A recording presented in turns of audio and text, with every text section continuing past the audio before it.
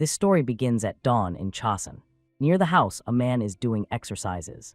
In the yard on mats, several more people are performing physical exercises. Servants carry a closed palanquin silently and heavily.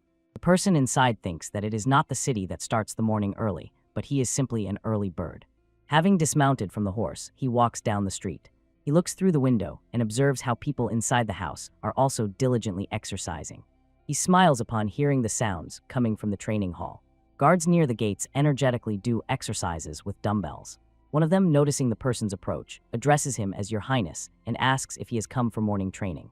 He replies that he has and orders him to open the door. The boy performs an exercise, bending his arms with dumbbells. Then he works out on the exercise machine. Two men are talking. One notices that his friend is probably on a diet. It's immediately visible. He has become slimmer, and the other agrees and adds that he has gained mass, and his shoulders are now like a mountain. They take different poses, showing off their muscles to each other. The boy watches them out of the corner of his eye. Someone is persistently training on the treadmill.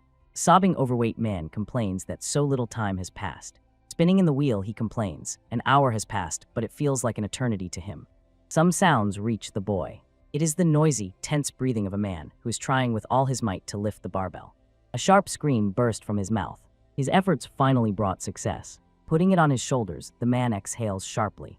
A group of guys, encouraging each other, do squats. The prince is satisfied. The visitor's muscle roasting is in full swing. Can there be a greater joy for a coach who lives for sports? There are so many different apparatuses and trainers in the hall. Choi En-jik, an ordinary Korean who studied nutrition in graduate school, stands in the center of the hall. He is a full-fledged healthy lifestyle coach. He first learned about bodybuilding in the army. Service on the front line was incredibly hard. There, the gym became his only refuge. Even his mother could not believe how much her son had changed. Returning to college, he did not stop doing sports. The girls sitting behind him in the classroom are surprised. Do athletic students really attend Chosun history lessons? During classes, the guy cares more about his body than about studying. Looking at him, his female classmates say that he is clearly out of place. Thanks to his efforts, he receives a first-level sports lifestyle instructor certificate. To celebrate this event, he throws a party. That night, nothing special happened, except he allowed himself one more extra mug of beer. Before sleep, Choi Yoon-jik decides to watch something interesting on the internet. He comes across an article that asks the question, why did King Sejong's life pass by so quickly? The boy answers easily, because he simply did not do sports.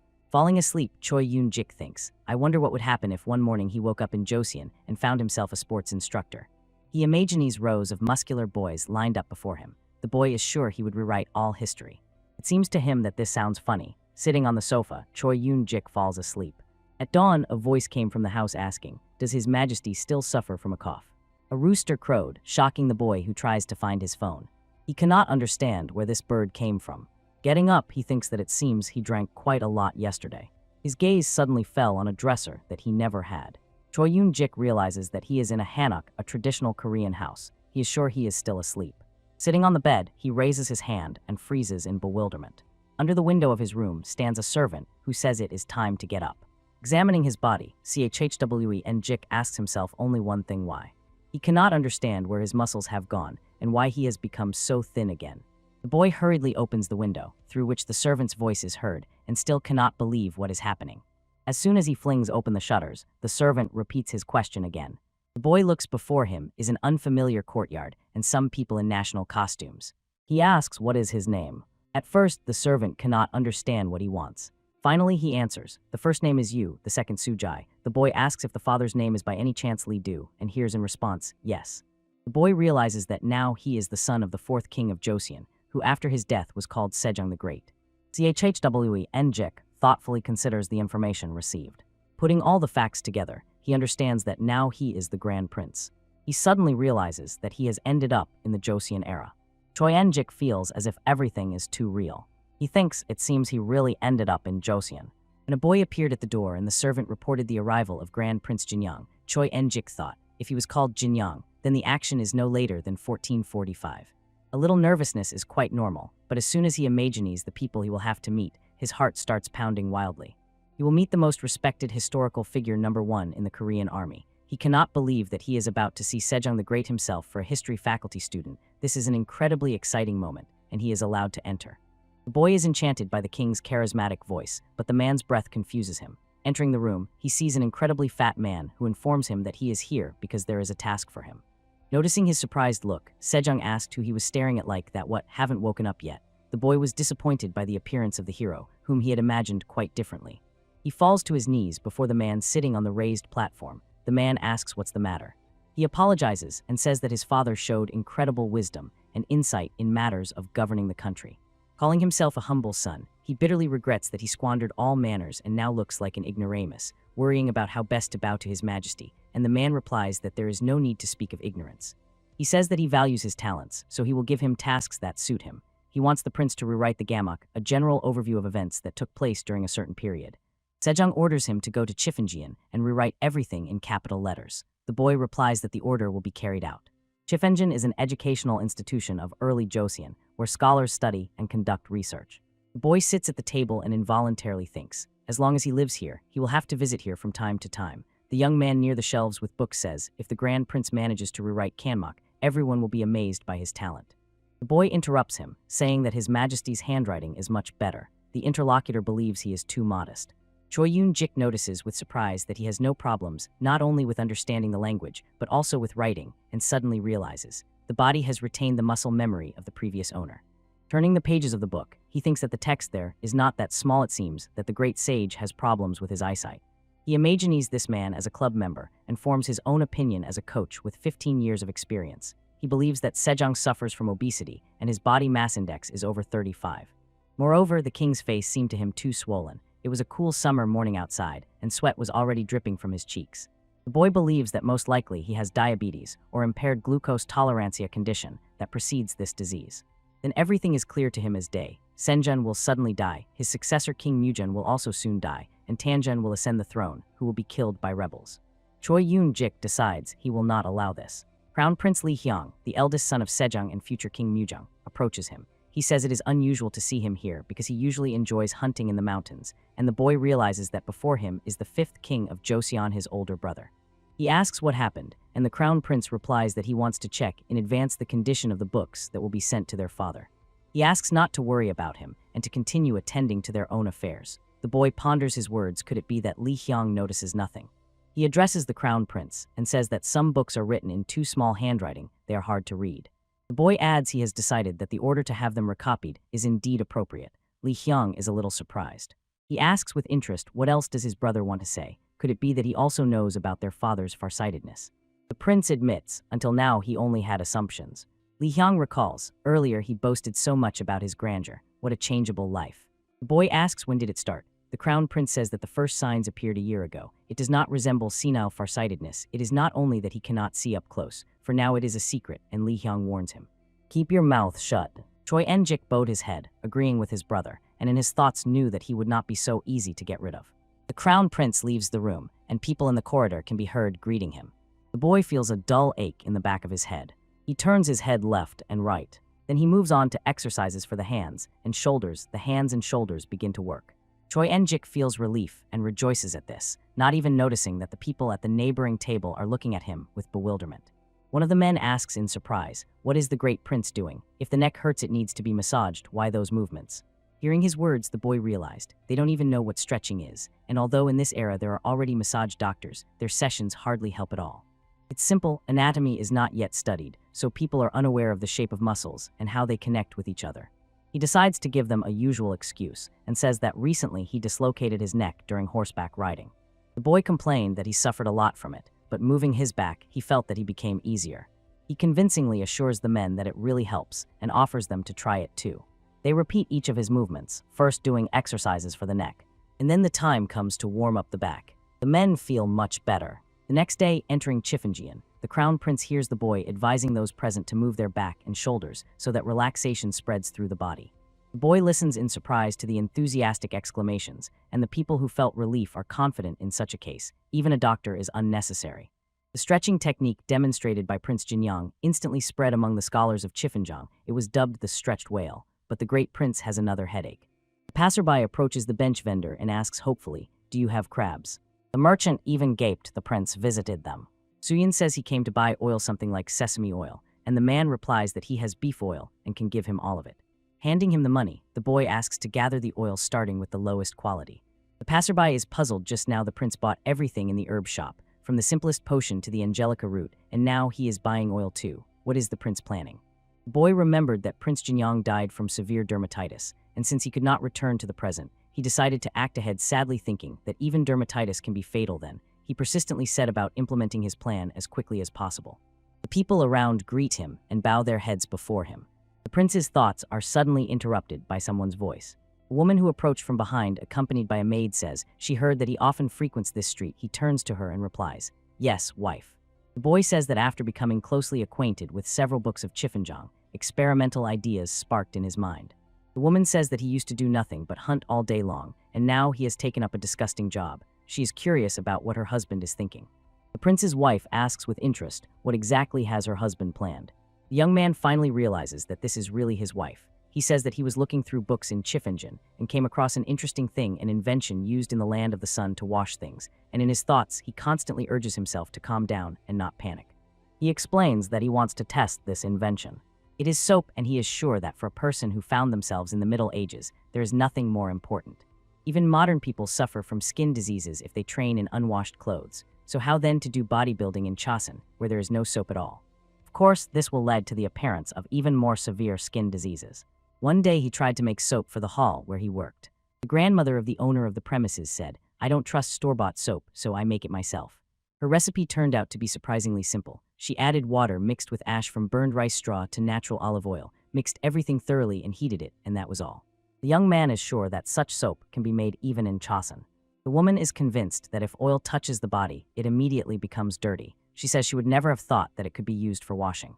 The prince says he is going to conduct several experiments. If the book is to be believed, this invention can completely clean a dirty collar, and it also says that old stains can be removed.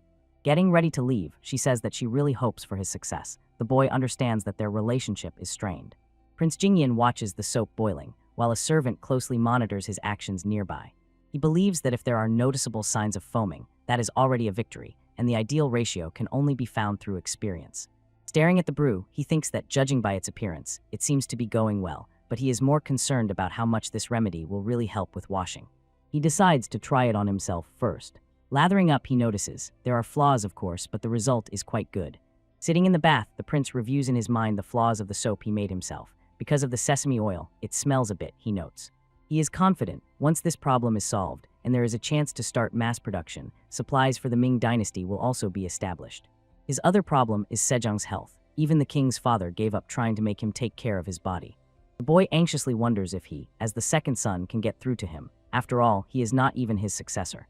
He imagines the king saying, "It seems the son has nothing to do." He fills his head with all sorts of nonsense. And then his imagination paints a picture. Sejong offers him to join Kim Jiangso's fight against the Tungus in the north, or to become an official somewhere in Murindo. He came out of the bath. He continues to ponder this problem, and comes to the conclusion that he must outsmart the king with logic if he wants to cope with his obesity. The boy thinks that his body is a complete problem. How can he teach anyone anything in this condition? Even a dog has more muscles, he complains.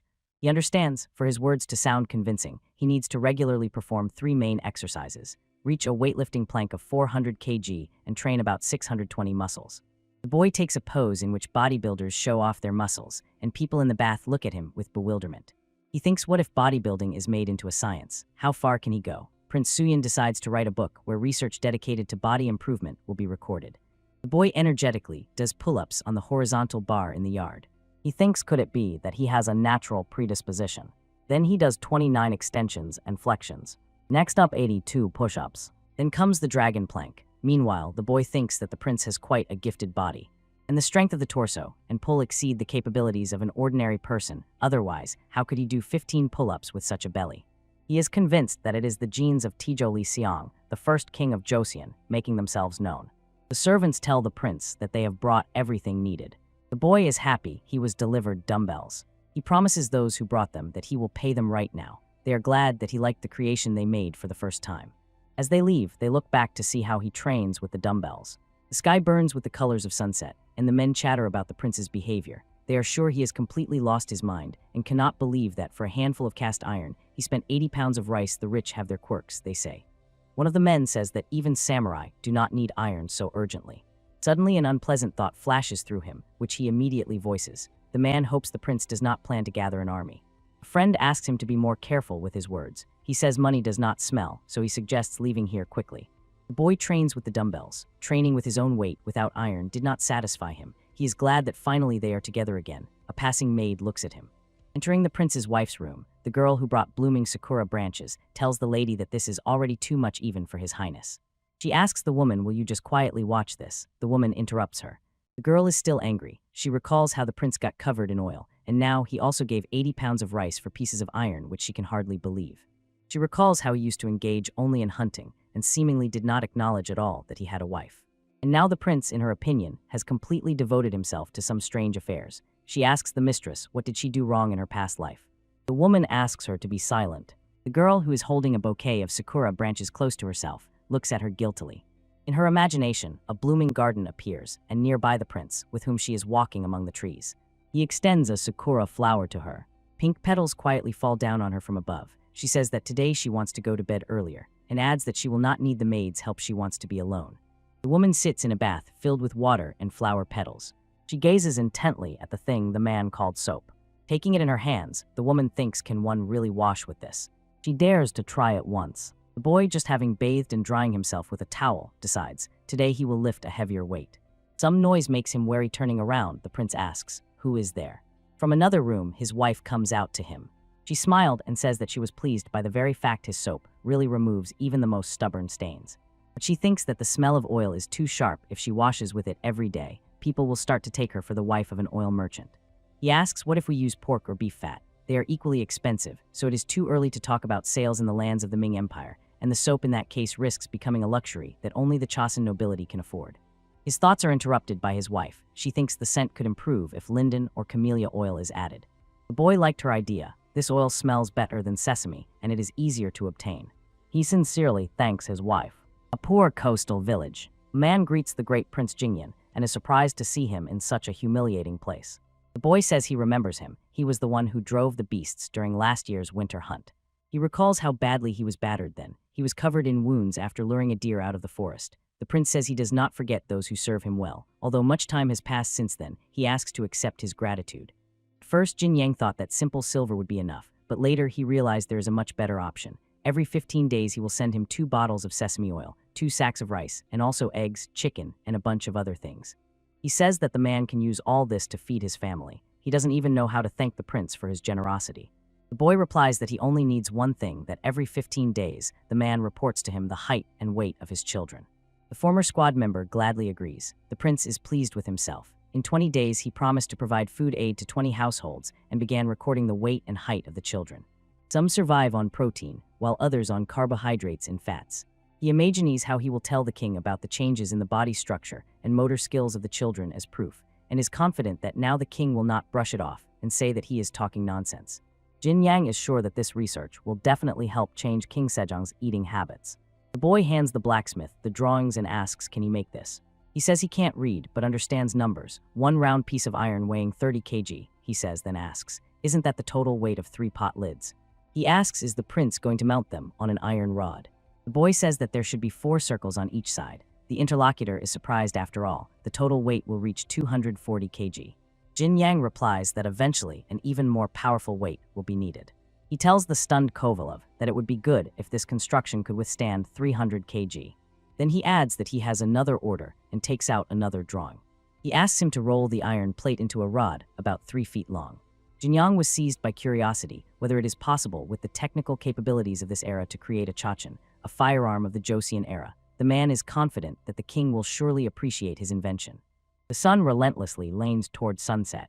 The boy, who was accompanied by a poorly dressed youth, thought that since he took over this body, the image of the prince had changed for the better. He is sure he is here to restore order. The boy notices a person walking nearby, and the trainer's eye activates. He thinks the companion has an ordinary build, but the latter shyly replies that since childhood he was told he has heavy bones. This youth is an illegitimate son, and therefore could not become an official, but the boy considers him the ideal candidate for the first trials. The prince offers him to become the first student on his path to body improvement and fervently assures, if everything succeeds in all of Joseon, he will have no equal. He asks confusedly, how can he thank the Lord? The prince says no thanks are needed, just trust him. He thinks the youth does not even guess what he agreed to. A voice calls the crown prince. Li Hyang, looking completely exhausted, turns around and sees his brother. He stands before him, radiating energy and health. The Crown Prince noticed that his brother had lost a lot of weight recently, and his upper body had strengthened, but seriousness did not increase in his eyes, and he is curious why his brother arranged the meeting. Jinyang replies that his face brightened after he gave up hunting in favor of his new hardening method, and he needs the meeting to demonstrate one thing. Li Hyang is interested in what this new hardening method is. The prince hands him a box containing soap and offers him to try it. After washing his hands with the soap, the Crown Prince says that it is truly a miraculous remedy that removes dirt. But he thinks that camellia oil is quite expensive. The young man recalls how his wife explained to him, if you use only expensive oil, it will be a waste of rice, but if during preparation you mix tetradium oil or something similar with 2 handfuls of rice, it will be quite inexpensive. The Crown Prince asks for a brush and writes some text on paper. The young man takes the sheet and reads the new decree. His brother writes that he managed to get rid of dirt thanks to a remedy called soap, created by the great Prince Jinyang. To keep books clean, all officials must wash their hands with this soap morning and evening. Li Hyang is sure, although the soap is expensive, everyone can buy it, but since it is a new product and people do not know anything about it yet, they will not buy it massively right away. The prince asks, is his brother really going to force all officials to use it? The Crown Prince believes that this is the best way to show them the benefits of soap, so that they develop a desire to wash themselves with it completely. This reminds the young man of a free trial period in modern times. Li Hyang believes that the easiest way to widely distribute soap is to allow private trade, then a tax can be imposed on it, and a new source of income obtained. The boy thinks that this is a good idea. Looking at the Crown Prince, he thinks that this is no coincidence after all. He is the first son of the great Sejong and the future King Munjang. A man stands before the blacksmiths and inquisitively asks if they are sure that the prince ordered exactly this. They answer that they are. He says, so be it, but they themselves know what awaits them if they make a mistake. The blacksmiths bow and wish him a good journey. One of them orders the other to immediately remelt and destroy all the prince's orders, and the interlocutor anxiously objects. The deadlines are approaching, and the losses will be enormous. The first blacksmith shouts angrily, are coins really more valuable to him than life? If so, let him dare. They haven't even seen the eyes of this prince. Meanwhile, the man thinks that the second prince, having failed to gain the right to inheritance, spent considerable funds buying up iron, and has been hardening his body continuously for days. Finally, the true nature of Prince Jinyan reveals itself. Rumors quickly spread throughout the city. The man, showing his hands to the interlocutor, smiles and says that as soon as he washed them with soap, the ink stains instantly disappeared. The other asks, does it only wash off ink? And hears in response that it also easily washed oil off the face, so they decide that it is truly a miraculous remedy. The man asks if his friends know who invented it. Someone suggests the Crown Prince, but he replies that it is the merit of Prince Jinyan. The interlocutor says in surprise that he heard His Highness only talks and is incapable of sensible ideas, and the friends agree because they themselves barely believe it. The boy is focused on doing the bench press. A young man stands nearby, spotting him. Counting, the prince thinks he did the bench press with a 120 kg barbell 10 times. His muscles are developing so fast, as if the god of bodybuilding himself is on his side.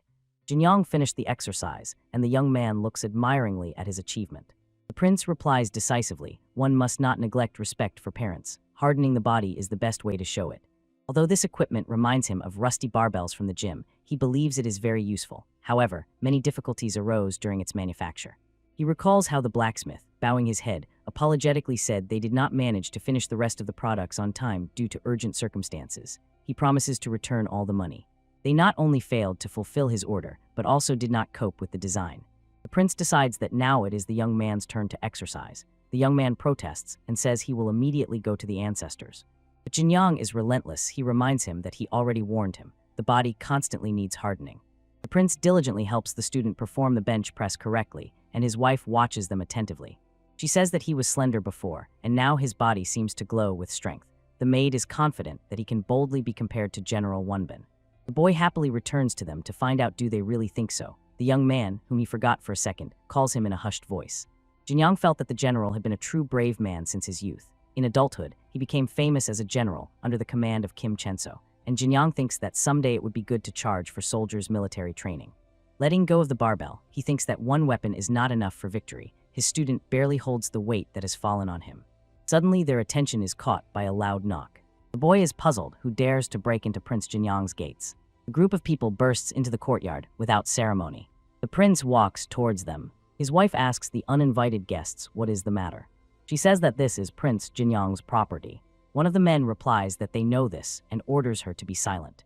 The offended woman closes her eyes to keep from crying. The prince, armed with the barbell rod, rushed to defend his wife, and her offender instantly fell to the ground.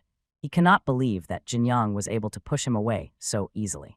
The prince asks angrily how dare he open his dirty mouth against her. Other warriors instantly grab their swords. But their leader intervenes, the man who previously spoke with the blacksmiths, after which they canceled the prince's order. Stepping forward, he says that they met at last year's hunting competition. Jinyang recognizes him as Captain Lee Suk, sharply asks, "What is going on here?" and coldly warns if they touch his people, there will be no ceremonies with them. One of the warriors shouts angrily, how dare he behave so shamelessly? Has he already forgotten his own faults? They say the thing he is holding now is made from 24 swords. He notes with disbelief, there are only 20 such rods here, and asks what does the prince intend to do with 400 weapons, but that's not all. They push forward a tied and beaten man, whom he helped with food. The warrior does not stop. Just 7 months ago, the prince was interested in no one, and now suddenly, he started helping the poor. Does he want to raise them to rebellion? Jinyang replies that these are just their guesses, there is no evidence. Did the military really dare to come to his home on baseless suspicions? He says they have crossed the line. Captain Lee Suk is convinced that evidence is unnecessary. Everything is as clear as day. The rumor is spreading everywhere. Has the prince forgotten that they always act this way? And eventually all secrets become revealed. The boy asks what if this time they are wrong. The captain replies that he does not think so. Until the truth triumphs, they will interrogate everyone around him. The prince shields his wife and assistant, becoming their living shield. He understands arrest and interrogation await him, and even if he says he is innocent, they will not calm down. He considers this a typical purposeful investigation. The boy is sure that after moving into the prince's body, he is not guilty of anything. His curiosity burns what frictions existed between them before his appearance, but what to do with it now. Suddenly he hears someone addressing him. What is happening here? He turns his head in that direction and recognizes Crown Prince Lee Hyun. The brother says he came alone because foolish rumors about him have spread everywhere. The captain clearly did not expect to see him here. Lee Hyun continues speaking. He thinks the brother has found a new way to toughen his body, and Lee Suk begs him not to approach the prince, because it is unknown what this madman, who has planned a rebellion, has in mind. The crown prince did not like at all that the captain called his brother a madman. He warns let him be careful with his words. Lee Hyung decisively says, he is not crazy at all, this is his younger brother. There will always be those dissatisfied that someone uses wealth for personal purposes, but he intends to give the prince a chance to explain everything. Even if they are relatives, washing off dirty rumors will not be easy. Convincing evidence is needed. But if the captain's accusations against his brother turn out to be unfounded, he should not hope to get off easily. Lee Hyung's voice assuring Lee Suk Chhi that if his accusations turn out to be unfounded, he will not avoid punishment, spread throughout the entire court.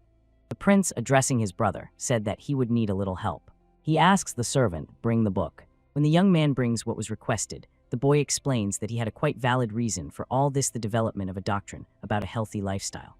Handing the manuscript to the crown prince, he asks him to first familiarize himself with the records, and the crown prince raises an eyebrow in surprise. What could be so important in a book about body health? Lee Hyung begins to read. Respect for parents is shown in caring for the gifted body. He says that this raises no questions. He still cannot understand why so much investment was needed. The crown prince asks, if the brother engaged in creating a health improvement method, then why did he have to spend so much money? Jinyan replies that only Lee Hyung can explain the reason. He says that the brother is aware their father is weakening every day. As unpleasant as it is true. Lee Hyung was confident. He worries in vain. He attributes the worsening eyesight to age supposedly. It is an age-related change that caught up with their father a little earlier, but if the brother has any special medical knowledge, he is ready to listen to him. The boy says that their father was recently suffering from a fever. Despite the cool weather, sweat was pouring from his face, and he tries not to jump to conclusions, but suspects that all these signs are harbingers of diabetes. Lee Hyung looks at his brother in surprise. He continued speaking, convinced that the matter is an excess of yang energy, and the king also eats too much. Since there is no physical activity, this energy goes nowhere, so part of it has turned into the disease that affected his eyes. The crown prince is curious, then why was all that help to the poor needed? He heard that the brother began supplying food for their children under receipt. Could this also be somehow related to their father? Jinyan confirms his suspicion. It turned out that gaining weight requires only a few spoons of rice and eggs. All reports on nutrition and physical activity are recorded in his book. He wants to personally convince the king of what is written. Lee Hyung thoughtfully considers his words. He orders the captain to take the soldiers away. The crown prince is sure that the prince has no foolish intentions. But Lee Suk Chhi refuses to obey. He claims that they monitor the behavior and morality of citizens. Their duty is to investigate and punish those who have strayed onto a bad path, and he is sure that the king will not be pleased when their rights begin to be challenged. The man says that competent inspectors from various levels have gathered here now, and among them is even a young official who has just passed the state exam.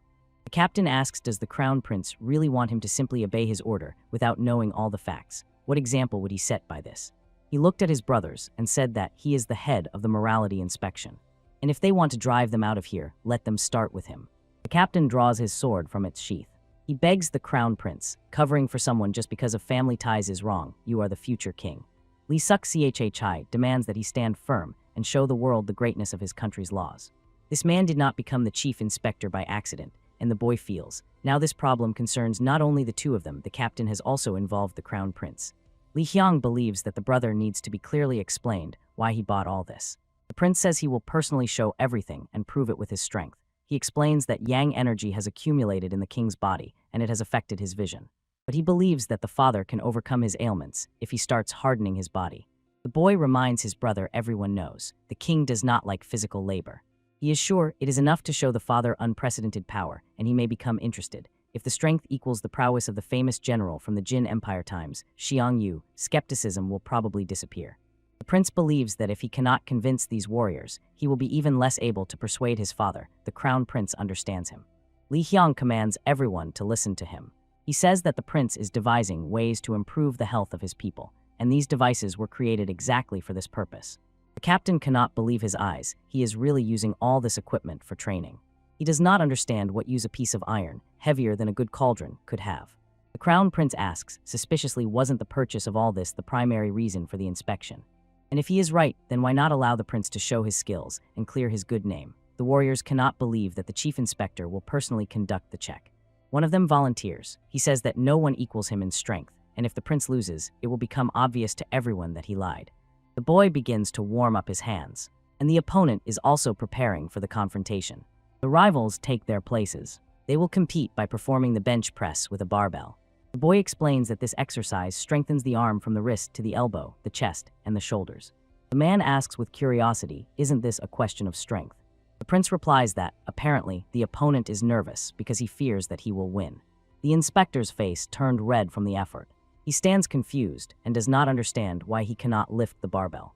The man feels that it is much harder than it seemed to him, but now he is responsible for the honor of the chief inspector. He puts all his strength into lifting the barbell. Finally, he manages to do it. The friend who is spotting him rejoices and decides to see how the prince is doing. His eyes widened in surprise. The tension with which the prince lifts the barbell is visible on his face. The opponent says that he pretended to be strong, and now he is shedding tears. But suddenly he realizes the boy has already completed the exercise 9 times. The prince's assistant is delighted by his strength. The boy's opponent bitterly regrets losing while defending the chief inspector's honor. Jinyang says that nutrition and the amount of training depend on the goal. He sticks to his and can lift 175 kg at once.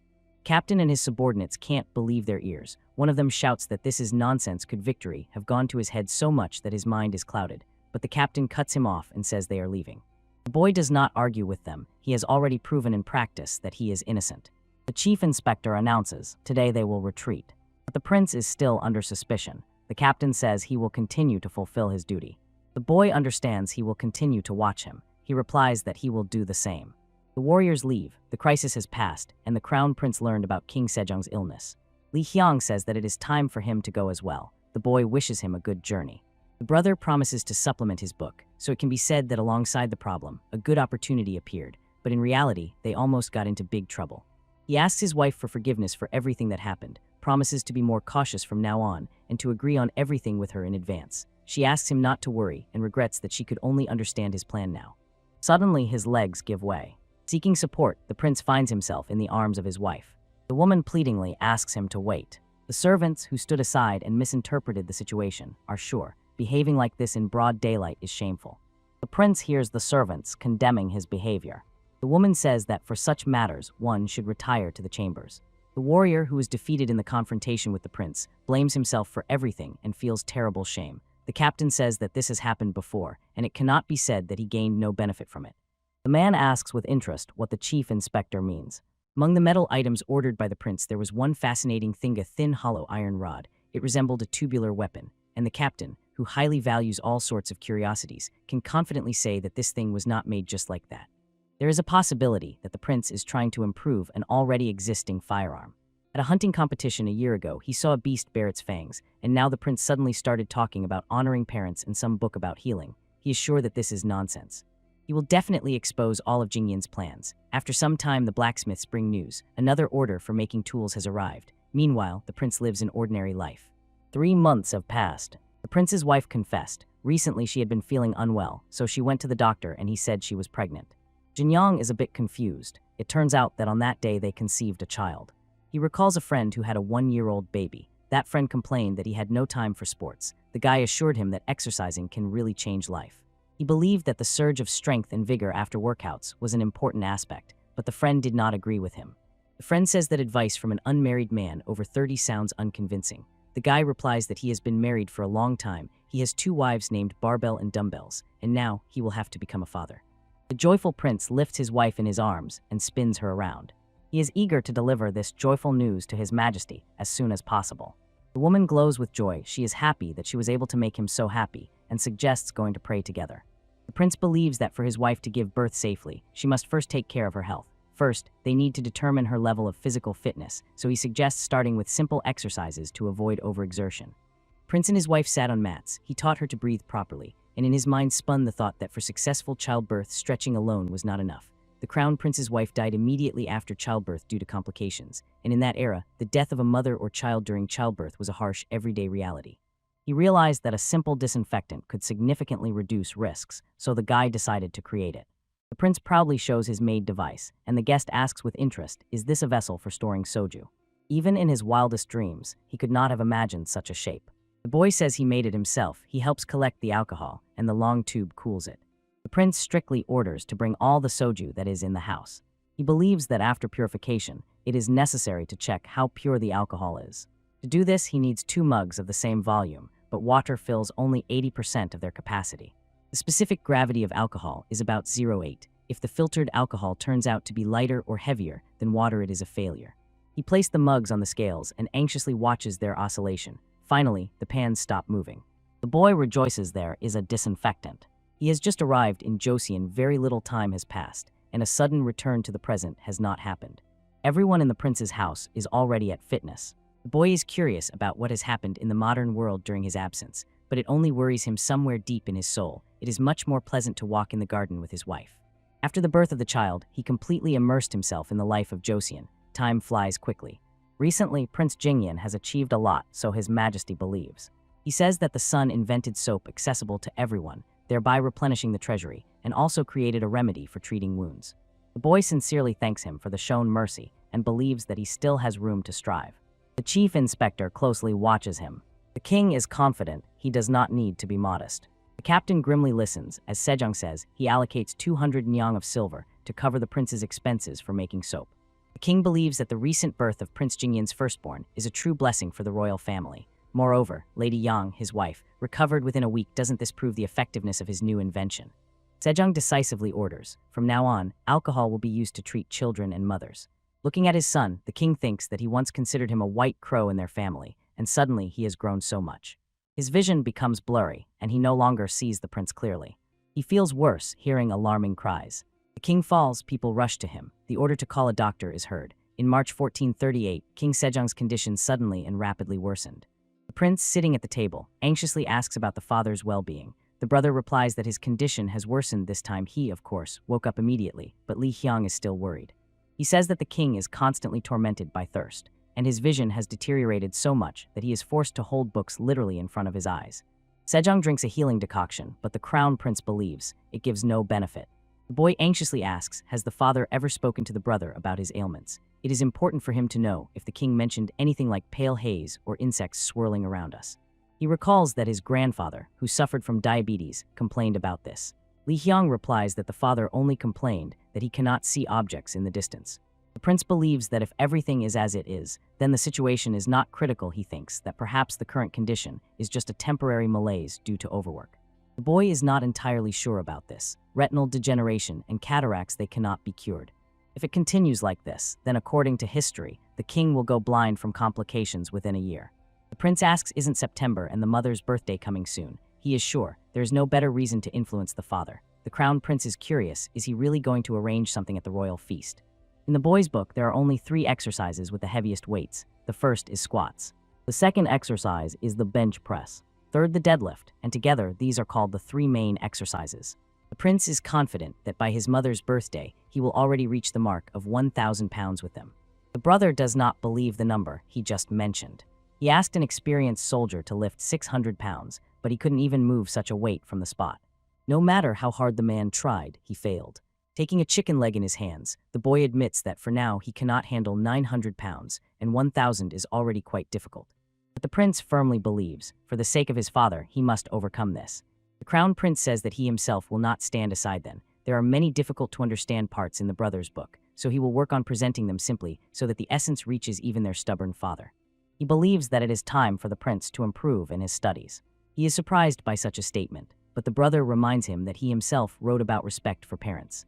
Li Hyang insists the book must contain at least 13 sutras, the main Confucian commandments from the Ming Dynasty era, and the prince as the author must learn them perfectly. Only the 4 books and the 5 classics remain in the boy's memory, and he thinks the level of difficulty has jumped. And as soon as he remembered the king who fainted, he decided that it was all for the sake of Sejong the Great. He tells his brother that he agrees and sincerely trusts him. At their mother's birthday, he will raise 1,000 pounds. The crown prince promises to reconcile their father with his book. He is confident that he will definitely understand everything. The brothers loudly raise a toast to their father's health. They are not at all embarrassed that the elder holds a glass, while the younger holds a chicken leg. The time has come to do something truly crazy, to raise the bar by 100 pounds in just half a year. The boy is worried, will he manage? It will not be possible to convince the king of the effectiveness of the 3 main exercises if his body is covered with a thick layer of fat. The boy and his assistant set off to the foot of the mountains, and to show the best side of his method, he still needs to lose about 8 pounds. He finds the most effective way for this exactly in this era. The mountain climb will help him with this. He counts on the full potential of his body. From now on, he takes on special training. Since dawn, he climbs the mountains, then sits down with books, and he is unpleasantly surprised by how much material he needs to study. The boy recalls the crown prince's words. He managed in 2 weeks and is confident that his brother with his special talents will manage in a week. In his imagination, the face of Li Hyang appears, asking if his brother is satisfied with everything. On the table dishes with Beijing cabbage and cucumbers, with red tofu and oats. The wife asks with disbelief, could he really eat this? She knows that oatmeal helps cleanse the stomach, but this food still looks completely unappetizing. The prince replies that on his mother's birthday, he must openly show respect to his parents with his body, and if he has too much fat, this cannot be achieved. Jinyang says that for this purpose, he will eat exactly like this every day. Lady Yun is ashamed that she could not guess his plan. She thought it necessary to add a little salt so that the tofu would not taste bland, but now she realizes she acted foolishly. She calls the servants to clear everything and set the table again. The woman orders, from now on, let them check the prince's food, it must always be bland. Tired after the morning mountain climb, the boy stops to catch his breath. During the day, the wife does not take her eyes off him. He is doing deadlifts. At dusk, he climbs a sheer cliff. And at night, the prince immerses himself in reading. He stands on the cliff's summit with a victorious look, and time has passed unnoticed. The boy gazes at the city sprawling far below. The day of the royal banquet in honor of Queen Sohan's birthday. On the elevation sits the royal couple, watching the performance arranged for them. Looking at the man standing on the steed, the queen beams with joy and says that horsemanship has reached a new level. The king's eyesight fails him. He does not see the details of what is happening. But Sejong seems not to notice that something is wrong. The crown prince talks with his brother wrapped in a cloak. He says that he is last in line. Everyone thinks he will show off his physical skills like a wandering actor. The brother asks, did he discuss the upcoming event with someone? He says he spoke with the crown princess about the prince's intention to lift 300 kg, but she did not believe and got angry. So he asks his brother to definitely carry out the plan and is sure that then mother will surely take an interest in the teaching of a healthy lifestyle. Li Hyang says he is really counting on his brother. It is Prince Jingyan's turn to show his skill before the royal couple. In the cloak that hid his body from strangers' eyes, the prince greets his mother on her birthday. While he speaks, servants, groaning under the weight, carry the discs. Prince utters sincere greetings and thinks he is confident that everything he has in life he received only thanks to his parents, while meanwhile the servants carry several more discs. And now he wants to draw her attention to his work about a healthy lifestyle. It contains methods of body improvement. The king says that behind his back there is a pile of iron. He does not understand what his son wants to show them. The prince replies that he has prepared a small performance to thank them for their kindness. The boy grabs a metal bar and, filled with deep gratitude, says that today he has the opportunity to show them his beautiful body, and with these words tears off his cloak. Before their eyes appears the perfectly formed body of the prince. On the birthday of Queen Sanho in 1438, the history of Joseon changed fundamentally, and it all begins at this moment. The spectators are in complete shock. They cannot believe their eyes. Could this really be Prince Jin Yang? Meanwhile, the boy asks for permission to start, and people look distrustfully at the unfamiliar structure. The boy prepares to perform the bench press. The inspectors are already familiar with this exercise. They recognize it and believe that the prince has become even bigger than last time. The boy lifts a heavy weight. The spectators are stunned. They consider it incredible and cannot understand where the prince gets such strength. Having finished the demonstration, the boy says that one of the most important exercises in his book is the bench press. It can strengthen the chest, shoulders, and arms.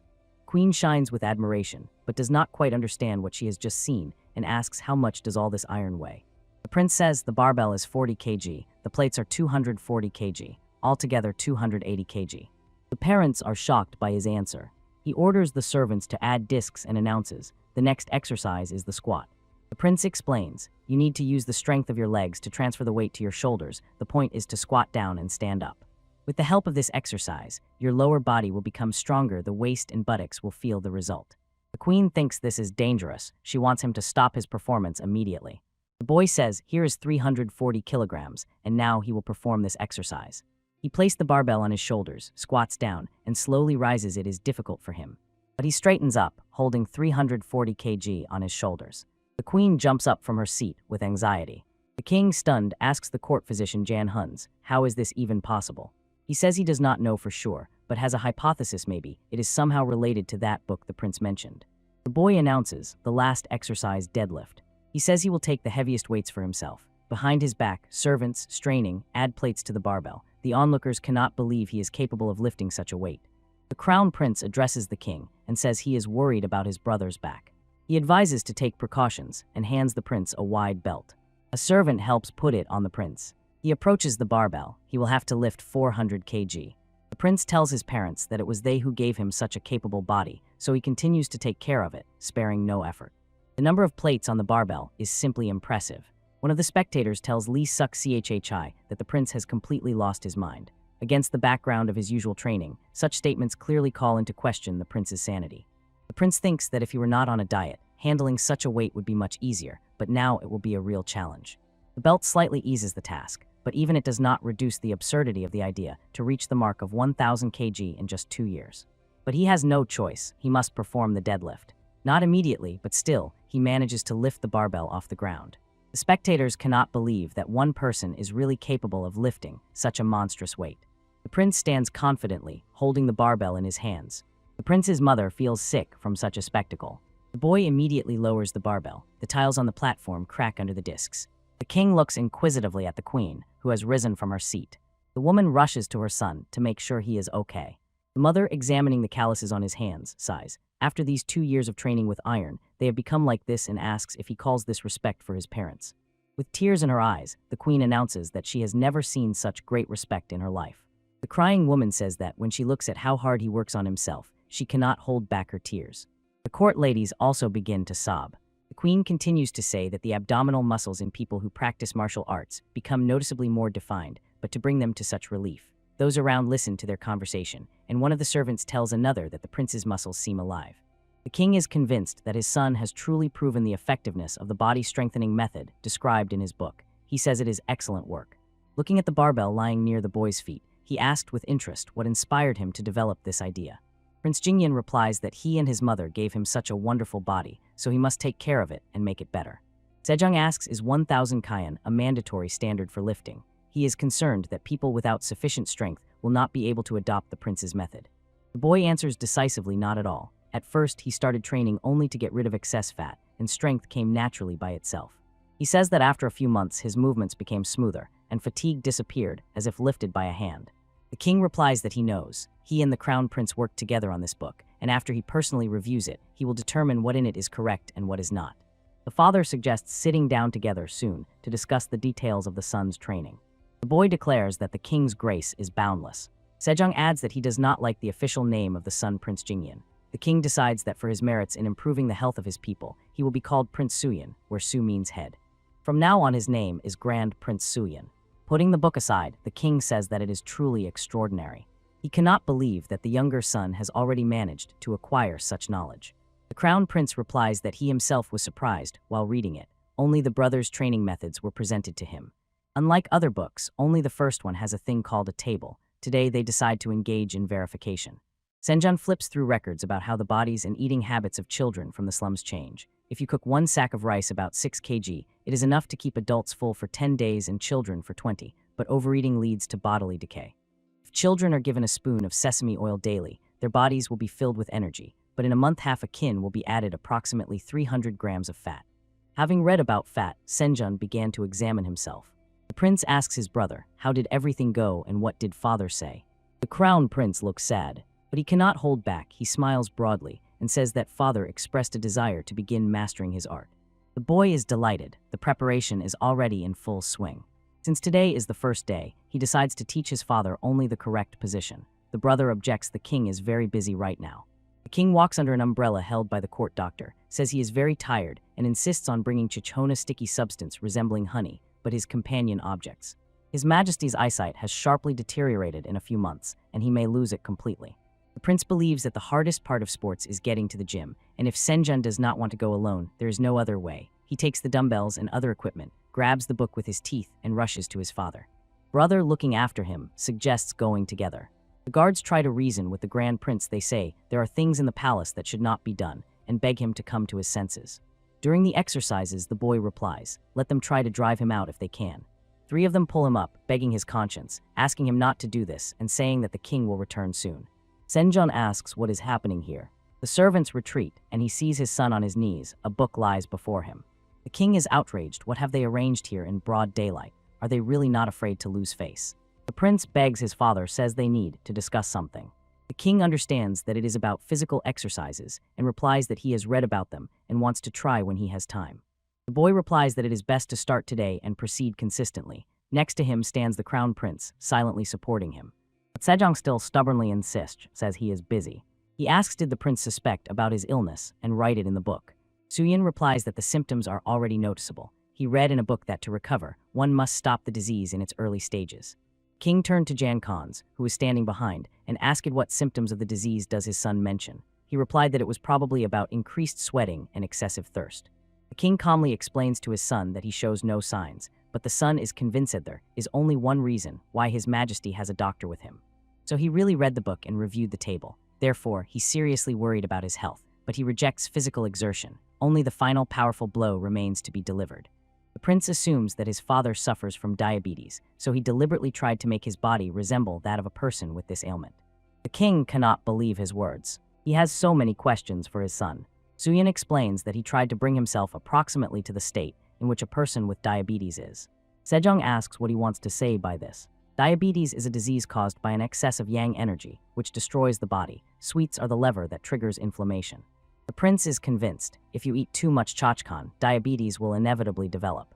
Because of this, thirst intensifies. When fatigue peaks, a person can suddenly fall asleep. This happened more than once with the king.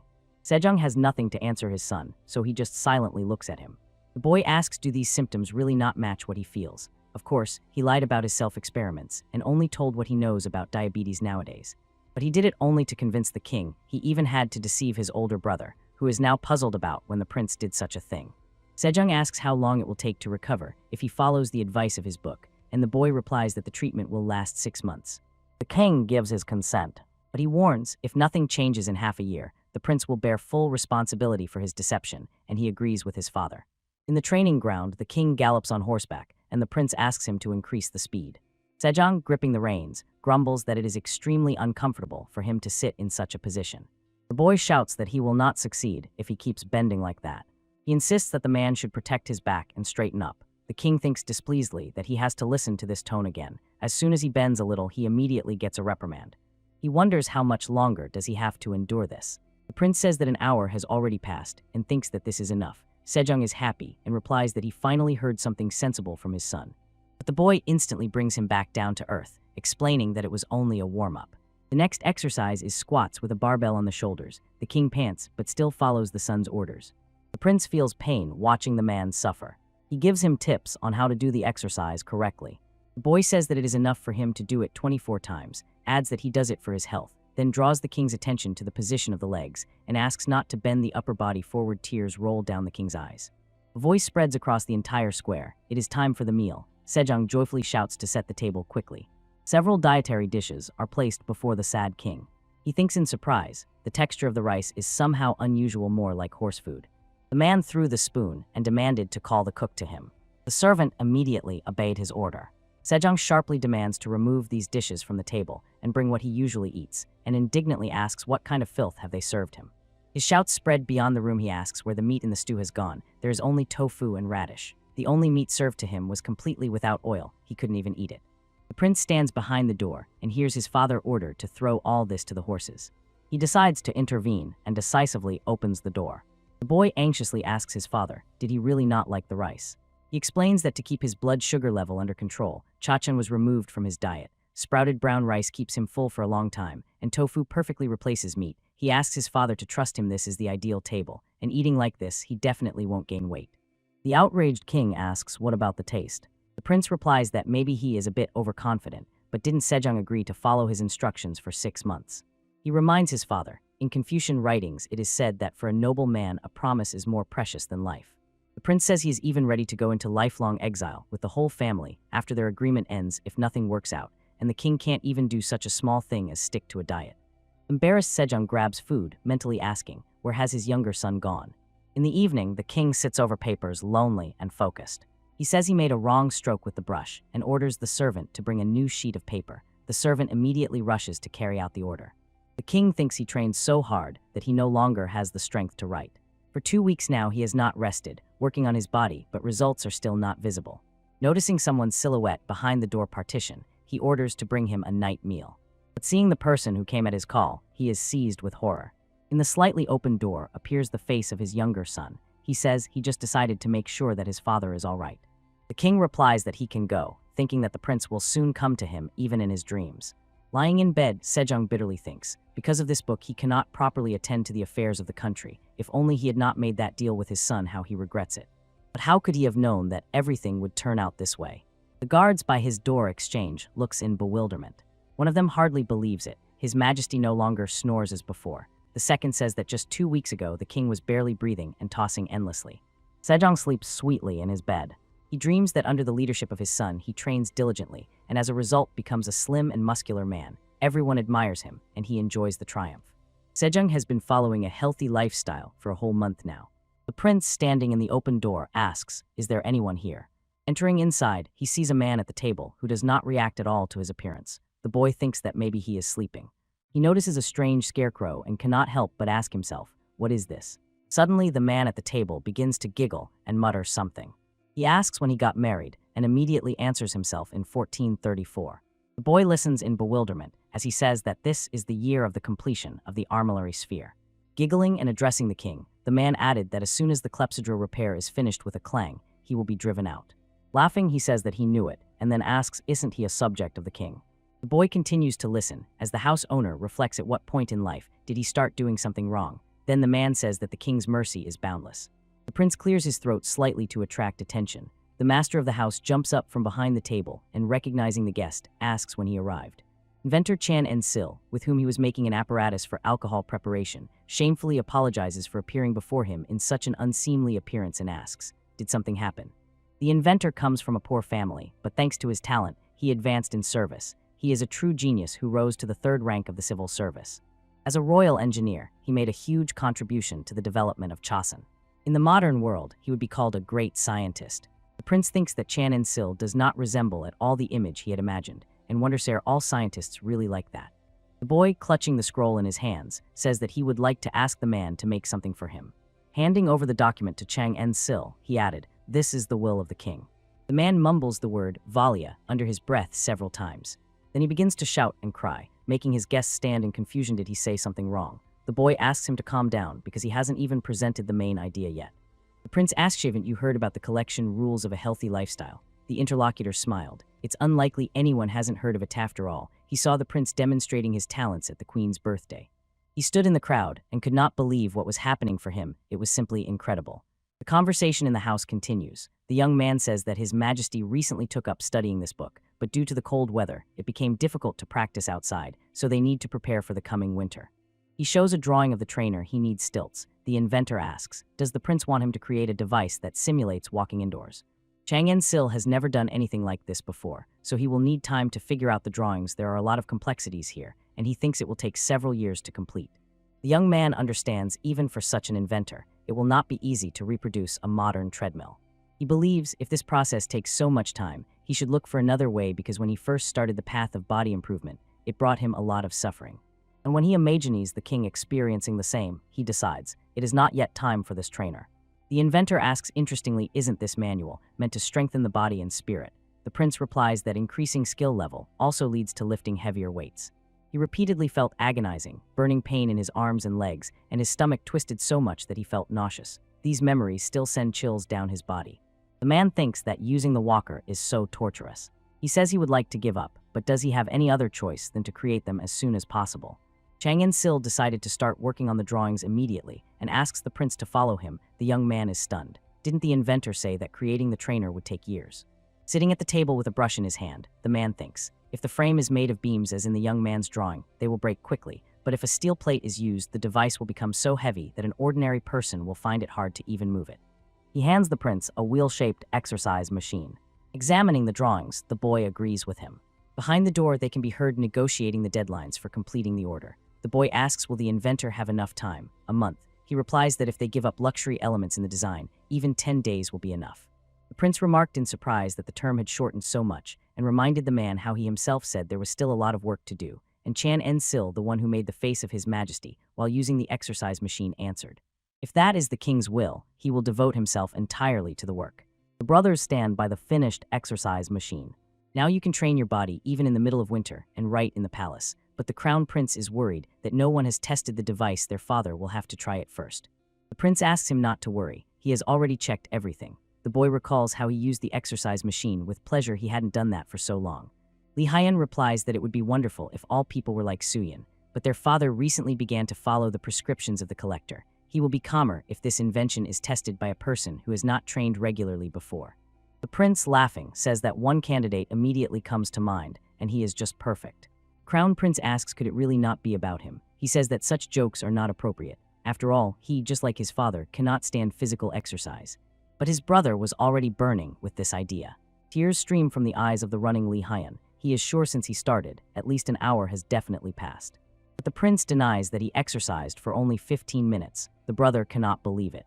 They continue training. Li Haiyan is outraged. Why does he even have to do this bench press? Suyin is sad because his brother, with similar physical abilities, does not make an effort to keep his body in shape and demands to perform the exercise 3 more times. The crown prince thinks that he wants to turn him to dust and notices that the brother has already increased the number of presses once. The prince is convinced that his muscles speak for themselves. He is sure that Li Haiyan can meet his demands, and the crown prince advises him to go to the academy. They will teach him to count properly there. When they move on to the next exercise, the brother asks Suyin to tell him everything honestly, or, as with the bench press, will he again add the number of repetitions. The prince says that his calculation method changes as soon as he looks at his muscles. If you don't work in the right mood, nothing will succeed. The brother wonders, is there a similar calculation method in the world? Suyin notices that the crown prince's knees have buckled again, and his waist has pushed forward. Li Haiyan, through tears, begs him, become the good person you once were. But the prince replies, for the sake of his brother's health, he is ready to become even an evil spirit, since now he himself is on the path of body improvement. Seeing the dumbbells, the crown prince bursts out with an indignant scream. The king is training on the exercise machine. The prince says that 15 minutes have passed. At first, Sejong almost suffocated, but he has been running for a quarter of an hour already. Suyin thinks that the abilities of this family are unique. Likewise, his brother did 12 bench presses on the first try. Looking at the inventor, he thinks that his contribution is enormous. Considering the realities of this era, such a treadmill is something incredible. The inventor asked to be told more about the path of health to find ways to improve the device. The prince quietly reflects on the abilities of Chang En-sil. He believes that if you do not take into account his historical image, that inventor is quite a weirdo. The two of them watched the king's training. Everyone considered him the best scientist of the Joseon dynasty, but in reality, he turned out to be just an ordinary workaholic. Two men whisper about how the king has lost weight, and one of them worries, has his majesty fallen ill? The second says that Sejong is so exhausted from training with Prince Suyin that state affairs have taken a back seat. The interlocutor reminds that his majesty always said if a new science appears, it must be tested, and they blame the prince for everything. The court doctor informs the crown prince that the king's diabetes is likely progressing. Sejong's body has become very emaciated over the last 3 months, and everyone at court is talking about it. Li Hyang feels that he was wrong. the crown prince, like his brother, began to lose weight when he started working on his body, and their father is now following the same path. The doctor asks, isn't rapid weight loss a symptom of this disease? They hear how the courtiers whisper that healthcare, a science meant to strengthen the body, is completely ineffective, and on the contrary, they want to call for abandoning it today. All conversations are interrupted by a question from a man who approached. He asks, what are they talking about here? Turning around, the doctor sees the king is standing before them. The courtiers suddenly fall silent from fear. Before them appears a gaunt Sejong. He asks again, what is the conversation about? The men who not long ago loudly discussed the king's illness now look at Sejong fearfully. He is passionately interested in the topic of their heated discussion. The men, bowing, consider it best to leave here as soon as possible. The crown prince addresses his brother. He says that the ministers have spread a rumor. Supposedly changes in their father's appearance are a sign that the illness is progressing. The prince is confident there is nothing to worry about. The king's medical records note that he sweats heavily but drinks less. The doctor tries to intervene, but the boy sharply replies, only 3 of the 6 months have passed. They decide to follow the old wisdom, live and see. The boy stands under the snowfall and thoughtfully thinks about how quickly time flies. His former life seems like a dream to him. He hears someone calling him. Captain Lee Suk-kai says that today he came to the palace before dawn. Suyin asks what brought him here at such an early hour. The man says that the king has recently complained of fatigue, because of which state affairs have taken a back seat, so he came to somewhat lighten his burden. The prince notices that the captain is deeply concerned for the king and says that they are very similar in their desire to preserve his majesty's physical and spiritual strength. He wonders, has the captain still not decided to embark on the path of physical improvement? Lee Suk-kai replies that he has many important matters, so he has no time to be distracted by health advice. He is held by the state treasury, so can he afford to prioritize his own well-being? Suyin understands little about the duties of the chief inspector, but is convinced an hour a day he can fully devote to health, and the remaining 11 dedicate to state affairs. The captain objects, even 1 hour can cause everything to go awry. He says only one thing, he wishes the king all the best. Lee Suk-kai leaves, throwing a farewell. The promised 6 months will soon pass. The boy silently watches him go. The inspector's department investigates when government officials break the law and holds them accountable for their actions. People are often accused just because of rumors, and this is considered normal, even when the claims have no basis. They are needed to uphold fundamental principles and make officials afraid. One of the inspectors says tomorrow the royal hunt will begin. He believes the captain must decide everything right now. He recalls how he appealed to His Majesty with a request. The king, holding a dumbbell in his hand, asks what is the hurry. The captain asks him to stop engaging in what is called healthcare. He believes that studying any case takes time, but the importance of cases is definitely different. Lee Suk-kai is convinced. Nothing is more important than state affairs, and this book, Healthy Lifestyle, can wait. There is nothing complicated there. The king assures that he has never neglected his direct duties, and the chief inspector insists he must remain righteous and set an example for his officials. He is firmly convinced. Distraction by trifles contradicts this principle. His Majesty says that the chief inspector has encountered a problem. He adheres to his principles with such zeal that sometimes Sejong does not even know whether it is loyalty or a challenge to the king. He decides to explain to him what the real reason for his learning is. Sejong firmly tells the captain that he does everything to stay in shape and be an example for others during the royal hunt. One of the accompanying inspectors, Lee Suk-chhi, says that this is a huge risk. This hunt was founded by King Taejo. For an inexperienced rider, this can be extremely dangerous. To learn to shoot confidently with a bow while riding, even a young person needs at least a year, so it was proposed to place experienced veterans alongside the military unit to prevent accidents. The king believes that if all you do is worry about your comfort, you will achieve nothing. He intends to continue training to become an example for everyone at the royal hunt. The king advises the captain to think about his own training. The chief inspector's hands clench into fists convulsively. He says that the king's mercy is boundless. Chorwon City, Gangwon Province, hunting day. The king rides on horseback, rejoicing that he himself leads the hunt. He gives the soldiers the order to act according to customs. Sejong orders them to move as one body. Courtiers whisper about changes in the king. One says he has never behaved like this before. Another notes for the first time in 10 years he sees him like this. They recall that at the last royal hunt, he rode in a palanquin and did not even show his head. The royal hunt is declared open. The king gallops along the forest path and thinks how nice it would be to ride for an hour with his son. Now he understands why King Taejo so persistently advised him to take up horseback riding. Isn't it useful to train one's body this way? A turn is visible ahead. Suyin rushes behind. He never thought his father would ride like this. Sejong notices a boar and rejoices finally. He sees the beast clearly from so far away, so he loudly demands that his son quickly hand him the bow.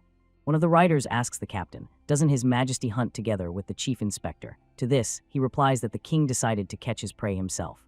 Lee Suk-chhi reflects on the prince. He does not know why he so delicately hides his true face, but he has forgotten nothing. The captain is sure that Suyin is a seed of discord that will bring misfortune to the king. In fact, the royal hunt is preparation for war, and anything can happen there. Thinking about the prince, he mentally emphasizes the word again, anything. The captain, pondering Suyin, believes that nothing good can be expected from him. It seems he is ready to make a decision. His hand tightly grips the bow. The other hand abruptly reaches for the arrows in the quiver, and cries rise around His Majesty has shot a wild boar. The king looks at the trophy, covered with arrows. From all sides, greetings pour upon him. He looks at the dead boar and hears the courtiers comparing him to King the Zhou. Suddenly he dismounts from the horse and lowers himself to the ground. Suyin calls out to him anxiously. The courtiers ask what happened. Is he wounded? Sejong laughs with happiness. The boy calls him again. The king says that he had never before hit a target with a bow, and now, having grown up, he finally feels all the joys of horseback riding and shooting. Captain on the cliff peers at the rider in clothing resembling royal attire, but hearing the cries and looking down, he sees there is Sejong. He understands he was mistaken. The prince extends his hand to help his father stand up. Sejong says experience has shown that his book is an extraordinary way to support health. He is confident the son did what everyone thought impossible, and now it is the inspector's turn to keep the promise and take care of themselves. In response, it thunders, "It will be done, Your Majesty." The inventor shows the first exercise machine. The prince mentioned the lat pull-down. Suyin believes he did an excellent job. He hurries to try the new exercise machine. The boy thinks that he and the lat pull-down haven't seen each other for a long time. The inventor asks his opinion about the device he made. Suyin apologizes for getting carried away. He just wanted to try the machine, since today is exactly a training day for back muscles, and for them, this is a real fairy tale. In short, he says it is a great help in training. Chang'en Sil says that thanks to the great prince, he learned a lot of new things, for example, how to use a movable pulley. The prince is surprised that the inventor learned this from him. He thought the movable pulley technology was quite common in this era. The man says he also wanted to use this device, but almost lost his hand. He even shudders at the thought of the torment His Majesty will have to endure when he starts training with these machines. He sighs sadly and says there is nothing to be done here. The boy, looking at his malicious smile, clarifies is it really impossible to do anything. He says that the next exercise machine is for bending and straightening the legs. The inventor smiles and says that it is not difficult, so he will manage it in about a month. Suyin is confident that he has worked well as a royal engineer and swears, as soon as he finishes, he will definitely ask the king for a vacation. The man says that this should not be done. He has risen to such heights thanks to His Majesty, and he cannot understand how one can enjoy life doing nothing. He says that it pleases him to see people, even the king, recover and become happy, while he recalls Sejong's torments. He adds that the leg-bending machine, by its shape, reminds him of a chair, and here he decides to cut off the phrase. Then, grinning ominously, he continues to say that His Majesty will feel a lot of pain, and that means he will get an incredible healing effect. The boy asks him to calm down, and thinks that it is still necessary to ask for a vacation for the inventor. The guards say that the Grand Prince walks with his head held high because he is protected by His Majesty. They notice that he has been walking like that for half an hour already. The king says that if they do not obey him, they will break their word. Is their word just an empty sound? The inspectors running after him reply that this is not so. A group of men, unable to keep up with the king, urgently asks the prince not to stand aside and to stop His Majesty. He laughs who would dare to stop the king. One of the men suggests that this is revenge for the chief inspector's intrusion into the prince's estate. Suddenly, a dumbbell falls right at one of their feet. The man falls to the ground. The man who fell says he was mistaken. He advises his colleagues to hurry and run after His Majesty. The prince hears the men swear to run together, even if they have to carry him on their backs. Someone complains that their shoe tore, and someone simply shouts, "Help." But the only sound that brings him pleasure is the fading breath. Looking at the king leading the crowd of running men, he thinks that here he is the perfect Chosen. A week has passed since the royal hunt, the chief inspector's house. The captain hears the question, does he really have to go there? He responds by asking what worries his interlocutor. The man says that people who understand nothing are spreading rumors everywhere about demotion or exile, and the captain says that he is already 50 years old. And that means that accepting the new, as expected, will be more difficult. He is forced to admit that His Majesty has indeed become healthier thanks to physical exercises. Captain Lee Suk-chhi thinks about Prince Suyin. He believes that he has become a completely different person. Although he has withdrawn from the royal court, the activity of the Tungus really worries him, so the captain thinks that he should go to Hamjendo as a provincial governor. He asked to convey to the prince, "Be careful with Sergam, the supervisory ministry of the Ming dynasty recently. Their head tried soap and bought a batch of 100 pieces, but in fact it fell into the hands of Wang Zheng, the head of Sergam, and the captain heard that he was called a man in whom an evil spirit hides."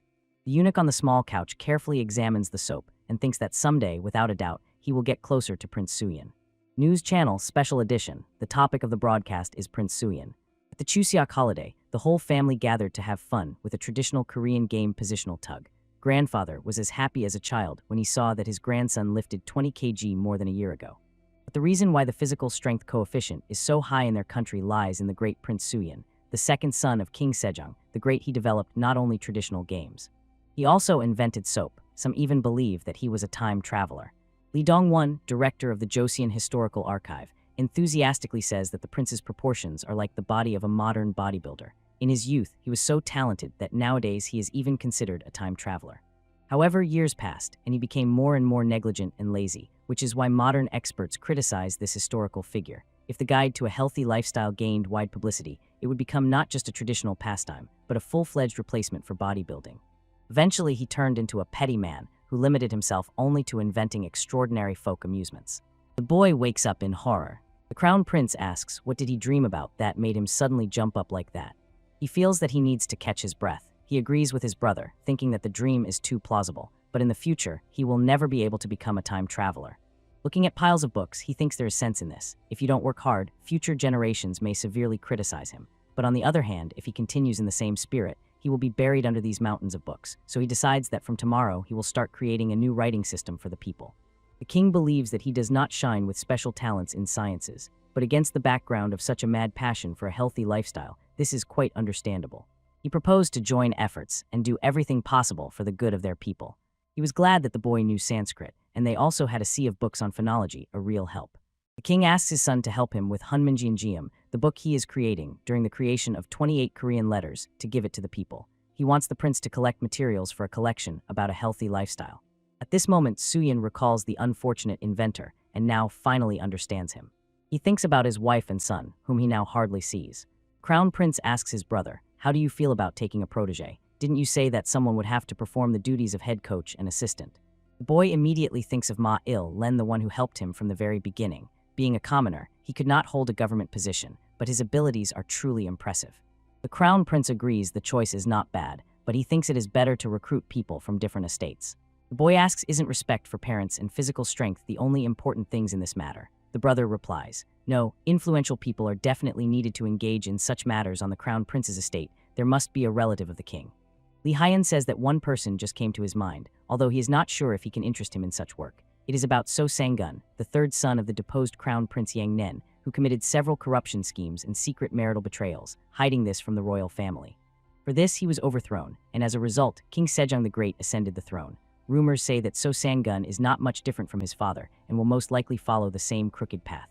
So Sang-gun Lee, the third son of the previous Crown Prince Yang Nen, asks, did his cousin call him? The prince is confident. He looks quite good. He recalls the young man went mad because his father subjected his concubine to severe trials, but this has not happened yet, so for now, everything is fine. Suyin asks with interest if he has heard about the book on a healthy lifestyle, and he says he knows. The cousin supposedly discovered a new scientific field, and he heard that His Majesty personally recommended the teachings presented in that book to the morality inspectors. The prince asks with interest if he would like to become his student and learn all the secrets of physical training, so Sang-gun sincerely thanks him for such an honor. Suyin turned to the assistant and said with enthusiasm that it was wonderful, and the latter only agreed. Ma Il-len suggests first warming up near the wooden block, and only then starting the main part of the training. So Sang-gun does not want him to come closer. The smell of sweat almost made his head spin. He asks how dare he approach him with such a dirty body. Ma Il-len looks at him puzzled. So Sang-gun believes that a healthy lifestyle is commendable, but he is still a member of the royal family. He asks his cousin, how can he associate with such a lowly person? The prince, tired of his whining, sharply orders to get to work immediately. So Sang-gun complains. He can no longer train, his legs have already gone numb. The prince believes he is pretending and cites Ma Il-len as an example, reproaching him that even his cousin cannot lift 60 kin. So Sang-gun asks to give him a lighter weight. The prince and the assistant fell silent, looking at the young man who had collapsed from exhaustion. Suyin asks didn't he complain that he was treated unfairly all his life because of his father's reputation. He says that this injustice also affected his assistant, who was born out of wedlock. He asks why is he treated with the same malice with which he was once bullied. The young man replies that if he had not done this, he would have felt such humiliation that he could not continue living. He says that he never excelled in science, both his older and younger brothers surpassed him. Did he have even the slightest chance to get close to the affairs of the country, not to mention becoming at least a government official?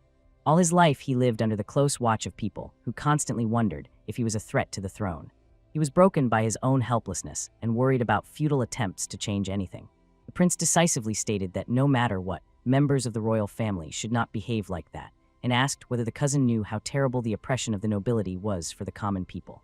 So Sangun admits that he behaved improperly with Ma Illen and swears that it will not happen again. The prince believes that if this incident is eventually resolved, then perhaps the young man will allow Ma Illen to teach him the 3 main exercises. The boy says that if he can lift a total of 650 kyan across all 3 exercises, he will make him responsible for a healthy lifestyle in the palace. So Sangun cannot believe his words, while the prince meanwhile asks, didn't the king prove that his method works by his own example? He believes that everyone who strives to become part of the royal court should know the content of the book about a healthy lifestyle, alongside the 4 books and 3 treatises of Confucianism. He announces the decision to call the person who teaches physical training a trainer. Suyin explains that the one who will enter the crown prince's palace as a trainer will not be him, but his cousin, and this effectively makes the cousin the mentor of the future king. And if it really turns out that way, does So Sangun really think there will be someone who dares to point fingers at him? Tears roll down the young man's eyes. He asks does he really have such an opportunity. He is ashamed to admit it, but he has not even mastered the 13 Classics, a collection of the most respected monuments of thought canonized by Confucianism. The prince assures that he and Ma Illen will help him, and since His Majesty created a new system, it will be a great aid in mastering these matters. The new writing system was called Hunminjianjiam. The Korean language differs from Chinese and cannot be accurately recorded with Chinese characters, so illiterate people could not fully express their problems. Distressed by this, the king invented 28 letters so that everyone could easily learn and use them in everyday life. Sejong declares, let the voice of the people finally be heard. He is confident this will benefit the whole world. At home, the prince is greeted by his son Hendon. The little boy boasts that he can already lift a cat. The man picks up the boy in his arms, and the boy asks, why does uncle always lie down when he sees him? Last time he even asked to be saved. Could it be that he is in pain? Suyin, looking at the men resting after exhausting training, says, to become stronger, you must undergo trials. If your muscles hurt, it means they are growing. Looking at one of them, the boy says that uncle is simply incredible. He is always either sitting or lying down. So Sangun believes there is nothing impressive about him. Since he started later than others, he has to give his all, and he advises Hendon, whatever science he intends to study, start as early as possible. Suddenly he remembers that the boy is only 5 years old, so it is too early to talk about reading. The boy shows him a book and asks, is this what he means? The young man asks in surprise, when did he manage to learn to read? The child replies that his father gave him this book. If he wants, they can look at it together. The prince proudly thinks that his son is already 5 years old, and dumbbells and barbells, both large and small, have existed for exactly the same amount of time. Now modernity seems like a distant dream to him. In their house, sports became a habit and part of daily life. He watches as his wife is happy that it is now easier for her to exercise with dumbbells. Suddenly the woman staggered, and the worried prince instantly rushed to her. Picking up his wife and holding her in his arms, he asks if she is all right. Lady Yun replies that her head suddenly spun, her vision darkened, and she feels a bit nauseous.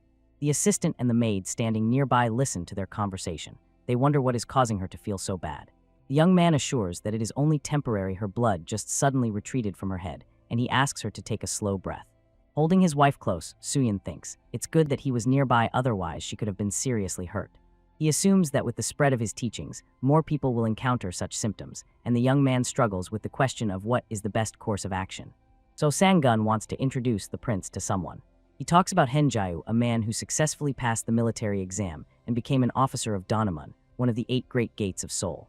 When this young man heard that the prince lifted 150 kyon at once, he decided to repeat it with a stone of the same weight, and he managed to lift it. But in the end, he was dismissed because he never managed to properly straighten his back afterward. The young man thinks he has heard this name somewhere before. Suyin noticed this talented man precisely when his recovery was gaining momentum. He was a military officer who managed to suppress the Lisai rebellion, rose to a fairly high rank, received a title, but was then wounded. The boy and his cousin are doing pull-ups on the bar. He thinks that, it seems, he managed to change the course of history. Seo Sangun felt that the cousin made a strong impression on Henjiao. He was convinced that such talent should not be wasted. A mug slams down on the table. A voice sounds, accusing Prince Suyin of everything. Henjayu, nicknamed Yugun, a former 9th rank officer, discharged after an injury, sits at the table with a mug in his hands and cannot calm down from indignation. He believes that Suyin, with his fabrications, puts ordinary people in a bad light. A man at the neighboring table advises him to be more careful with his words. He heard that His Majesty personally oversaw the prince's training. Doesn't that testify to the effectiveness of such education? Clenching the mug in his hands, Henjayu asks not to make him laugh. If he has to meet the prince, he will personally ask whether he really managed to lift 250 kun then. Not noticing that someone is standing behind his back, and the interlocutor is looking at that person in horror, he keeps shouting about how one can spread such nonsense and put ordinary people in such an awkward position. He says that this education is not worth a good word. Even a stray dog has more sense in its head. The prince insists it was not 250 kun, but only 150. He looked at the stunned Henjayu and said that they need to talk. Looking at the man, Suyin realizes the matter is worse than he imagined. Due to old injuries and frequent meals, he clearly gained extra kilograms, but as he was told, Henjayu, despite the wound, still continues to ride horseback. The prince says that the man's condition has worsened. He suggests that this happened because he continued training, and Henjayu asks, is there really no way to heal? The boy says that there is a way, but he cannot promise a complete cure. He asks to trust him and follow his instructions. At first, he suggests, let's do lunges. And then, so that the body gradually gains strength, perform Mackenzie exercises. In the yard, you can hear them actively discussing future training sessions. The prince insists that Henjayu will not withstand heavy weight. These exercises, of course, will ease his condition, but he complained that the back pain appeared not a year ago, but much earlier. Suyin believes that full recovery is almost impossible. Henjayu is upset by his words. He fears that he will not even be able to fulfill his male duty, and if so, he will not be able to look his wife in the eyes. When the conversation turned to the wife, the prince suddenly remembered his own, and that anxiety that gripped him when she became ill. The prince is sure this will be a great opportunity to find ways to treat various diseases. Henjayu asks, is he really suggesting that he become a doctor, but he has never once taken medical books in his life. Suyin replies that even doctors do not yet know everything about the structure of the body and muscles, so it is not surprising that many people, like Henjayu, received incorrect prescriptions. They need a doctor who would engage in restorative therapy and truly understand the connection between muscles and the skeleton. The man changes his opinion about the prince. Now he considers him a thoughtful person and will not allow anyone to speak ill of him. Henjayu trains together with other men. Prince thinks that the number of students is increasing. With the appearance of the new alphabet, his book will spread even faster. At this rate, soon everyone will be training right on the streets in clothes clearly not meant for this. He believes that clothing should be accessible to everyone regardless of social status. The wife shows him the clothes and he thinks, even a hastily sewn suit looks quite good, and such fabric is easy to get, so if it gets dirty or torn, finding a replacement will be simple. The woman asks, isn't cotton the fabric of commoners? There are so many other fabrics, and she doesn't understand why he chose this one. The guy puts on the suit, flexes his muscles, and asks with interest what she thinks about it. He explains he chose this fabric because it is easier to get and most comfortable to wear, but perhaps the nobles will refuse it, are simply not used to such material. The woman admits that she jumped to conclusions. She sees how easily he moves in this outfit and believes that it is really suitable for training. Understanding that his wife approves of his choice, he asks her to take this suit as a model and start mass sewing. From cotton, which is mostly worn by commoners, they made sportswear. Sitting over the book, the man discovers the teaching about a healthy lifestyle. Jingwansa is a Buddhist temple in Seoul. The scientist Chifinjan's son, San Moon, known by the pen name Meijuk Shuan, is asked has he stayed too long. The man, stretching, asks could it be that he was reading again until midnight. Sun Suk Chu, his colleague, wonders why has he suddenly taken up studying so diligently lately. Son San Moon says that they cannot just sit idly by when a member of the royal family so clearly sets an example for them. He read a bit of a healthy lifestyle manual, and he liked it. He curiously asks Ha Waijai, who performs under the pseudonym Tanj, what he is doing, and Ha replies that he is doing push-ups shown in the book. Son San Moon recalls that the colleague suddenly disappeared, then returned early in the morning and immediately took a bath. He asks, Tanj, do you want to run along the mountain trail as described in the teaching? He agrees but complains that Samgaksan is too steep for running, so it's better to train with a jump rope to warm up the body and get rid of unnecessary thoughts. Son San Moon's book does not look that impressive. Besides the main method of strengthening the body, it actually just gathered knowledge from other manuals. Tanj is convinced the book praised by the crown prince himself should not be taken so lightly. Voices come from the temple. Finally, they decide to end it here and discuss the new book tomorrow. Yesterday's debaters are about to start the discussion, and Son San Moon suggests that Tanj speak first. He has read the most books. The young man is convinced that studying only the basics of physical training is not enough to preserve the body given by the parents. the book's entire emphasis is precisely on the process of strengthening it. But the development of understanding their essence is practically absent. Sun Suk-chu has not read the book yet, but after hearing his colleagues' thoughts, he begins to doubt.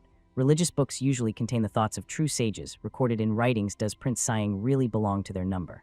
Sun San-mun supports him. He says that the most faithful way to show respect to parents is to improve one's reputation. But how is the improvement of the body related to this? He also doubts that a trained body can more easily resist ailments in heat or cold. He believes that focusing on causes and effects is quite normal, but he is concerned that very expensive devices are actively used in this teaching. Sun Suk-chu heard that the body eventually changes beyond recognition, but he is interested in how many people have actually changed so much. Tanj asks, do they really doubt it? So it turns out that His Majesty's example is just empty words to them. He asks, are they trying to humiliate their king? They loudly and vehemently reject such an assumption. Tanj believes that since the beginning of studying this book, the king seems to have become a different person, and the palace eunuch even said that he has become more active than in his youth. One of the scholars says that, of course, not everything in this book is true, but the body really transforms if you work a little on these exercises. They will still be able to move normally the next day, and he is sure that this will also help in learning.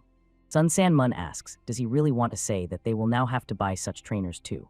Tot replies that actually nothing prevents them from resorting to substitute stones and logs. At the same time, of course, consider the weight of the chosen objects. Tanj says if they don't like it, no one is forcing them. 8 days have passed. The men stubbornly and hard train, complain to each other about fatigue, and say that nothing good will come of it.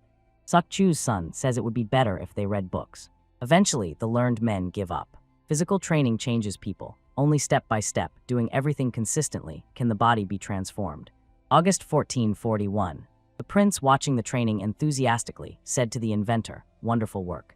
He thought that creating a seated shoulder press machine would be extremely difficult, but it was precisely thanks to the tireless efforts of Chang En-sil that they managed.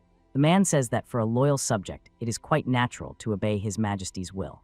He believes that the inspectors had a hard time after all. They personally checked the stability of the machine. The crown prince, who entered, thinks that the machines turned out excellent. Inspectors are stunned by the appearance of Li Haiyan. They unanimously greet His Majesty. Crown prince decides to try the trainers himself. He asks the inspectors to rise from their knees and focus on physical training. In the morning, the prince decides to test what his brother is capable of in performing the 3 main exercises.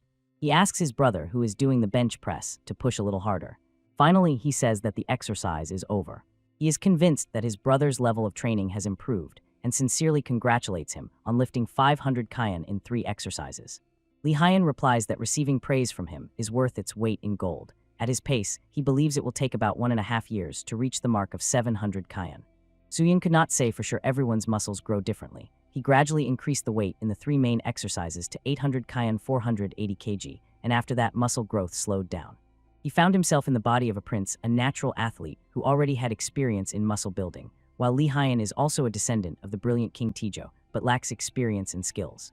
The boy believes that it will take him from 2 to 5 years to reach the 700 kyan mark he mentioned. But does it really matter how long it takes? The main thing is not to stray from the chosen path. He suggests to his brother to work a little more with the barbell. At home, the prince finds his wife lying in bed and anxiously asks, what happened? The woman asks him not to worry. It seems stomach upset and nausea have overlapped. She asks could he get some meat that he does not like. Soon clarifies, does she mean pork? If you think about it, due to proper nutrition, he only eats chicken and lean beef. He asks her to wait a little longer and rushes away swiftly, promising to get her the best pork. The prince decisively demands the merchant to show him the biggest pig. The merchant points to one and says that this is undoubtedly it. Suyin asks to stop inappropriate jokes and just bring the biggest one, but the merchant insists that he is completely serious. He assures that throughout Joseon, the prince will not find a pig better than this one. The one looking at the small piglet cannot believe that the man is really not joking. Kim Chenso, nicknamed the Joseon Tiger, who combined martial arts and clever mind, defeated the northern barbarians and came to the capital. The king is confident that he has done a great job. Winter is near, so it will be harder for the savages to move around. The man bows and says that His Majesty's mercy is boundless. The prince offers Kim Chenso, who is sitting at the table, a drink to the king.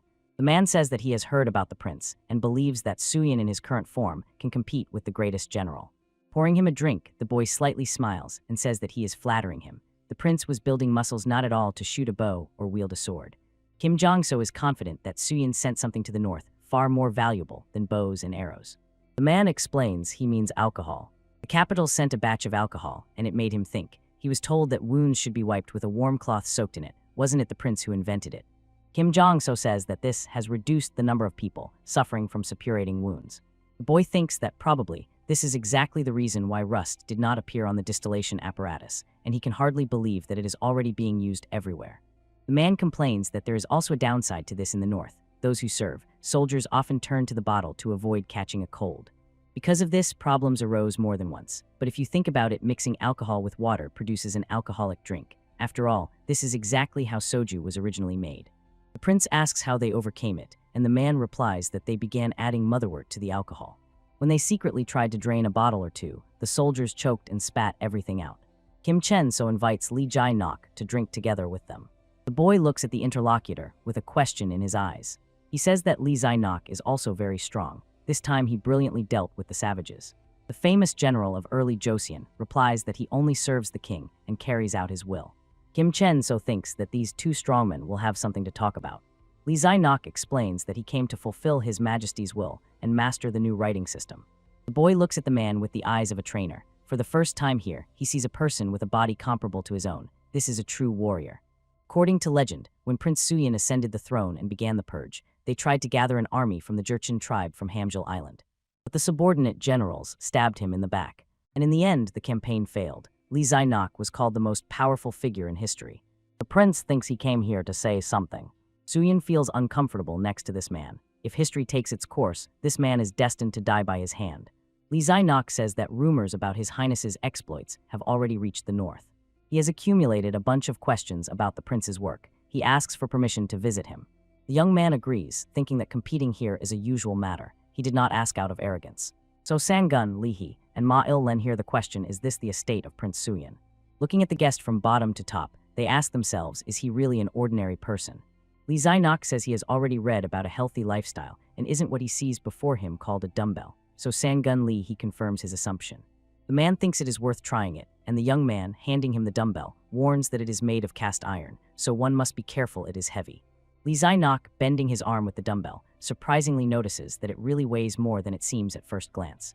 The young man looks at him stunned. Using dumbbells weighing 25 kyan for arm curls, he only uses them for pulling. The man heard that the prince performed as many as 3 main exercises, the total load of which is 1,000 kyan. He is so curious, what are his abilities? Lee Jae-nok, holding the barbell, says that it hardly requires any strength, and so Sang-gun Lee, he thinks that even after half a year of training, he could not dream of such a thing. Suyin is convinced that he is really great. He lifted a total of 690 kyan. For the first time, he faces such physical exertion. He thinks that in this century, this can be called strength from God. The prince noticed that the man seems sad and asks what happened. Does Lee Jae-nok not like his book? He answers no. On the contrary, he learned a lot of new things about training. Suyin asks him to be honest. He knows that the research may have flaws because he conducted it himself. His Majesty told Lee Jae-nok that the prince discovered a new method of body training. The king believes it can also be used in military training, but the man has doubts.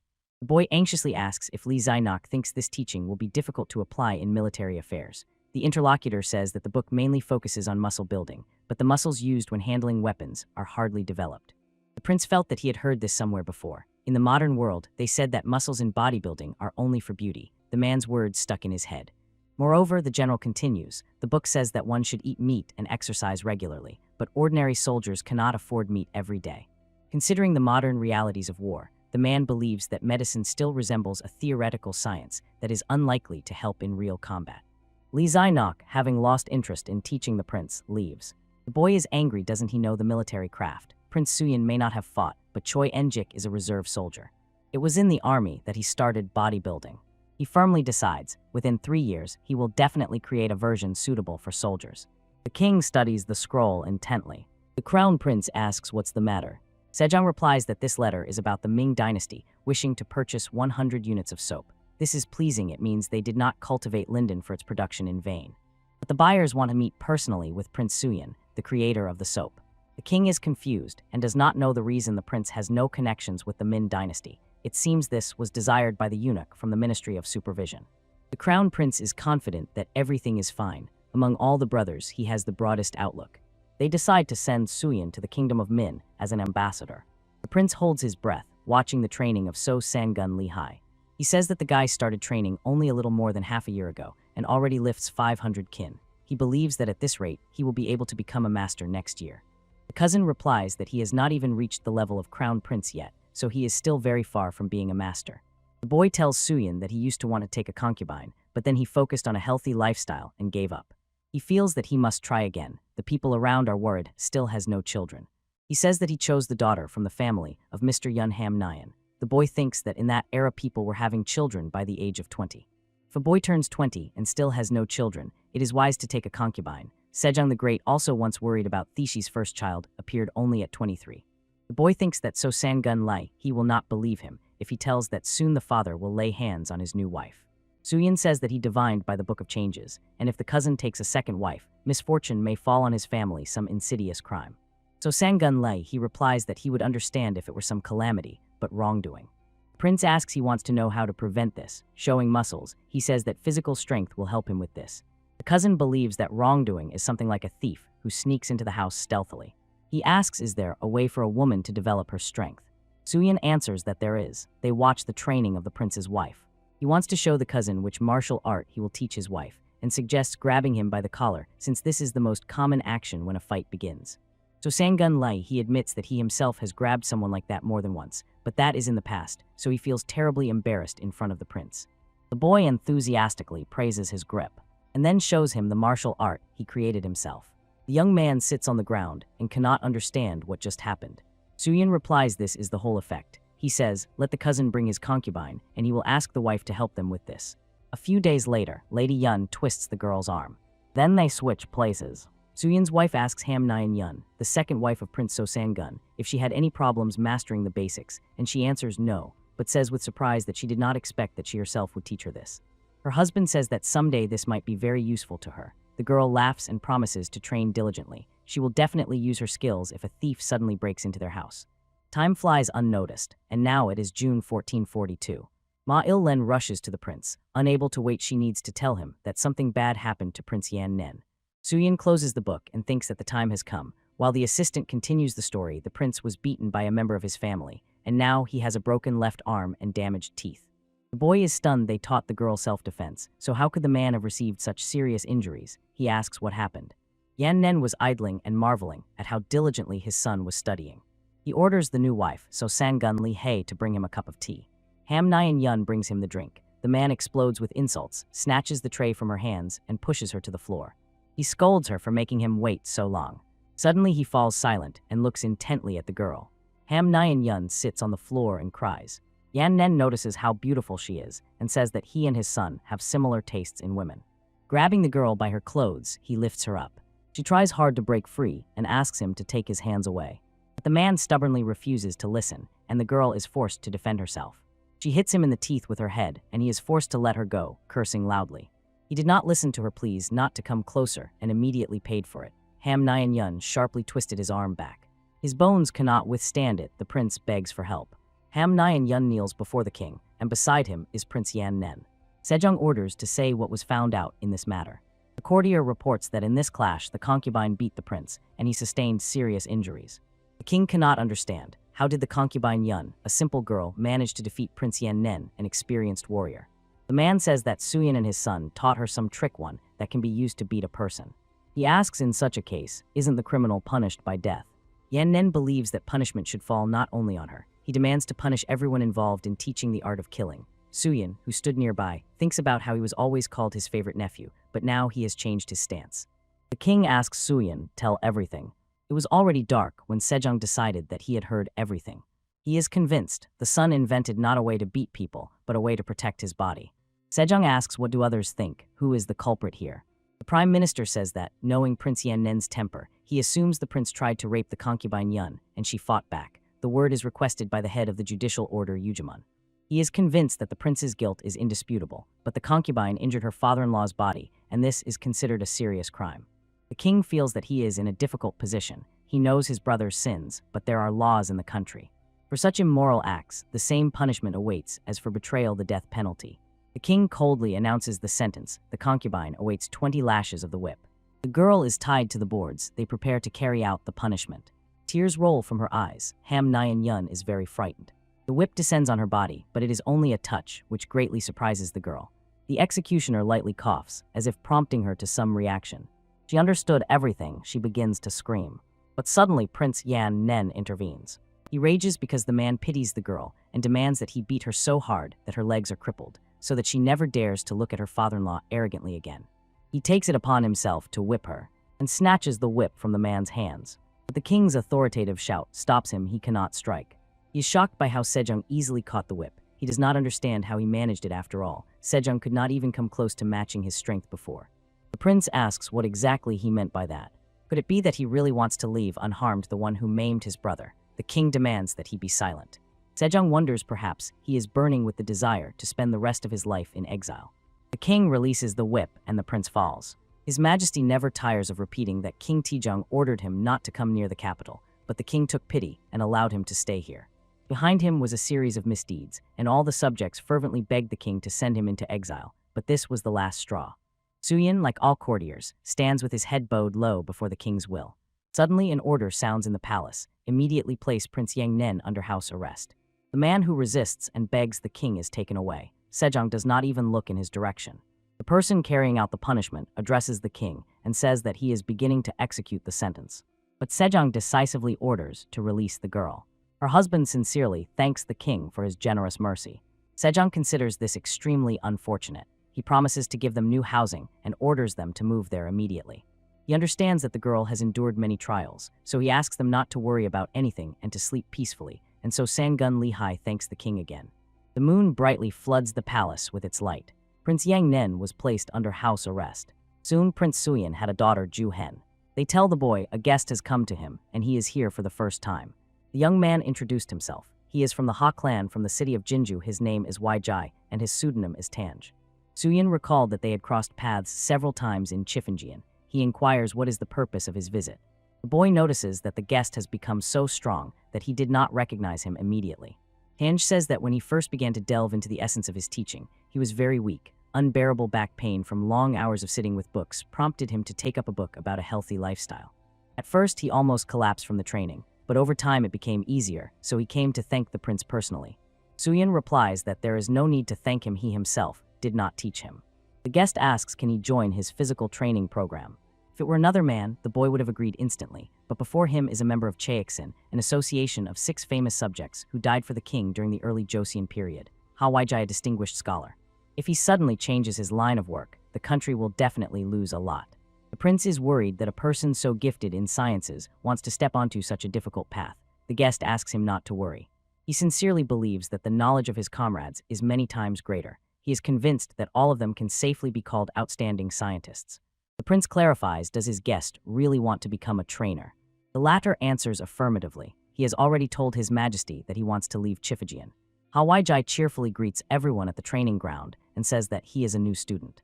The prince says that although he has already started his path as an official, he still has a lot to learn in body conditioning, and he orders him to watch and learn. Tanj asks to be taught everything he needs. He says that he is a little embarrassed, but wants to show them his current progress in pull-ups. The prince asks him not to overdo it, because it is hard for a beginner to do everything correctly at first. With Sangun Lee, he says, although he has been practicing for about half a year, he has mastered only 3-4 skills. Hearing Tanj say that he is doing the exercise for the 8th time, the young man frowned.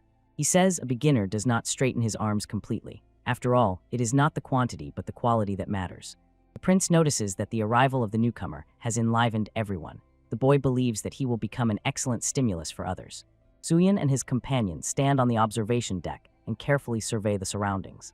The crown prince is impressed. He believes that with such volumes of raw materials, it is easy to earn even 20,000 kins. Now they have enough linden, and the prince is confident that from the sale of soap to the Ming dynasty, they will receive not only a lot of silver. The interlocutor looks at him inquisitively. Suyin says that their country awaits a future of prosperity. It seems this is the beginning of the prince's journey to the Ming Empire. The king, sitting on the throne, tells Suyin that he recently heard about a man named Henjiao, nicknamed Yugon, who managed to heal his lower back thanks to the path of body hardening. Even more impressed him that the son recognized a disease that even the royal doctor did not know about.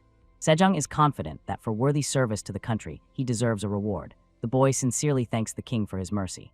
His Majesty tells his son that he has an important assignment for the prince. Before departing for Tanchasa, he asks him to meet with Prime Minister Hwan Hee, who requested resignation last month. Standing before the gates, Suyin recalls how his father said that the man wanted to leave the post due to back pain and tired eyes. Obviously, if the point of no return has already been passed, they will not be able to do anything, but the king thinks it would be good if the son looked at him at least once. Servants, noticing the guest, shouted, "His Highness is here." The boy feels that they are behaving somewhat strangely. The servant conveys the words of the 79-year-old prime minister, who is unable to speak for himself. Such an important guest has arrived, and he is in such an unworthy condition. He continues to say that the old man would gladly carry out the king's order, but after 70, you can hardly straighten your back. His body has begun to decline. The prince replies that His Majesty sent him to inquire about Hwanhe's health, but he does not even know what to do with a person whose illness is so severe. An order is an order, but the old man's condition is truly serious. He notices a wonderful go board in the householder's home and thinks that now the old man will not be able to use it properly. Suyin thinks it would be wonderful if he still used it after all. Putting his hand on the board, he realizes that it is warm. Suyin assumes that the old man still plays Go. He can only whisper one thing: the aging process is irreversible. Instead of a method of healing, he wants to tell how to take control of one's body. Hwanhe believes that the prince is very kind since he tries so hard for the sake of the feeble old man. He regrets that his body can no longer be fixed. The boy sits at the table with treats, while the servant fusses near the householder and speaks on his behalf. Hwanhe regrets that he does not have the honor to see His Majesty in person. The prince very much hopes that the condition of the prime minister will improve. He says that it certainly wouldn't hurt the health to warm the room a bit, but one shouldn't overdo it, otherwise it could turn out badly. The servant feels embarrassed when he hears that the room is so hot that even the Go board has warmed up. The prince adds as if the prime minister is still playing with it. The old man feels awkward. The prince said goodbye and left. Suyin reports to the king that Hwanhe's condition is not fatal, but treatment here is almost impossible because it is natural aging of the body. He says that if they had started 10 years ago, it wouldn't have come to this, and Sejong regretfully admits that this did not happen. The king thinks if the prime minister had started taking care of himself earlier, he could have been involved in state affairs for another 10 years, and if he had the strength, they could have discussed even more matters. He believes that the most reliable way is to start learning physical training from youth. The king is clearly interested in Suyin's students. The boy replies that he got very zealous daredevils. Sejong says that he recently met with Jian, so he also thinks it would be good to create a training system for soldiers serving in the north, and the prince replies that he understands him. The father is interested in his plans regarding the trip to the Ming Empire and asks whether Suyin intends to visit Hanam after stopping in Beijing. The boy answers affirmatively. They stop near the pond. The king says he heard that he plans to travel through Nanjing and then return to Hangzhou by boat. It seems Suyin decided to travel half of the Ming Empire. The prince replies that the first reason is animal husbandry. The pigs of Joseon at that time were so tiny. If they start breeding Ming dynasty pigs, every person, regardless of status and means, will be able to consume enough protein. He heard that the Chinese character meaning meat is associated with pork. Obviously, the pigs bred in the Ming Empire are easy to raise and fatten. The king thinks that animal husbandry alone is not enough. There must be another reason. The young man notices that Sejong is upset. He understands that for this man the trip means separation from his son for a whole year. Did he rush, deciding that the king would easily agree? The possessions of the Ming Empire are huge, and they have more than enough people, so they can grow simply a huge amount of grain vegetables. The young man explains that after the harvest they will stop in Nanjing for books. The king replies that Nanjing is the oldest city with a long history, so there are probably many rare books there. He asks does the prince expect that the head of Sorgama, who invited him, will help him with this. The prince answers affirmatively. Wang Zhen is so powerful that even ministers fear him. If his proposals are disadvantageous for their country, the king will reject them, and if not, will agree. Sejong has not met him, but has heard a lot about him. He asks his son to be careful. The king, reminding about the recent birth of his granddaughter, asks has the prince already discussed everything with his family. Suyin answers of course. The prince stands by the ship, and with a heavy heart says goodbye to his wife and children. The woman gently holds their daughter in her arms, while the little boy reaches out to his father, stretching out his little hands. Lady Yun understands that this is an important matter for the country, but she is pained by the thought that the mission will take a whole year. She asks is it possible to miss the celebration of his daughter's first anniversary. Suyin reminds her that witnesses are listening to their conversation and asks her not to discuss this in public. The woman believes that this is already too much even for His Majesty. The boy tells her that everyone is watching them. The crown prince asks his brother not to worry about his family. He promises to look after them. Suyin thanks him and says that he eagerly awaits their meeting after his return. Li Hyang calls him a trickster who dumped all the work on him and dismissed the court inventor. The prince says he heard that this is his first vacation in 15 years. The inventor says that all this happened only because the prince appealed to His Majesty with this request. The son shows his father how he lifts dumbbells. Throwing the little boy up in the air, he promises that they will start with bench pressing as soon as he returns. He recalls a conversation with his father. He said that first there was body hardening and then cattle breeding. He is very curious about what is going on in his head. The prince replied that he had a small dream. He wants to make this state stronger, so that no one can look down on the people living here. On the ship's deck, two men are talking. One of them wonders how can someone catch a cold with such a body. The interlocutor replies that he spent too much time in the cold wind. He regrets being so frail. The ship drifts in the middle of the sea, and in the distance, the shore is barely visible. The prince is stunned. How did the man traveling with them as a translator manage to catch a cold? The man replies that he is unforgivable. Suyin decided he must take this chance and finally make Pu-such Khan do sports so that he recovers. The prince looks intently into the distance. The shore is visible on the horizon. He asks, has the soap gone bad and has it become moldy? The scientist Chifinjona Li Ji replies that they just checked everything. Everything is fine. In such clear weather, the soap dries well. Their team member Pak Kan stands nearby. Even the guard Nam Bin is eavesdropping on the conversation. The prince is satisfied with the answer. He says that there is a notion that a person is the center of the world, and he suggests verifying this for themselves. The prince, together with the entourage, stands near the city gates, and compared to Hanyang, the capital of Joseon, the difference is simply enormous. They just cannot believe that all this was built by people. Eunuch Zhang Xian, overhearing their conversation, disdainfully considers them peasants. They ask him when will they get an audience with the emperor. He says that this honor is not given to everyone, and it will be given only to Prince Suyin. Zhang Xian thinks he will be received in 40 days. The translator can hardly believe it. The eunuch asks, is this really their offering? To which the prince replies, is there some problem? Zhang Xian says that some time ago he tried the soap, and it turned out to be extremely effective. The prince smiled and thanked him for not being ashamed to praise a thing that is still far from perfect. In his opinion, the soap lacked fragrance, so he made it more aromatic. The eunuch asks how did he improve it. Suyin explains that he prepared a little more than 2,000 kins and suggests taking a look. Xiechan's son feels the pleasant aroma of flowers and ginseng emanating from the soap. He cannot believe that a country similar to theirs sets such a good example. He heard that the second son of King Joseon is like a fearless general. Placing his hand on the boy's forearm, he continues to say that his shoulders are strong and broad, like the shoulders of the god Viradhaka. Xiechan's son hears a call and asks with interest what is the matter. He does not believe the news he has heard. The prince warmly greets the emperor and says that he has arrived from Joseon. He solemnly praises the ruler, thanks to whom peace and tranquility prevail around, and thinks at the same time that his tongue is tired from such an elaborate greeting. Emperor of the Ming dynasty, Zheng Tong says that he has heard about the outstanding sons of King Sejong. Recently, a eunuch gave him soap to try. When he washed with it, all the dirt fell off his body, and the most amazing thing was that this soap was created by the prince himself. He believes that Suyin really worked hard, bringing with him 2,000 kin of soap, but wants to discuss how to establish trade relations elsewhere. Suyin replies that the emperor's grace is boundless. Zheng Tong concludes the audience, and the boy feels how the atmosphere suddenly changed around. The courtiers believe that the people from Joseon are spoiling their view. The prince feels hostility prevailing around. He is greeted with the words, "It seems you have finally arrived." Xiechan's son, accompanied by a man who hid his face behind a fan, said that they had been waiting for him. The prince bows before them and replies that thanks to their efforts, he obtained an audience in just 10 days. Their descendants will sing of this event. The eunuch asks, does he know whom he is speaking to? Suyin replies that according to the rumors that reached them, Sorghum is ruled by some man the ministers called him father. The man with the fan says he heard about the bravery of the second son of King Joseon. It seems he lacks no ingenuity. The eunuchs tell the prince that the soap brought from Joseon after the bath makes them feel as if born again, and they marvel at the amount of soap he brought to them. When asked how much did it cost them, the prince smiles and says it all depends on the ingredients. A piece of soap with ginseng costs 10 meili, and with incense 6 meili per kin. The man with the fan says that it turns out 1 kin costs approximately 1 nyan silver. The prince answers affirmatively. The interlocutor asks how is it made. The translator thinks, what audacity. He intends to steal the secret of making it because he considered 2,000 kin an insufficient gift. The prince says that first seaweed is collected from the island of Hamildo, and then it is dried.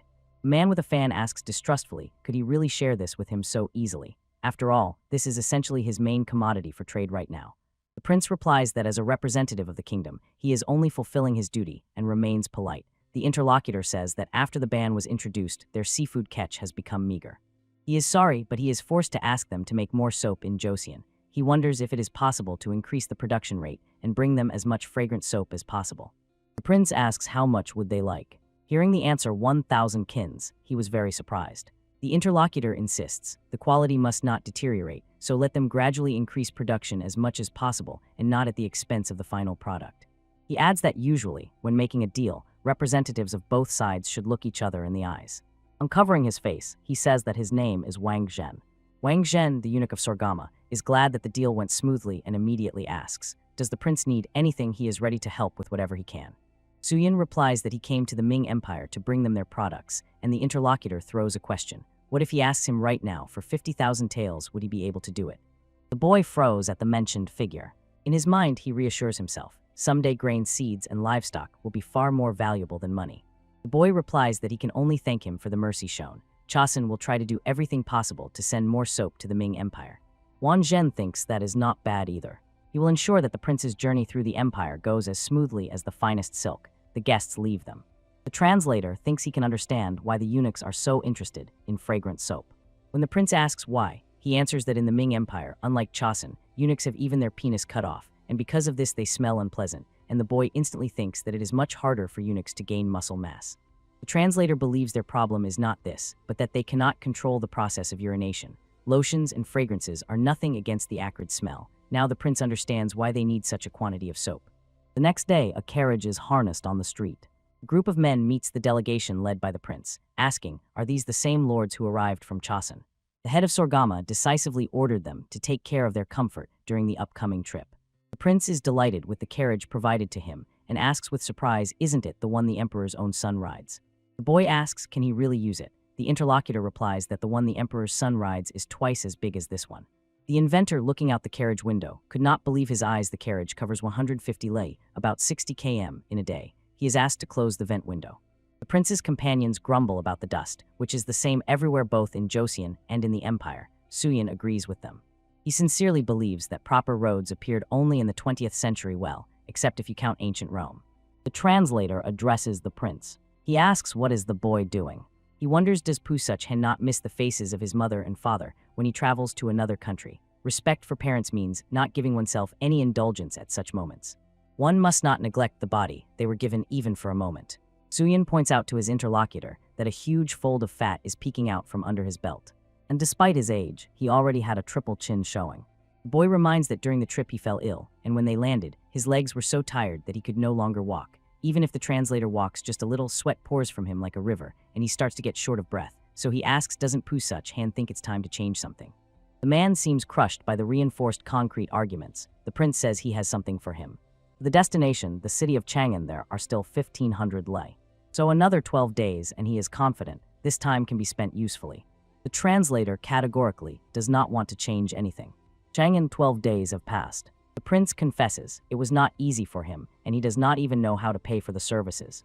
The man who led the escort replies, I was merely fulfilling my duty. They call Suyin and ask, is it them who came from Joseon? The head of Sorghum has already contacted them. A high-ranking official of Chang'an said that they have traveled a long way and suggested they rest first. Foreign guests are brought food. The inventor, with obvious surprise, says he has never seen such dishes. The prince thinks it looks like some strange noodles. The man sitting with them at the table explains, this is daexegamian. This dish appeared during the Yuan dynasty. After trying the next dish, Li Ji says the pork in the noodles was incredible, but the beef was terrible. He feels as if he is eating a cow that died from starvation and improper feeding. He grumbles that dishes cannot be made from such meat. Looking at the empty plates, they are convinced that some mistake must have happened after all. Everyone agrees that pork is incredibly delicious. Li Ji thinks if he ate such pork every day, he would never get tired of it. Beijing is the capital of the Ming Empire. Eunuch Chang Sun says that news has arrived from Chang'an. He reports that the guests were received with extraordinary hospitality. Is there a reason why he cares so much about these scoundrels? Wang Zhen says that once he decided to become a eunuch because he was completely broke and promised himself to rise so high as to be able to give someone 50,000 taels. The eunuch squeezes a silver ingot worth 1 tael 37, 5G in his hand. He carelessly throws it out the window and then watches its flight. Eunuch Sorgama says he wants to find out what the second son of the king of Joseon is really worth. Looking at the pig of impressive size, the prince and his companions could not believe in its existence. Suyin thinks that before him stands such a huge creature that it could easily compete with a wild boar, but no tusks are visible, so it is definitely a pig.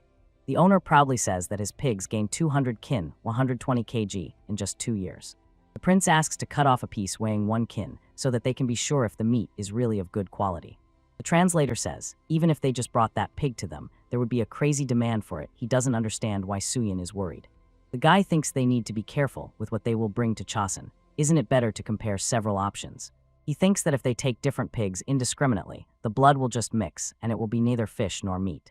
Ming Empire, city of Luoyang. Travelers say there are no fewer people here than in Beijing. They notice some strange people, and the prince says that in Hanyang it is hard to find people who do similar things. So much for the famous Ming Empire. The translator finds their language strange. He clearly hears that it is about Chosun, and he tries hard to understand exactly what it is about. The merchant, showing some pill, promises that if people buy it now, their body will become like that of Prince Suyin. The translator says that these scoundrels are selling His Highness's name. They offer ginseng pills supposedly bought from Suyin, and claim that if taken, the body will become as strong as His Highness's. The prince thinks that only a month has passed since their arrival, and the rumors have already spread. The translator asks Suyin not to do stupid things, but he, bearing his torso, rushed forward. The guy says that making a fuss is like staining the father's honor, and he just wants to show off his muscles. The man praises his product, promising that from 1 pill a person will feel a surge of strength, and if they eat 100 gain incredible power. He assures that he sells the best medicine based on ginseng, which they received from Prince Chosun himself, who visited Beijing. Pointing to the thug who accompanied him, the man claims that he just took 100 of such pills. People listened to the swindler with distrust. When Suyin appeared, he smiled and said that another strong man had appeared here, and people looked at his body with admiration. The merchant says he does not know where he came from, but adds, if he takes only 50 pills, he can become a real strongman. The prince replies that he does not need pills. He says he wants to fight his friend. The man believes that he does not need to take medicine. The boy wonders, how can that merchant, who says he bought pills from Prince Chosun, not even recognize him? The swindler shouts indignantly, who is he, and why should he recognize him? The boy, flexing his muscles, decides to introduce himself. Hearing that the prince himself is in front of him, the merchant instantly became embarrassed. His companion rushes at Suyin, but he is ready to attack and boldly goes out to meet the enemy. The thug is surprised. He is much more massive than the prince. How can the prince hold him back? Having knocked the man to the ground, the boy replies that his muscles are stronger. He stands over the fallen enemy. The prince advises the thug to first lift 1,000 kyan in 3 main exercises, and only then compete with him. The fleeing swindlers shout that they made a mistake. Taking the most advantageous pose, the boy shows the admiring crowd the true muscles of Chosun. The man, surrounded by people, says that he needs paper and ink. He decided to carve a new statue of Buddha in Lunman and use the prince's body as a model. Only this way can he convey the full grandeur of the deity. His companions, who were not nearby until then, rush to meet him and ask how things are going. He replies that it is still too early to decide which pig will be brought to Chosun, and then asks their opinion on the matter. The scholar found several old books, but they are already quite worn. He wants to send them to Chosun first of all. His companions found several types of seeds, but are not sure if they will take root there. Suyin says they worked well. The prince grabs the book and asks joyfully, is this the new Chronicle of Beach? What a wonderful copy, he thinks. Li Hai also found on the stone the work of Zhu Sui Liang, a politician, calligrapher, and poet, and duplicated it. Suyin asks to be allowed to look at it sooner. The guard thinks that warriors are completely different from officials. He does not understand what these gentlemen find in such books. But as soon as he heard that they were looking through a book about General Han Xin from the kingdom of Chu, he immediately asked to be shown it. In Loyan, they gathered enough harvest and moved on. March 11, 1443, stop in the middle of the Grand Canal Hengzehu. The prince and his retinue gaze enchanted at the turtle ship, one of the largest ships in the world. The Chinese cherish and nurture it as if it were their own child. Li Ji says that in the entire Ming Empire, there is only one such ship. It was sent on expeditions under the command of the eunuch Zhang Hua. Suyin really wants to visit the shipyard where they built this ship as soon as they reach Nanjing. The translator notes 3 months have passed since their arrival in the Ming Empire. The prince agrees time flies quickly. He already misses his family. Meanwhile in Chosun, the king asks the crown prince, have you been working on firearms lately? He answers, yes. Sejong anxiously asks, isn't this only meant to intimidate people? He would not want to think that his son is wasting his time. Li Hyang replies that he decided to make a weapon that shoots farther than usual. If a soldier carries it with him, he will be able to strike from afar. Sejong says that in the north, a man who was shot woke up the next day whole and unharmed, although everything indicated that he should have been dead. The whole point is that small arrows were fired. He was in leather clothing, but if they had shot a lead bullet, that armor definitely would not have saved him. The crown prince is eagerly looking for new ways to use the form that Suyin took as the basis for the barbell. Chang En-sil sits at the table, holding a mug in his hands. He waited so long for this vacation, but in the end cannot get his majesty out of his head. He asks how can he best please Sejong. A tavern worker passing by thinks the visitor is strange talking to himself. The scarecrow sitting in front of him, which previously stood in his workshop, considers him funny. The man asks him to stop and offers to drink together. The boy with the tray recognizes the inventor and asks on what occasion did he visit them. He asks to be served fried herring. He carries the order. Having tasted the fish, the inventor says it has a strange taste. Could it have gone bad? Probably it was marinated too late. The worker excuses himself and offers to bring him a spinach salad instead of fish. The inventor asks again, did the herring spoil, because the marinating was delayed. He recalls how the prince spoke about alcohol. If you treat a wound with it immediately, it heals easily, but if you do it a couple of days after the injury, you have to suffer from pain for several days. Chang In-sil asks how many days old is this herring. The man replies that it lay at the bottom of the boat for 2 nights, after which it was prepared.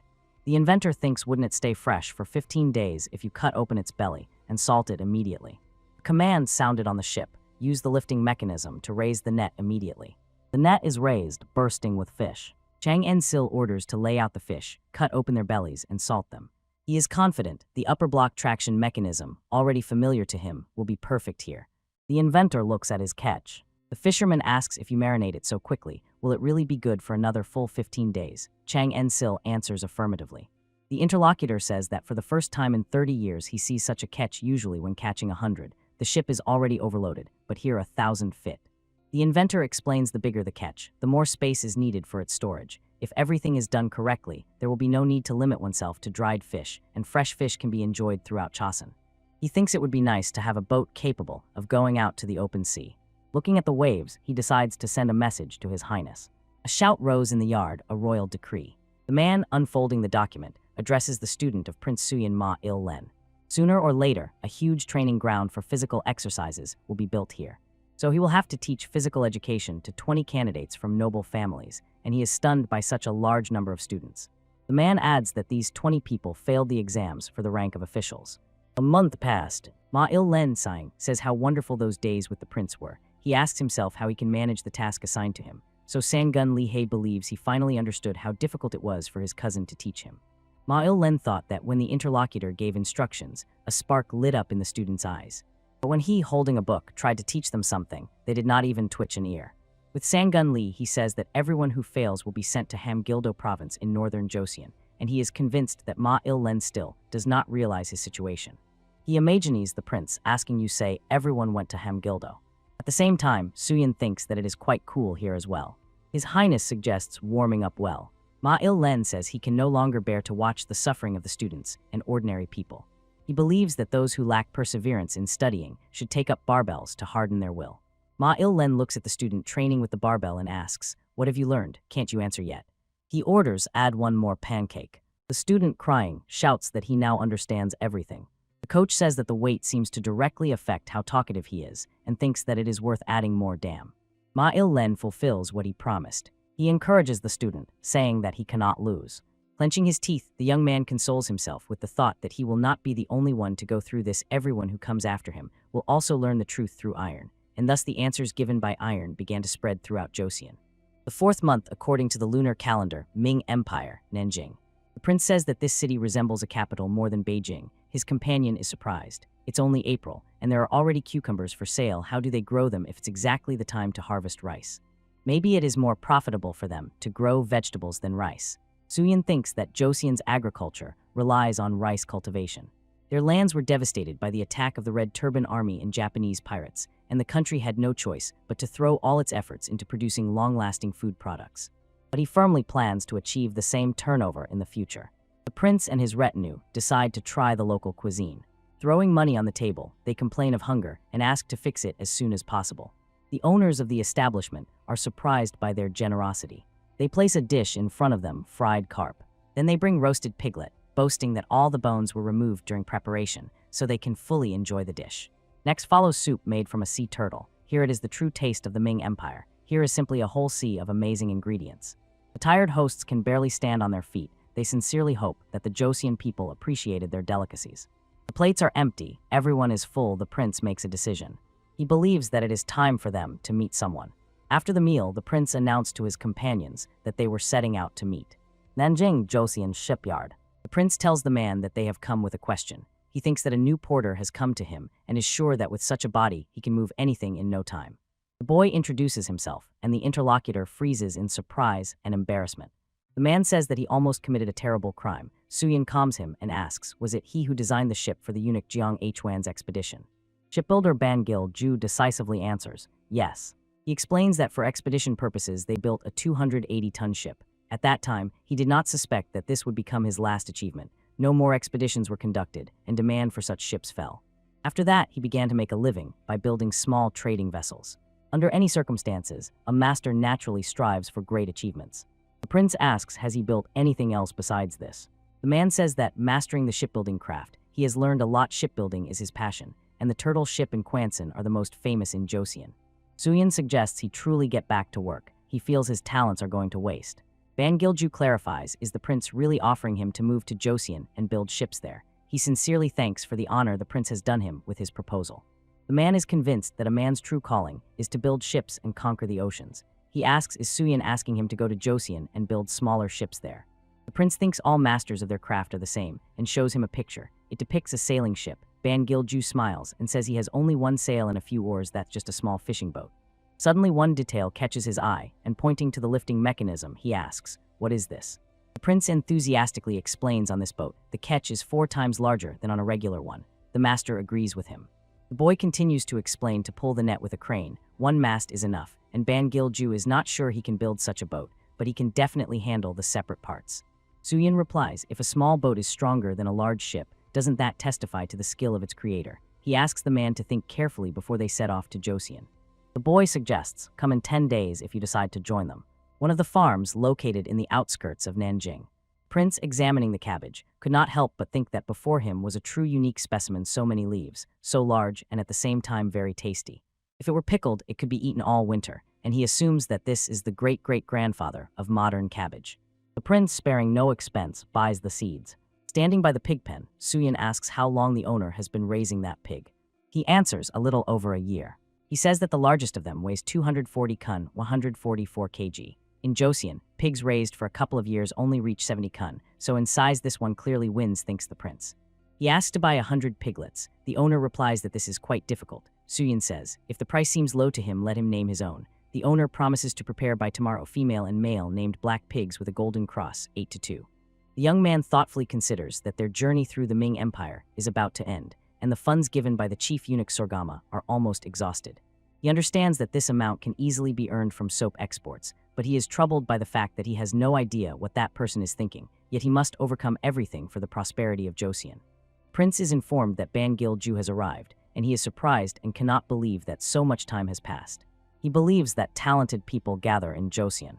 Suyin impatiently asks, has everyone packed their things? Pointing to stacks of books, he adds that there are over 400 books here, so he asks them not to waste time.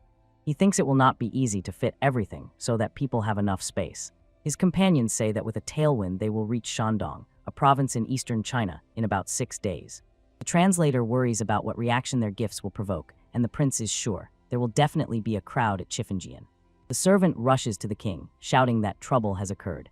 He reports that riots have broken out in Muex. Sejong says he was just about to break the deadlift record, but someone interrupted him. He asks not to be disturbed over trifles, yet still asks what the matter is. The servant brings news. The gentlemen have returned from the journey. The king rejoices at this news, but cannot understand what the worry is about. The servant anxiously reports that the escaped pigs have caused chaos. The king asks him not to spread panic over a bunch of piglets. He denies that they weigh a full 240 kun. He manages to surprise Sejong. Shouts spread in the street catch it. The man who caught the pig says it is a real boar. He wonders where does it get such strength. The shouts and commotion over the runaway pigs do not subside. A man stands opposite a fierce pig. Closing his eyes in fear, he shouts that it wants to attack him. He tries to run away from the animal that is about to launch an attack, but his legs give way and he falls. Suddenly, someone's hand firmly grasps the pig's tail and lifts it up. Prince Suyin, now holding 2 piglets in his hands, indignantly says that he has been away from Joseon all year, and they are already ruining his good name here. The king, looking at the pigs, addressed Suyin. With such a stern appearance and a tough temper, they rather resemble wild beasts. He extends a bunch of grass to the animal without stopping his conversation with his son. The pig chews the grass, and Sejong says that it is terribly hungry. He is confident, in the future, they will not have to worry about the pigs, they are so large and active. And when the animals have already decided that he can be trusted, he orders to serve the fattest of them at the festive table. The prince, with a sparkle in his voice, reports that he brought many books. Many old volumes were irretrievably lost, but most of them are dedicated to agriculture, and the king says that the Ministry of Industry and the tax department will have more work. Sejong proudly told his son that he had accomplished a great deed and could boldly say what reward he wanted, and the son replied that while traveling the Ming Empire, he noticed something. If they start using the same methods of farming, it will definitely affect their daily life. It will help solve the problem of unbalanced nutrition and allow them to enlist the help of skilled craftsmen. The king meets Ban Kilju. He says that the man has traveled a long way to come to them and promises to ensure that he is settled in decent conditions, and the prince is confident. This man will definitely be needed by them. His dedication to the craft is unquestionable. In the courtyard of the estate, the students meet Suyin. The boy believes that Ma Il-len has shown himself at his best. He says that being a teacher is by no means the same as being a student. In hardening the body, origin plays no role. This is a teaching about honoring one's parents and nothing more. The prince thinks, could his assistant have been ignored because of his origin? He knows how to deal with this.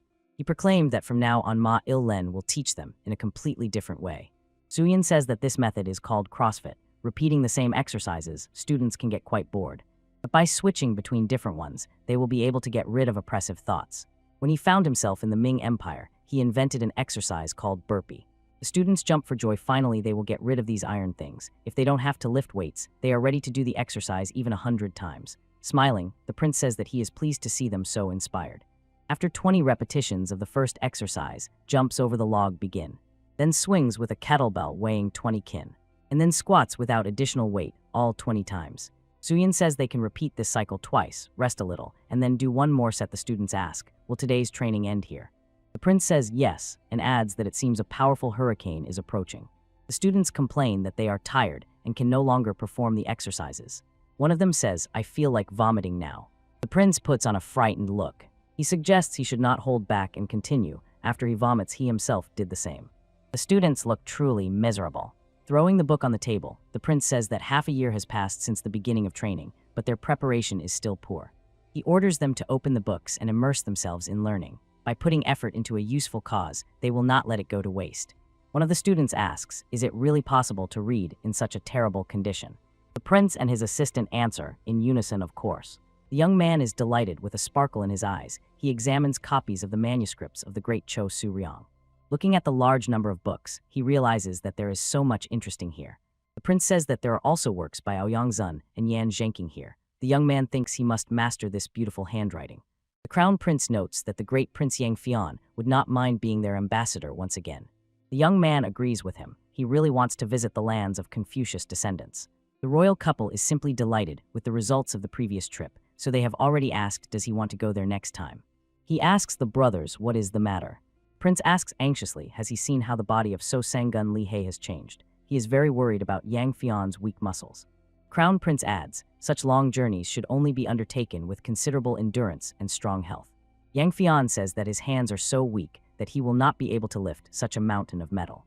Brothers respond that he cannot even imagine how exquisite these dumbbells are. Suyin adds that his strength has doubled, but this has not improved his calligraphy skills.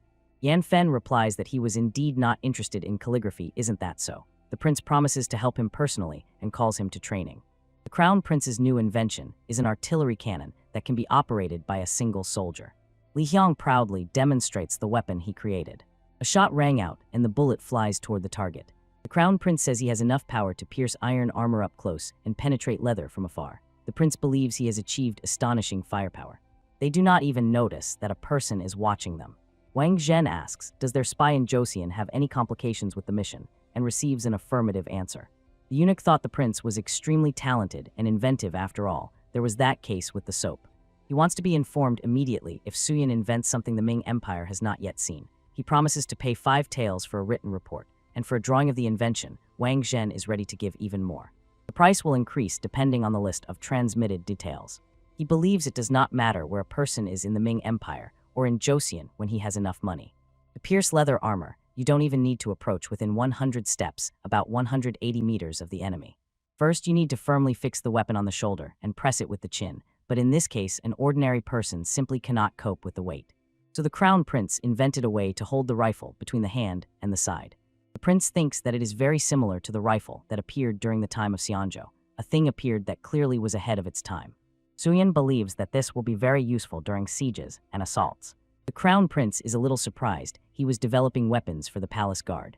The prince insists that it is completely unsuitable for close combat and asks to be allowed to show why.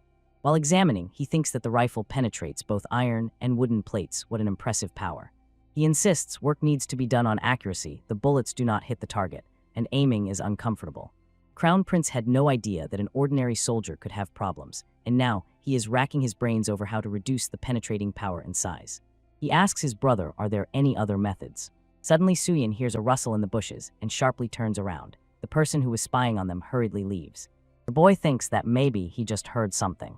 Their conversation returned again to sights. The brothers go for help to ban Kill Zhu, the one who designed crossbows for the Ming Empire. He says that he is just improving his old homemade gun. Suyin wants to shoot to show his brother what the problem is about. He carefully aims with the crossbow. The arrow hits the target exactly. The Crown Prince understands what he wanted to tell him. When the eye and the weapon align in one line, accuracy increases. And also when you aim the barrel with one hand, it will be very difficult to spread fire with the other. Because of this, you can easily miss the moment when the enemy sneaks up. In other words, such a weapon is hard to use in mobile combat. Suyin wants to solve the problem by combining two types of weapons. He told the master that his crossbow can wait. He suggested postponing it and joining their development. They immediately got to work. An infantry private will lose strength and injure his face after just a few shots from such a rifle. The master suggests pushing the wooden block back and attaching it to the shoulder. The metal helmet may be damaged, so the direction of the smoke exit needs to be changed. He wants to attach a dagger to the end of the barrel in case of an emergency. 3 months passed, March 2, 1444. The king says today his sons will show a new rifle. He ordered to gather the military ranks in the palace. Sejong believes that the princes are well prepared. He is confident that their efforts are not in vain, but fears that their sample may break. Suyin and Li Hyang are completely confident in success. The Crown Prince sternly orders, prepare the weapons. The soldier pours gunpowder. Li Hyang notices, a little more is needed. Then he loads the bullets, and again hears the remark that he put in too few. The military still cannot comprehend what is happening. They say the brothers lack combat experience. Kim Jong-so and Lee Jae-nok silently observe the preparations. The Crown Prince sharply commands, shoot. The soldier, carefully aiming, pulls the trigger. A shot rang out. The men are talking to each other. The command is heard, check the target. The target is hit. The witnesses of the trials are outraged. Such a noisy weapon made only one strike, and they do not understand where can it be used at all. But Kim Jong-so thinks differently. He is stunned that the target was hit with one strike. At such a distance, it would take 10 of their cannons to even slightly touch the target. The command sounds, prepare the long-range weapon. Looking at the rifle, the men begin to say that it is too heavy, an ordinary person cannot lift it. The order sounds again, fire, and the soldier pulls the trigger. Now there are 2 hits on the target. The men say that this weapon is useful, but reloading it takes a long time. 1 shot from this rifle equals 3 shots from a regular archer. They say it is only good for shooting and fleeing, even if gunpowder is loaded in advance. In a real battle, there simply won't be that much time. The king calls the Crown Prince. He says that this weapon can hardly be called artillery, and both lose to the bow in speed. Sejong asks his son, well, where can they be applied? He answers the first rifle cannot replace the bow. To become a skilled archer, at least 10 years of practice are needed. But those who actually shot trained to use the rifle for only 15 days. The king is stunned that the warriors mastered shooting skills in such a short time. The man thinks that in 15 days, it is hardly possible to even learn to hold a bow correctly, and to start hitting the target accurately, it takes at least half a year. The Crown Prince says that they showed him the skills of those who trained for only 2 weeks. And now it is time for experienced shooters. The Crown Prince suggests Sejong look at the more experienced shooters. Warriors with rifles take their positions. The command sounds, get ready. Then the Crown Prince decisively orders them to shoot. After inspecting the target, the summary is given 19 accurate shots from a distance of 60 steps. The spectators are stunned from such a distance. Usually only 3 shots out of 10 hit the target accurately, and the speed of preparing the weapons has noticeably increased. The king says that this is wonderful. Here it is, the result of many years of experience. The Crown Prince replies that even an ordinary person can match the skill of an experienced archer in shooting after just 2 months of training. And now he wants to present the latest weapon, the double-barreled shotgun. The spectators are confused. Isn't this a cannon? It seems too large for a shotgun. Everyone is curious. What kind of projectiles does this weapon use? The Crown Prince explains that it uses buckshot and says that now, together with his brother, they will demonstrate its power. A volley sounded. The spectators froze in amazement. Even the generals were stunned by the test results. The king says with admiration that with such a weapon, they will become a force to be reckoned with. It can be very effective both against wild beasts and in fighting the northern savages who ravage their lands. The crown prince smiles and thanks his father for the praise. The Min Empire, the residence of Wang Zheng. The eunuch studying the report says that they are already capable of handling firearms. The man standing before him asks, should the spy be ordered to copy the blueprints? Wang Zheng believes that this should not be done. Even if someone managed to do it, he would hardly be able to convey all the details of such a complex device. He believes that the best way to truly understand such a thing is to take it and touch it with your own hands. The king walks through the park together with Suyin and fears that there may be difficulties in the mass production of their weapons. Suyin asks, what kind exactly? Sejong replies he received a letter from the Ming Empire. The reason for this was rumors about some new invention from Joseon. The emperor became very interested in this topic. He wants samples sent to him as a sign of respect. The king is sure it is precisely about their rifles. Suyin wonders how they even found out about this. He thinks, if the letter mentions samples, maybe it is not about the rifles themselves. The king agrees that such a possibility exists, but if they send them something else, and then they find out about the rifles, it could worsen relations. They might be suspected of deliberately hiding this information. The prince is convinced that they deliberately chose their words exactly like that, and he knows, only Wang Zheng is capable of such a thing. He suggests to his father to send them 2,000 silver coins as tribute. Sejong says that is too much. Usually, they send no more than 500 per year. Suyin is confident that under these circumstances, it would be a wise decision. Ming Empire Forbidden City. The eunuch froze in amazement upon hearing about the sum of 2,000 coins. The servant reports that the third prince of Chosun will bring 500 of them already this year. He adds that the small border country dares not go against the will of the emperor. He inquisitively asks why Wang Zhen used the exact word, sample, in the letter. The eunuch explains, if Chosun had sent something else instead, it would mean that some secret plan was hidden behind it.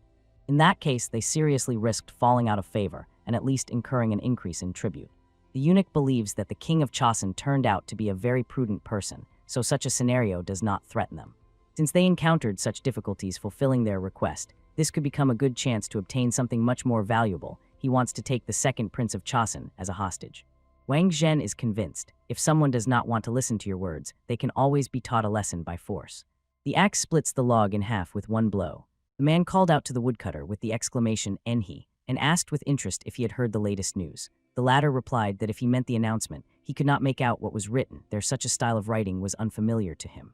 The man says that on February 5 of next year, volunteers will begin to be recruited in the capital for military training according to some new doctrine. And he thinks that this sounds suspicious. At the slightest mistake, there is a great risk of exile to the far north. Continuing with his business, he says, if the capital people recruit, will they teach there as well? The man says that, if the rumors are true, this teaching was founded by Prince Suyin. Enki thought if it is about recruitment to the capital, then it is actually preparation for a palace guard. He can barely read and write, so this is clearly not for him. The man continues to convince him. There is no mention of such in the announcement, and the recruitment is not only for noble gentlemen. And he deliberately catches every word, and the interlocutor adds, according to what is written, it is enough to simply state your name. It is also said there that it is desirable to have a strong body and strong will. Enki stops working. He is tormented by another question. Will those who succeed be able to obtain pardons for their families? Winter, snow is falling. On the porch stands a gentleman who tells a poorly dressed boy kneeling before him that he is showing generosity by letting him go to the city with money. But he knows what will happen if he dares to run away. The punishment will undoubtedly be severe, and his father and mother will suffer instead of him. The boy sincerely thanks the man and says that during his stay in Kanyon, he will pray every day for the well-being of his parents. Hundreds of young people across the country, regardless of origin or status, were united by one belief. Having a strong body, they had a chance to become warriors in the service of the king, so they rushed to the capital, where the great Prince Suyin awaited them. February 5, 1446 Noldenaru. As many as 1052 people responded to the prince's call. It turned out a little less than he expected. Looking at the arrivals, he immediately understands. They are clearly not familiar with the essence of the teaching. He feels that unpleasant discoveries await them ahead. The prince wonders how much longer will this man hide behind his back. After all, the king himself ordered him to direct their warriors. And Sin Sun, an official and calligrapher of the early Joseon dynasty, says he cannot. Previously, he only managed affairs, but now suddenly he has become a military advisor. Yet the prince assures him Sejong chose him precisely because he knows he can handle it. Suyin believes that the people have had enough already. He warmly welcomes everyone who dared to challenge the winter cold. The prince announced that by His Majesty's command, he is responsible for training the first training unit under the command of the military advisor. In this training, we will apply completely new methods and weapons, not those used by the active city troops, so unfortunately, not everyone will be able to join. Only those who successfully pass the entrance exams will break into the training unit. And he wants to start with a quite simple task, namely running. If they reach the capital on their own strength, it means their legs are truly strong. The lower body is vital for a soldier, so special attention is paid to it during training. A man whose legs are weak cannot be considered a real man. The prince invites them to follow him. He says they will have to run from here to the designated place, following the teachers who will lead them. Their goal is Tanshan. The prince commands, "Prepare yourselves." He advises them to run with all their might, as if an enemy camp has spread out before them. The boys run. A shout sounds. Those who have run out of strength must leave the road, otherwise they might simply be trampled. 629 people failed the first test. 403 boys remain. The prince says that perhaps they have already heard about body hardening through additional weight. He invented these trainings to honor his parents through care for the body they gave him, so the second test checks the strength of their entire body. The boys will have to do bench presses, then squats with their own weight, and also deadlifts with a barbell that weighs 1/5 more than they do. He orders them to come one by one in order of the queue. Ma-il-len tells the boy, if he feels he is about to fall, he should ignore it and keep going. He tries with all his might to lift the barbell. Ma-il-len asks him don't overdo it. Watching his assistant bring the boy to his senses, the prince mentally calms down. They already have experienced instructors and students who have completed the basic course, so it should go without serious injuries, and 182 people failed the second test, only 221 remain. Eventually, the only squad of volunteers whose skills have already been confirmed set off for Namhansen Mountain, where a training camp was built for them. They reach the destination under the cover of night. One of the boys admits his legs are still trembling. Another complains it's already dark, and if you stay overnight in the mountains without a roof over your head, you can freeze to death. The first asks, how does Brother Hun feel? He answers simply, the tests were too easy. He would easily cope even with a greater load, so the next tests are unlikely to cause him serious difficulties. Namhansansong Fortress, a stone stronghold that whispers history. Prince greeted the chosen boys and said that this place was created to repel unexpected threats that might one day fall upon their country. For them, it is a forge where they will be tempered and made true warriors. Dinner is ready, but first they must wash in the bathhouse. One of the boys, with distrust in his voice, asks can commoners like them perform ablutions in such luxury. The prince replies that, being students here, they can afford it even daily. The boys are delighted. Suyin says that tomorrow he will speak with each person individually, but today they should wash and rest. After 7 months of training and practice, they will become Chamja rank equivalent to senior sergeant and will be able to mentor other soldiers. A voice is heard behind the door. Can we call the next one now? Suyin, rubbing his hands, thinks that the interview is almost over. Only 2 from the Hun family remain. The first is named Hun San. He was a slave in Gangwon-do, so he came here hoping to change his status, the prince thinks, looking at the modest-looking boy. He asks what brought him on this path. He answers, the Lord said that if he joined the military service, he could free his parents, so he enlisted. The prince thinks that he is quite short and too thin. The young man continues to say that since childhood, he dreamed of finding a way to free his parents from slavery. He began training himself, putting all his strength into it to show them his respect, and eventually became what he is now. Suyin understands that those trainings were not easy. There will also be hard training ahead, but if he tries hard, the prince cannot wait to see how the young man will transform. He lets Hun San go. Suyin anxiously looks into the list, searching for who should go next. Next is Hun Yun-sun, known in his youth as En-hai. He was born in 1425. Suyin is familiar with this name. He is stunned. Could this be the same butcher Hun Yun-sun? Meanwhile, the boy says that he is from Hona, Chungcheong-do province, physically strong, but the family is poor, so he could not learn to ride a horse. But he still strives to succeed in life, so he responded to the prince's call. Suyin decides to challenge the common belief that a person cannot be corrected. He wants to try to rewrite the story of a 22-year-old boy. He asks does he understand his role here. He says that if someone is needed to keep these homeless people in check, he is ready. The prince explains that a true leader knows how to lead his people without resorting to crude cruelty. It is not necessary to beat people for them to listen to him. The boy asks how can one rule the people without this? If not for cruel deeds, then what else are warriors needed for? Hun Yun-sun asks the prince. He asks we are warriors needed, if not to resort to cruel deeds. Suyin sincerely hopes that they will manage to clarify this by the end of the school year. He lets the boy go. The prince thinks that the king was also very stubborn, but he managed to change him. Hun Yun-seong is much younger, so he believes his chances are high. Suddenly, the command to march was given, and talking in formation was forbidden. Students say that the learning is somehow strange. The prince says that this is an exercise in coordination to polish teamwork. On the battlefield, orders must be executed flawlessly. This is very important, because it is there that living people can instantly turn into pieces of meat. Pointing with a pointer at the letters, Suyin announces that from now on all interactions between their troops will take place using Chonim. so those who will command their warriors in battle must also master it. The teacher maintains order in the classroom. Approaching Hunyan's son, he was surprised to find that he already knows how to read and write, and the boy smiled and said that writing comes quite easily to him.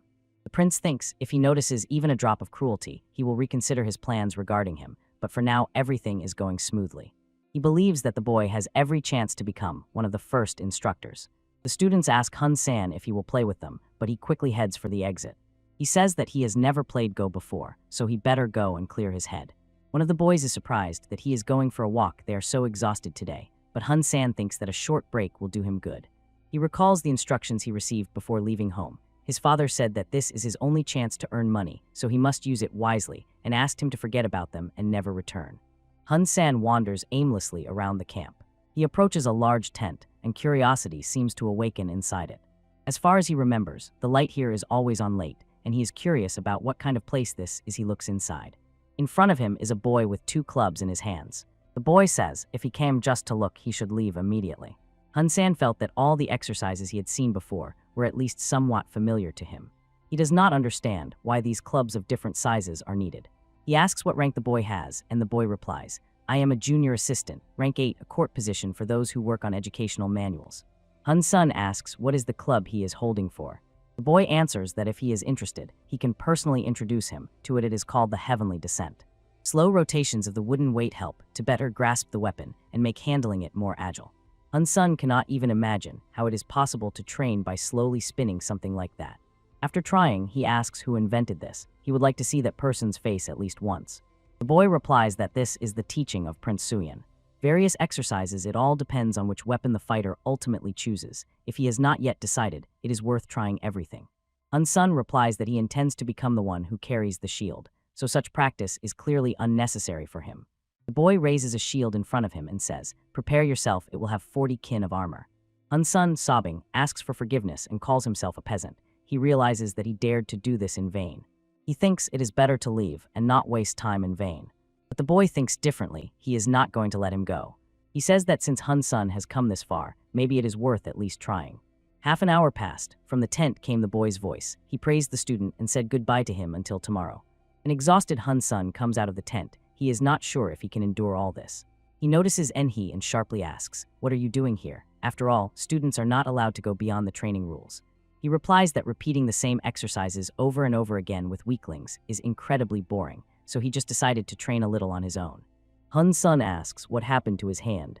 Is that blood? Did he get injured during training? He says that he seems to be the only one who saw it, so he suggests pretending as if nothing happened. He doesn't know why, but he has a strange feeling that Prince Suyin is watching him closely. The guy says he will leave. He is sure they agreed. And about the blood, he replies, there is nothing to worry about. It is not his. Yanfen says that he was able to rise so high only thanks to the boundless mercy of the king. He asks for permission to show his achievements to the royal couple. He does the bench press and is happy that he succeeds. The king is stunned. The young man lifts about 140 kin 84 kg, and he is sure that from now on no one will dare to say that his hands are only good for paper and ink. Yanfen asks, can we move on to the last exercise? The young prince focusedly performs the deadlift. The king says the first exercise 190 kin, the second 140 kin, and the third 180 kin, so in total it came out to more than 500 kin. The young man replies that although he started learning quite late, he is glad that it came to him quite easily, and thanks to the support of his brothers, he will be able to set off on a journey through the Ming Empire in good health. Sejong believes that he should not stop at what has been achieved. He gives his son advice even while traveling, surrounded by exquisite luxury, he should not stray from the chosen path. Suyin, however, thinks that apparently 500 kin for the 3 main exercises is now insufficient for him. The king seeks to evaluate the fruits of Suyin's labor in improving the body. He heard that his son has recently succeeded in this again. The prince thinks that this is nonsense. Lately, he has been sitting over papers rather than training. He trained only 6 times a week. The boy takes off his clothes, his torso is exposed. The mother thinks his body, as always, is simply divine. Suyin says that he always tries his best to show them his respect. He decides to start the first exercise with a load of 440 kin 246 kg. He easily lifts the declared weight, and the second lift with a load of 330 kin also does not cause any particular difficulties. At first, the prince was surprised, but the body he has entered truly impresses him. Lifting such a weight with such muscle mass is truly impressive. Sejong thinks that his son has done it again. Such a huge burden fills him with awe. He says that it would be wise to rest a little now. Suyin sincerely thanks him, but considers himself already ready to perform the deadlift. His muscles bulge in lumps as he lifts the barbell. The brothers, holding their breath, do not take their eyes off each of his movements. Everyone sighs with relief when the prince successfully completes the third, exercise the deadlift, with a load of 430 kyan. The king does not hide his admiration, it is truly magnificent. The prince's total result in the three main exercises is 700 kyan, and Yan Fen's is 500. Their strength has multiplied, and he is sure this is a real blessing from the heavens, nothing else. He asks his younger son, before leaving for Beijing, to paint Suyin's body on an 8-panel folding screen so that it can be placed in a prominent place. Zhejiang believes that this will become a symbol of inspiration for all who follow the same path. The prince is shocked. He imagines it as a sign in a gym. Suyin asks his father won't they disgrace themselves before their descendants by leaving such a vulgar image of the body. The king is confident that a person who first achieved such results in the three key exercises should remain in history for a long time.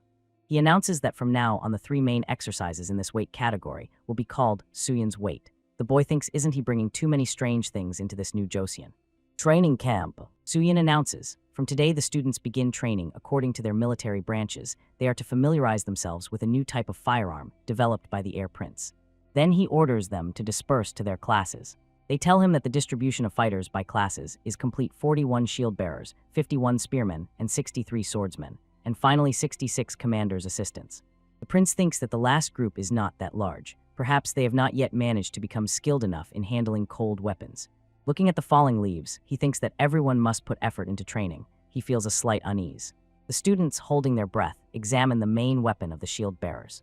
The teacher commands, "Take your places." He says that the first task is to spin the shield in all directions. One of the students asks fearfully, does he mean exactly those shields that were given to them? The man decisively orders to stop talking and get to work. The prince thinks that at first it will really be difficult for them, but now it is necessary. They settled on this form of shields for several reasons. First, to expand the protection area. Second, to better resist frontal attacks of the enemy. Who knows where Min will decide to test the weapon he got from them? Sooner or later it will happen, so they need to prepare. Watching the training, he thinks, only the strongest students can become shield bearers. The rifle could not penetrate these shields from a distance of 100 steps. They had to increase their strength and therefore their weight. Watching one of the boys, he thinks that he is getting stronger every day. And where does he get the strength from? He hears the teacher calling that young man by name. The man asks the student, "Did you count the sets?" The prince recalls his name and cannot hide his amazement. Could it really be Hun San? The students were looking at the weapons with interest. One of them clarifies, is it really a long sword? The teacher nods, but in fact it is a machado, an analog of the Japanese baisento, a two-handed weapon on a shaft 2-4 meters long. He adds that it weighs about 15 kin. A week has passed since the start of specialized training, and as the difficulty increases, some students are filtered out. But the first noticeable changes among those who remained occurred after just 1.5 months. 2 boys are sitting under a tree and eating. One says that the school here is certainly quite strict, but the food is simply amazing. The second replies by asking isn't he already bursting from such hearty meals. Hun San asks what about himself. They eat without lowering their shields. The interlocutor says that this happens. The rice here is quite ordinary, and the pork is very tasty. The friend agreed with him. If they can eat pork instead of beef, that is a real luxury. Hun San decides to go and get some more food, and the interlocutor wonders, has he already eaten everything? He replies that the training was really intense, and he needs to properly replenish his strength. The prince says that now the students really look like soldiers, and reminds them, a soldier's life is, they probably remember from the first selection for service depends on the strength of his legs. They will be issued new clothes and shoes, so let them gradually get used to them. He announces that in 2 days they will set out on a campaign. One of the students asks what kind of campaign will it be. Suyin replies that they will walk along a mountain trail from morning until late at night, covering a total of 100 li 40 km. The students march through the forest in the rain. One of them says that part of him just wants to run away from here and go home, to which the second replies if he does that, there is a risk of encountering mountain bandits, and they might kill him. A command sounds, stop, they need to replenish their strength. The boys eagerly whisper among themselves, exchanging impressions. The prince says that when they drink, they should swallow a pinch of salt along with the water. He encouragingly says not to worry, if their flasks run empty at the next stop, they will replenish their supplies again. The boys are confident. The presence of the prince greatly boosts morale.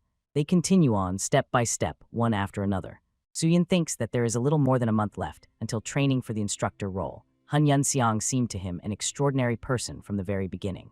But at first Hun San looked completely exhausted, and the prince wonders how did he manage to recover so quickly. But it's not only about these two. The others have also changed a lot. The prince can't wait to show all this strength to his father. September 1445, Ming Empire, Beijing. The emperor solemnly welcomes the third prince of Joseon. He says that first the second prince visited them, and now the third. He sees that Joseon ardently seeks enlightenment, and he has also heard rumors that Yang Fian has a talent for calligraphy. The ruler asks can he demonstrate it. The young man inquires does the emperor want him to write some famous phrase. He answers affirmatively. He believes that beautiful handwriting always pleases the eye. The emperor wants to talk about the gift he brought them. He's curious why they did not use it in the fight against the barbarians. The prince replies that, as a prosperous kingdom, they fully support the great empire, but do not allow themselves excessive arbitrariness. Yanfen adds like a child who must respect his father. Chosun feels that it should show respect to their great country. The courtiers think, since they are not going to use it in practice, they sent untested weapons as a gift.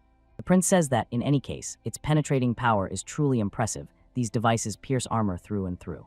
The emperor replies since he speaks so confidently about it, he would like to test everything in practice. The soldier carefully aims, preparing to open fire. 3 out of 8 shots hit the target. One of the courtiers tells the emperor that the armor is pierced in the chest and abdomen areas. If it had been worn by a person, that person would have died instantly. The emperor believes, compared to ordinary rifles, these consume less gunpowder and allow faster firing excellent weapons.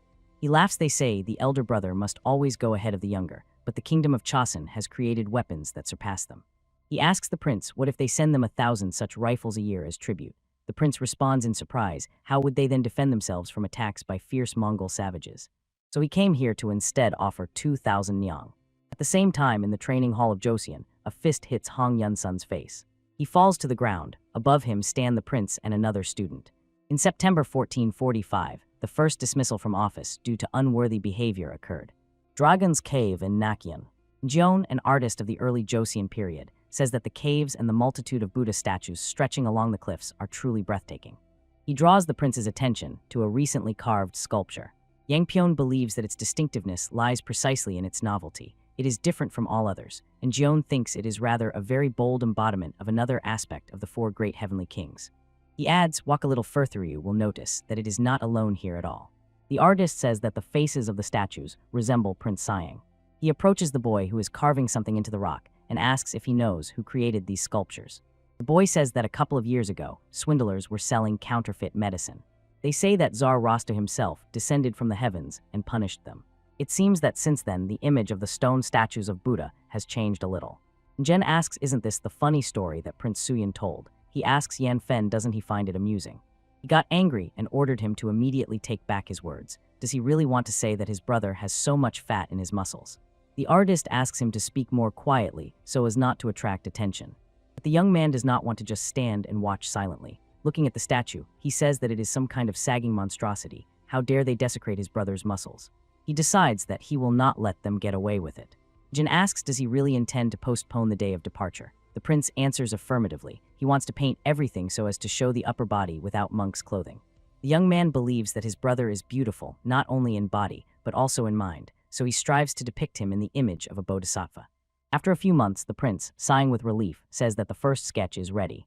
The artist believes that this sculpture has a special dark aura that distinguishes it from others, and it so strongly resembles the black dragon, rising to the heavens, that the Ming Empire received a new statue of Buddha the muscular bodhisattva, which became a new landmark of Luoyang and inspired numerous sculptors. September 9, Chunyang, the day of students' graduation. The command sounds at ease, then greet His Majesty the King. The boys greet Sejong warmly. The king says that, looking at their coordinated march, he understands the training was successful, and he believes that they will become a model for all warriors and set an example for future generations. To repay His Majesty for his great mercy, we will work until we turn to dust. The students shout in response to his speech. Sejong asks the crown prince to step forward and see with his own eyes how skillfully these warriors have mastered their art. Li Hyong commands, take a defensive position. The boys carry out the order. The next order sounds, everyone take your positions. The boys on the hill prepare bundles of logs. They cut the ropes and they instantly roll down. The shield bearers tense up, preparing to meet the strike. The command sounds, attack. The logs rush straight at the boys, but hitting the shields, they change their path. It's the spearmen's turn to show their skill. And next, the swordsmen perform. The boys handle the task assigned to them excellently. The order rang out, riflemen ready, aims, fire. Now it's the turn of the grad of arrows. The order is heard, prepare the weapons. This weapon was specially created for the training camp. It can be called an ancient analog of the machine gun, and it raises bursts of fire. The king was deeply impressed by this spectacle. He believes that in the future, no country will dare to challenge them. The demonstration ended with a grand success. By the king's decree, some warriors from the commoners gained higher status, and Hun San also received a new name, Jeong Baeumsu. The man reading the document asks so, the training is finally over. The one standing before him replies, His Majesty personally confirmed it. The man smiled and said, if this letter is true, then they really are very gifted people. The uneducated soldiery is definitely no match for them. Yet they are only novices, without any combat experience. No matter how strong and skilled they are in training, this does not guarantee that in real battle any of them will not falter. He wonders were they trained to endure the winter cold. Though they have come a long way, he doubts that the cold of the winter mountains is well known to them. He thinks that this training aimed to prepare them for the experience of being on the front line, and the man asks himself, should I also make my contribution? The interlocutor objects, mountain ridges in winter are extremely dangerous not only because of the altitude, but also because of the hungry mountaineers. The man says that it is not necessary to send everyone. 30 people are quite enough. They have already trained their bodies. Now it is a matter of experience. Leaving the room, he adds that he will send someone from the locals to them so they do not get lost. And if even one soldier dies, wouldn't that cast a shadow on His Highness? He was sure their skills need to be subjected to a strict test. Otherwise, he will not be able to entrust the North to such warriors, summarizes the conversation General Li Zainak, who is also called Li Wunban. November 11, Hamnin came in. The command sounds, welcome the general. Over the parade ground echoes loyalty and strength. Suyin added a modern military salute to his teaching and called it the call of loyalty. The general says welcome to the North. He knows they have undergone tough training, but Hamnin is a harsh, extremely inhospitable land, frozen and teeming with bandits. One of the warriors tells that during a clash with 3 horse thieves, he lost an ear, and another adds that the scar on his back still aches.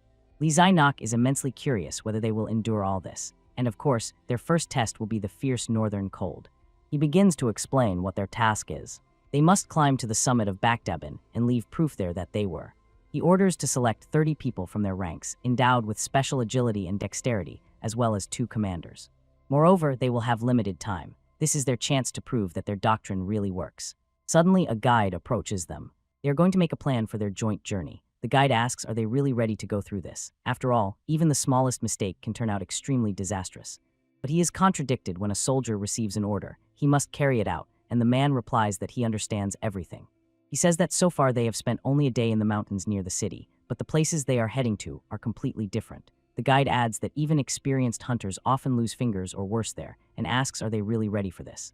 Hun Yun-sun asks is he still going to babble. If he really goes with them, then let him go, and if not, then let him get lost. Chan Bom-su, formerly known as Hun San, says that one of their trainers was from Gapsan. Thanks to him, they learned a lot of useful things about mountain climbs, and he thinks that this knowledge will come in handy. The guys decide that enough time has been wasted. They need to start preparing people and equipment. Experienced soldiers whisper to each other about the squad going to carry out the order. They do not think highly of the rookies, but they cannot understand what are those iron rods behind their backs. The guide anxiously asks, isn't it too hard to carry a shield along with a weapon? The guy asks him not to worry about it. The man notices that the chains on the feet make walking on icy terrain much easier. He is curious who invented them. Unpleasant memories of the conflict with Suyin flood before Hun Yun-sun's eyes again. He firmly replies that it is the prince's invention and asks not to ask any more questions. Night has come. The squad is already setting up camp. The boys are preparing to pitch tents. By the campfire they talk. The translator asks how many training sessions they had to adapt so quickly to the harsh conditions of the snowy mountains. He is told that the prince planned to train them in such conditions, but did not have time due to lack of time. Chan Bom-su says that instead they simply trained twice as much to move in the mountains. The man is already sure that the food in the cauldron is ready and inquisitively asks, what was added there, steamed rice or something similar? The boy replies that it is a broth they cooked during training. He cannot say it is very tasty, but it is quite filling and gives strength. Chan Bom-su extends a plate to his interlocutor. He says the broth has an unusual taste and fruity aroma, and he is curious how the young man managed it. The latter replies that first the pork is fried, then dried and ground, and then all sorts of spices are added. This time he put dried cherry and cinnamon. A warrior approaches them and says that the tents have already been set up. The young man is confident that 6 guards are quite enough. He orders them to split into pairs and take positions from 3 directions, and reminds, do not forget the signal whistle. Hun Yun-sun sits alone by the fire. Chan Bom-su approached and asks how is the fire. He is curious, is it already my turn? The young man replies that not yet, but he wants to talk. He asks if Hun Yun-sun should be a little kinder to the soldiers. The boy answers that even if they have a common goal, he is still their leader, and and if he shows any weakness, they will definitely take advantage of it. He adds, if Chan Bom-soo is unhappy that he is the commander of half the squad, then he should say so directly. He says he had no idea about that. The interlocutor asks, isn't he like a thorn in his side? Han Yun-sun accuses the young man of having reported to the prince that he left the camp. He asks, did he sleep better after that? Chan Bom-soo tries to object, but the boy sharply interrupts him. He says it is time for the guard change, and warns the young man, be careful. Next time he might be the first to stab him in the back. The next day the squad sets out on the road again. They reach the summit. The guide says that in these mountains he has many ascents and descents behind him, but for the first time here he feels so light. One of the boys asks anxiously, what's wrong? Dark clouds are approaching from the northwest. The tiger is watching the people intently. Han Yun-sun orders to descend to take down all the tents and prepare torches. He understands that staying in the mountains under such circumstances is extremely dangerous. A warning shout from the commander about the danger sounded, but the boy already notices the tiger rushing straight at him. He grabs his sword, and he strikes the predator, chasing him right in the chest. But all he manages is to wound it. Chan Bom-soo rushes to help him. Under the blow of a powerful clawed paw, he sharply raises his shield. Staggering, the young man slips on the ice. The warriors froze in horror and watch what is happening. Two commanders who confront a huge predator fall from the mountain peak together with the beast. Suyin commands second position, 8 repetitions. Touch the sky with your feet while staying on the ground 31 repetitions. The students could not believe it when they heard that number. The prince orders to stop talking and perform the exercise. The boys follow the command. Suyin sternly says that the legs must be kept straight, and he will wait until they do so. Watching the boys intently, he counts. Finally, the count is about to reach 31. The prince, laughing, asks, how many times did he have to repeat the same number? But a minute later, he asks the same question again now, in an angry voice. The frightened students answer 62 times. The command sounds again, position number 2, 8 repetitions. Touch the sky with your feet while staying on the ground 62 repetitions. Chan Bom-soo tries to get up, not believing that he is still alive. Next to him lies Han Yun-sun with closed eyes. He mumbles something incoherent. Chan Bom-soo tries to bring him to his senses. The boy opens his eyes but still lies on the snow. Chan Bom-soo believes they're somewhere halfway to the summit. It seems the tree branches and snow soften their fall. He asks, can Han Yun-sun walk? He replies that it seems his bones are intact, and asks how long have they been lying here. Chan Bom-soo hopes not very long. The boy gets up and resolutely suggests returning to the others as soon as possible. Chan Bom-soo notices blood on his clothes and anxiously asks, is he wounded? They try to find their squad. Han Yun-sun goes ahead, and his partner, leaning on a stick, limps behind. Chan Bom-soo can no longer walk. He tells the boy, to have a chance for promotion, he needs to return to camp within the next few days, so it's better for him to go ahead and Chan will rest here a bit. Han Yun-sun turns back and silently looks at him for a few moments. Then, pointing to tracks in the snow, he says the tiger is still nearby. Is he really going to rest despite that? He assures that everything will be fine and asks him to go ahead. Han Yun-sun thinks that because of the injury, the young man will only be a hindrance anyway. He replies that he will do as Chan Bom-soo wants and will go ahead, as he said. Han Yun-sun leaves. The young man sat under a tree, clutching a rifle in his hands, and thought it's good that he sent Han Yun-sun ahead. He waits. The tracks looked fresh. Peeking from behind the tree, he sees a tiger, and the young man did not think he would encounter it like this. In winter the predator is hungry, and having dealt with it, it will immediately chase after Han Yun-sun's trail, so he cannot leave. Aiming carefully, he thinks that such a beast cannot be brought down, even if you hit it with your whole body. But because of the wound, the tiger's vision worsened, and Jeong Bom-soo realizes that he has a chance. Noticing the prey, the predator lunged forward. The young man, knowing he can only shoot once, wants to let it get closer and aims precisely at the head. The tiger is rapidly approaching. It is already very close. The young man realizes that he cannot handle it alone. But suddenly Han Yun-sun runs out to help him, and together they deal with the predator. The boy, turning to Jeong Bom-soo, says that he hopes he was not mistaken in returning for him. Han Yun-sun adds that he simply understood if someone returns later, it would call into question his ability as a commander. Jeong Bom-soo asks, does he still harbor resentment towards Prince Suyin? Then in the camp they accidentally ran into each other at night, and the boy asked why Han Yun-sun was breaking the ban and leaving the camp territory. But they had no idea. Their conversation was overheard by another witness. A man near the nearest tent noticed blood on Han Yun-sun's clothes. He goes to the prince and demands to immediately expel that boy. He leaves the camp without permission, gets into fights, and pretends to be a soldier. If allowed to stay, he will later cast a shadow on the prince's good name. It was then that Suyin hit Han Yun-sun. The assistant asks the prince, was it really necessary to act exactly like that? This event caused great unrest in their ranks. Suyin says that this will somewhat calm the dissatisfaction regarding the boy, and give him time to reconsider his behavior on his own. He himself did not want to make a loud scandal out of it. The interlocutor asks, wouldn't it have been wiser to limit it to a severe reprimand? The accidental witness to their conversation is Jeong Bom-soo. The prince says that Hong Yun-sun is too proud a person, so this would most likely only ignite an even greater fire in him. For someone else, he would not have gone so far. Jeong Bom-soo listens to the prince's explanation and understands. It is very difficult to completely change a character in 7 months, but he is sure this boy will gain incredible benefit from the training. Hong Yun-sun is surprised. Why did he suddenly ask about this? He assures that he has long overcome those feelings. The guide and soldiers are searching for the missing commanders. They call them by name. Finally, they find them next to the dead tiger. Hamnian came in. An order was given to assemble immediately. If such a strong blizzard hits the squad, everyone could die. Lee Zai-nok urges the soldiers. The man who approached him says anxiously, if they are now at the very peak of Bakdalbong, then the snow there is probably already waist-deep. Even if they set out immediately then, he does not finish the sentence. The general believes that if they die in vain, it will be entirely his fault. He cannot just wait with folded hands. Lee Zai-nok jumped on a horse and ordered to gather those who can ride and know how to survive in the mountains. They can transport 30 people and return here. The general orders, open the gates. But as soon as the doors opened, a squad appeared before him, led by commanders and a guide. They greet Lee Zai-nok warmly. He is impressed they really managed to complete his task. Hong Yun-seong says that they fulfilled the order and left a sign of their presence on the summit. They raised a flag. He steps back a little to get a better view of the dead tiger, and he says that they came across him while descending from the mountain. He is sure that he was noticed by a group of mountain bandits. They decided to bring the tiger here, and that delayed them a bit, for which he sincerely apologizes. The general dismounts from the horse. Approaching closer to the dead predator, he wondered, was he really killed by bandits? Solving this is incredibly difficult, even if there were as many of them there as there are of them. The guide answers he was killed by commanders. Hun Yun-sun says that despite such harsh conditions, their journey was surprisingly pleasant, and all thanks to Commander Jeong Bom-soo and his skillful leadership. The approaching warrior cannot believe that they managed to deal with that beast, just the two of them. The general thinks that this is extremely difficult even for an experienced northern warrior, and here a pair of green novices managed it. He believes they have an amazing talent. He highly praised the feat of the warriors who defeated the tiger and decided to make them commanders so they could train the soldiers. And for the trainees, it was a real miracle to receive such an honorable promotion.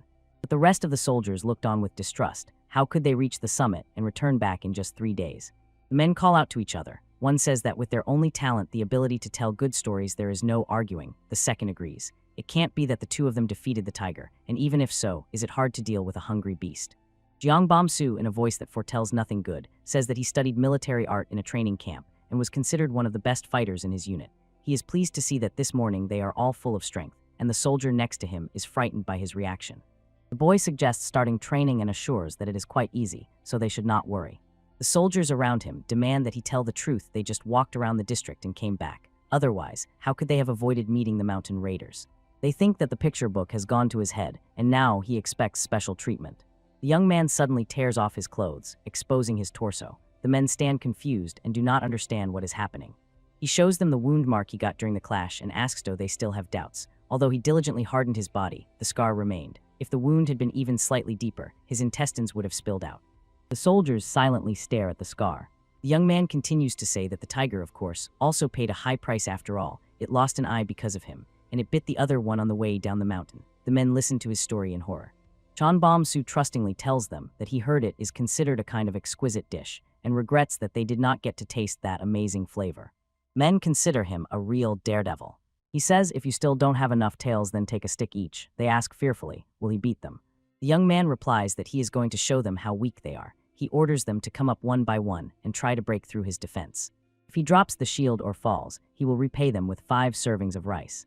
His words make men come alive. Men believe that there is no such thing as too much rations.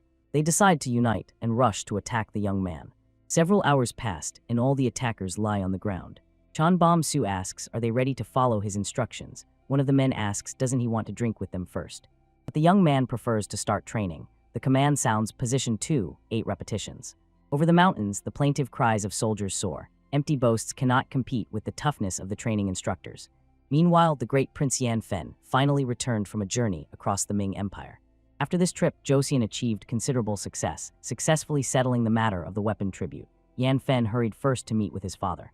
The king was pleased with the work done by his son.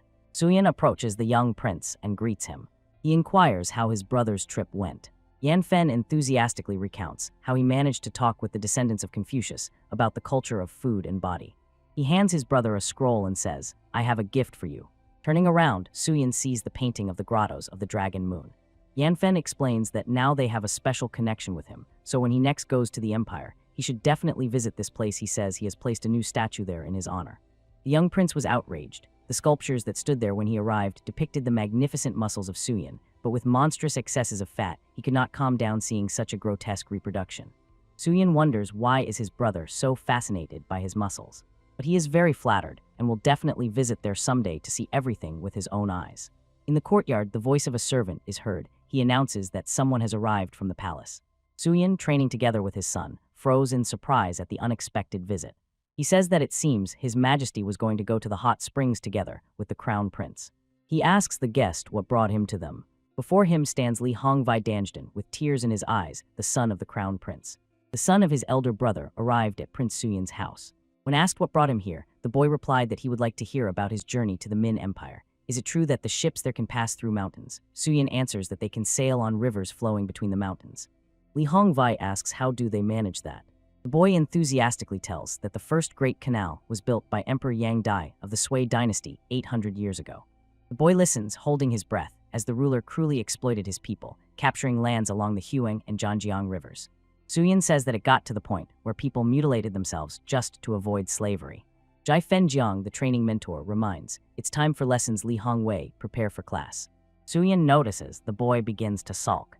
He asks doesn't the crown prince decide how he is taught, or can he also practice a little with him? The dissatisfied man sighs and agrees, but asks no more than half an hour. Suyin gently calls the little prince to follow him. His mentor is terribly displeased, but does not dare to argue with the prince. The boy suggests playing badminton. He asks the boy does he know that the crown prince is engaged in improving spirit and body. Li Hongwei answers affirmatively. Suyin explains that strict training should only begin after the coming-of-age ritual, when the bones have fully strengthened it, is not worth injuring the still undeveloped body, so he develops special exercises that are just right for children. The prince tosses the shuttlecock upwards, saying that this can also be considered a kind of training. The boy is delighted with the proposed game. The shuttlecock makes a deep dent on the court behind his back. He is not sure he can play such a game. The prince sends the shuttlecock forward again. At first, he trained with Ma Il-len, so he put too much force into the hit. He says he just accidentally stumbled and offers the boy to try again. The prince easily hits the shuttlecock with the racket. The boy returns it back. He finds the game exciting. Mentor Zhai Fenjiang, who is watching them, believes that this is by no means the same as the lessons intended for His Highness, the hereditary prince. Suyin understands that when the crown prince returns from the springs, he will definitely want to check what his son has learned. He feels that man's urge himself must also show worthy results. He says that working on the body is also training, and if badminton is included in the schedule, it will undoubtedly become a valuable contribution to the prince's education, as it will be needed in the future. The boy asks Zhai Fenjiang isn't this a lesson. He is forced to agree with him. The prince suggests to the boy to try to repeat his movements. He says that if you do not go through all the stages of training properly, it will be as futile as trying to learn all the teachings of Buddhism without understanding the basics. He calls his son to join them. Hen Dan gladly agrees. He grabs the racket and bursts into the game. Li Hongvai also got carried away with the new activity. Ma Il-len stands aside and counts the points. The mentor thinks that it is already time for the little prince to return home. The prince offers him to play a little. The man objects he is only a servant of His Highness. He does not need that, but Suyin does not back down. Li Hongvai, whom the boy is pulling by the sleeve, thinks that this is already too much, and the crown prince will clearly be very disappointed when he finds out that the young prince missed his lessons. After some time, completely absorbed in the game, the mentor gives instructions to the little prince. Suyin decided that enough is enough for today. His guests are clearly exhausted, and Lady Yun calls her son and husband to dinner. The prince suggests to her to play some badminton. He says it is good for women. The wife smiles and replies that taking care of the body is certainly important, but it is already quite late and time for dinner. Soon the smiling Lady Yun argues with the man over a minor error and insists that her calculation is correct. Is the popularity of badminton really going to be limited to just this? The crown prince cast a sharp look at his son and said that he heard supposedly you have been frequenting uncle's house. And at the same time, he missed many lessons, so today he is in for a big scolding. He better prepare for it. The boy says that the lesson is soon, and the crown prince with a racket in hand checks what he has learned, then reproaches Suyin for inventing a new exercise but not showing it first to the elder brother. Could it be that badminton is destined to become the only allowed drug in Joseon? Noble representatives quickly picked up this fashion, and common people did not lag behind either, and so a new folk pastime appeared all over the country. The emperor persistently inquires about the progress in rifle manufacturing and how many weapons have already been made. A courtier reported that Joseon sent 3,000 and another 8,000 in casting. The emperor asks what about the heavy rifles. The man replies that the volumes are the same, but due to the weight, soldiers get exhausted too quickly when wielding them. In response, he hears a proposal to issue them only to powerful warriors. The ruler adds that soon they will have to put them into action to subdue Dalja, northern Yuan. Wan Zhen, the eunuch of Sorgama, responds decisively. All commands of His Majesty will be carried out. The courtier clarifies, is this about conquest? The emperor answers affirmatively. He wants to take this opportunity to deal with those arrogant rascals from northern Yuan. The armorer's camp. Sejong addressed his sons and, as if smiling through fatigue, said that after a series of failures they had managed to improve their rifles. The crown prince says that this is Suyen's merit. Without that part, he would not have achieved such success. The prince does not understand what is meant. The elder brother says that some time ago the axle on the walker simulator bent, so they had to make a new part. Sejong asks have they really found a way to reduce heating while preserving the impact power. The prince answers affirmatively, reaches out to the fabric under which the weapon is hidden, and continues to explain. The crown prince was training on the simulator when suddenly the axle broke, and then an idea was born in his head on how to achieve improvement. At first, the barrels were rifled and turned by apprentices, but no matter how strong their hands were, it was still not enough, so defects often occurred. Performing the same actions over and over again, they inevitably begin to make mistakes. The king asks, does this mean they decided to release them earlier to give them a chance to work on the body and also gain additional benefit? The prince thinks, could it be that the crown prince wants to say that they agreed to finish work earlier in exchange for doing sports? The king says that he and his eldest son once also passionately enjoyed this trainer. The prince, with an interested look, asks the master, what about that method you showed earlier? He clarifies, is it about casting two halves of the barrel for subsequent joining? The man says he tried, but they do not withstand even 100 shots and quickly deteriorate, so he chose this option. The brother tells Suyen that Mr. Kim's son also proposed many ideas. The boy thinks that this man is certainly smart, but if this method is adopted, production can easily be increased to 2,000 rifles per year. The prince clarifies, do they mean that rifles with soldered barrels will soon be cancelled? To which he receives an affirmative answer. Due to the long range and power of the shot, the current light rifle requires rifling grooves, so making one unit consumes too much valuable material. The new prototype is less costly and much simpler to manufacture, so the crown prince is confident. As soon as the craftsmen gain experience, they will begin to spread this method of barrel turning. The prince asks his father, is there any special reason why he decided to pay increased attention to accumulating weapon stockpiles? The king replies that at the beginning of this year, an edict appeared in the Ming Empire. It says that soon they intend to punish their arrogant enemies and advise them to cooperate with him. Suyen asks again, is it really about Daltsa, about the people from the Jurchen tribe? Aren't they allied with some of them? Sejong replies, rumors say that lately they have been behaving more and more boldly, and Ming decided to teach them a lesson. The prince says that they are essentially being forced to get involved in this conflict, and the father replies that this is indeed the case. He adds, the emperor has already ordered to raise 20,000 cavalry and 80,000 infantry to attack Daltsa from the rear. Suyen anxiously asks, is this the number of regular troops? If about 200,000 people gather there, it could lead to a disaster. The king says that they decided to convene a meeting on this issue, gathering the brightest minds, and adds that the prince was also invited. Suyen thinks that all this is incredibly untimely. The man is outraged. He shouts that such a thing has never been heard of. No matter how large the country is, how can such an army be fed at all? He is sure they simply cannot gather so much cavalry. Even if they armed it themselves with rifles, they still would not have enough people. The second man present at the council asked again, are you suggesting sending only infantry there? The interlocutor replied that in that case they would have to draft all men into the war, except perhaps for 3 southern provinces.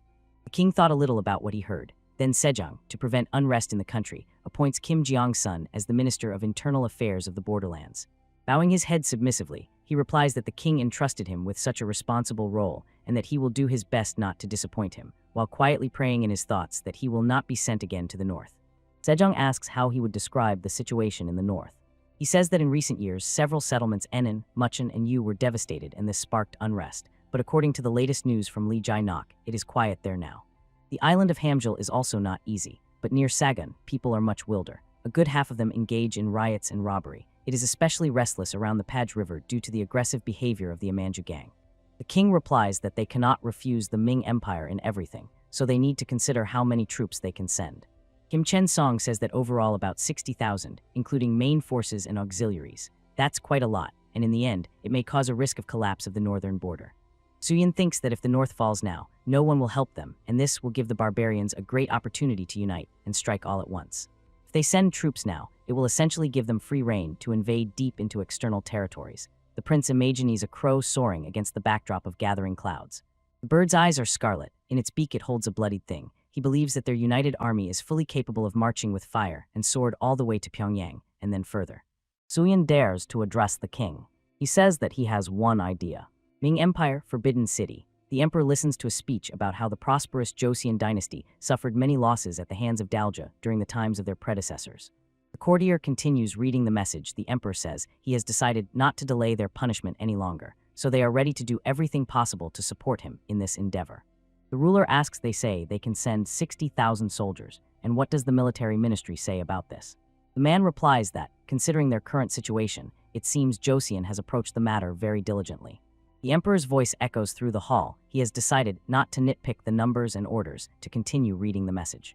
He listens as the courtier reads, so they must defeat them and strengthen their rear before joining them in the victorious campaign.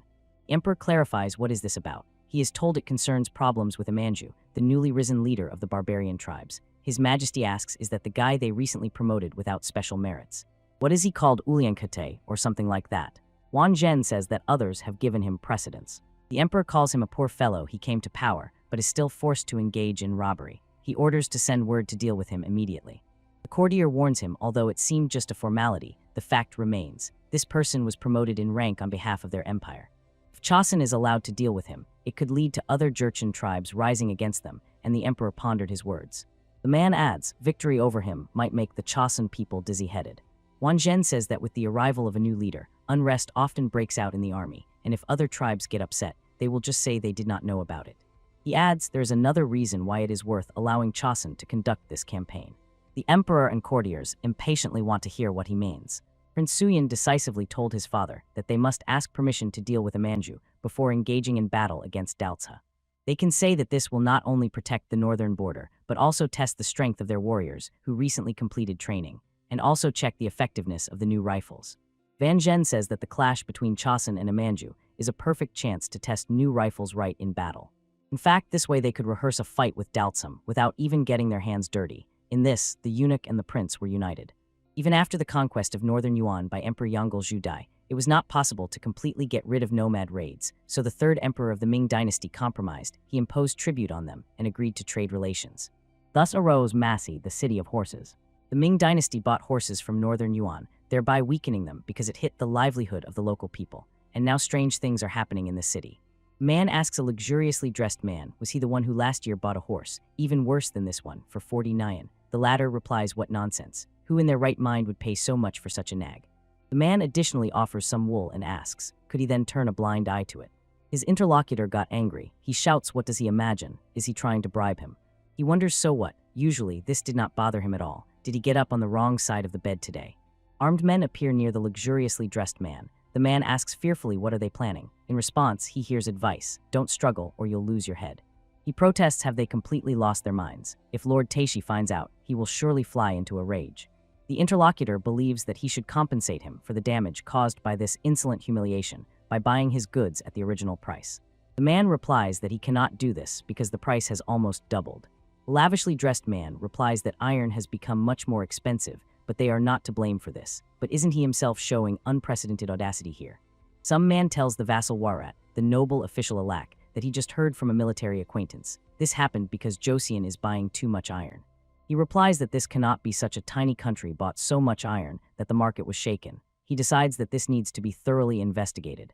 The residents of Khan Taishi, voices are heard from the tent. Alak says that the Ming dynasty arbitrarily violated customs and began to oppress them. The Khan asks, is this because of Joseon? His fist struck the surface with all its might. Esin Taishi, the Mongol Khan, angrily asks, how can these descendants of Kori, who begged them for alms, justify themselves? One of the men present at the conversation asks him to remain calm. The Khan wants to send an envoy to Joseon. If he is killed or driven away, it means they are in collusion with Ming. If they receive him with open arms, it means a chill of hostility has passed between them, so Taishi believes. A few days later, Hanyang Joseon, a man loudly reads a message. We the Warets are direct descendants of Daeyuan, and you Joseon are heirs of Goryeo. The ancestors bound themselves with special obligations to each other, so now they are interested in how they feel about continuing this tradition after all. They are practically brothers. Suyin is furious continue the tradition. Not even a century has passed since the Yuan dynasty was expelled from the Korean peninsula. They annually took hundreds of noble girls with them and enslaved thousands of their people. Losses in battles near the Great Wall, our incalculable soldiers were recruited there almost continuously.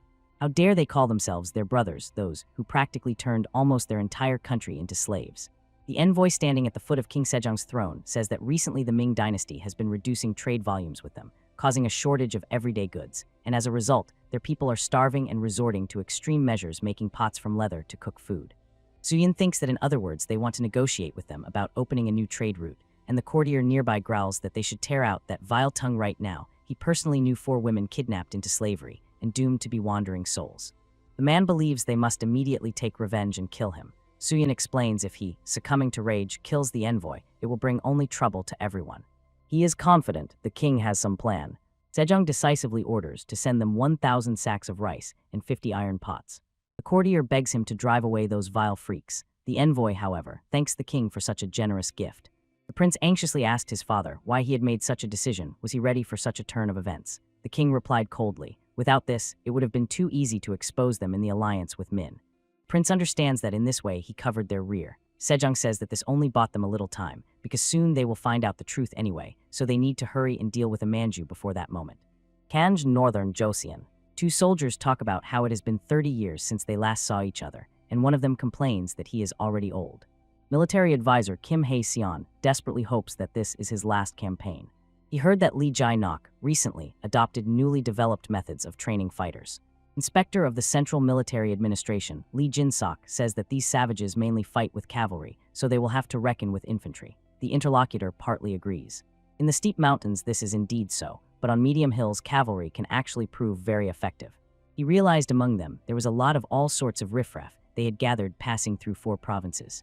Lee Jin-sok says, after all, they do not have campaigns one after another every day.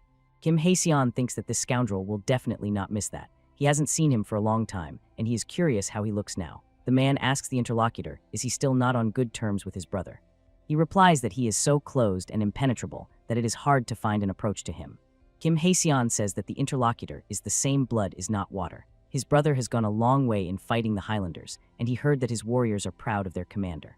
At the military council, discussion is boiling. The troop deployment is scheduled for the first day of the 6th month, and Lee Jin-sok says that even if they defeat 1,000 of these savages, it will hardly help if a Manju survives. He will retreat, regroup, and, uniting with other tribes, replenish his forces. Proposal is made to split the forces in half and take them in a pincer movement. Lee Jae-nok says that the right army will remain in Shenyang sending reconnaissance to the north, while the left is to maneuver from the river crossings and strike east of a Manju's current positions. Lee Jin-sok heard from the tribal chief, who agreed to cooperate with them, that a Manju's band has already crossed the Paj River and hidden deep east of Jevan. Kim Hee-sun says that if they fail to defeat them with the first strike, they will retreat and dig in even deeper, then capturing the leader will be almost impossible. He understands everything about the right army, but the left will have to overcome 600 leagues through steep mountains. He wonders if this is even possible. Lee Jae-nok says he has a request. He asks to take 1,000 infantrymen from the ranks of the left army. Kim Hee-sun asks why. He does not quite understand the point of this redistribution, as these fighters clearly will not be superfluous. The commander replies that a special detachment of trusted men has been selected.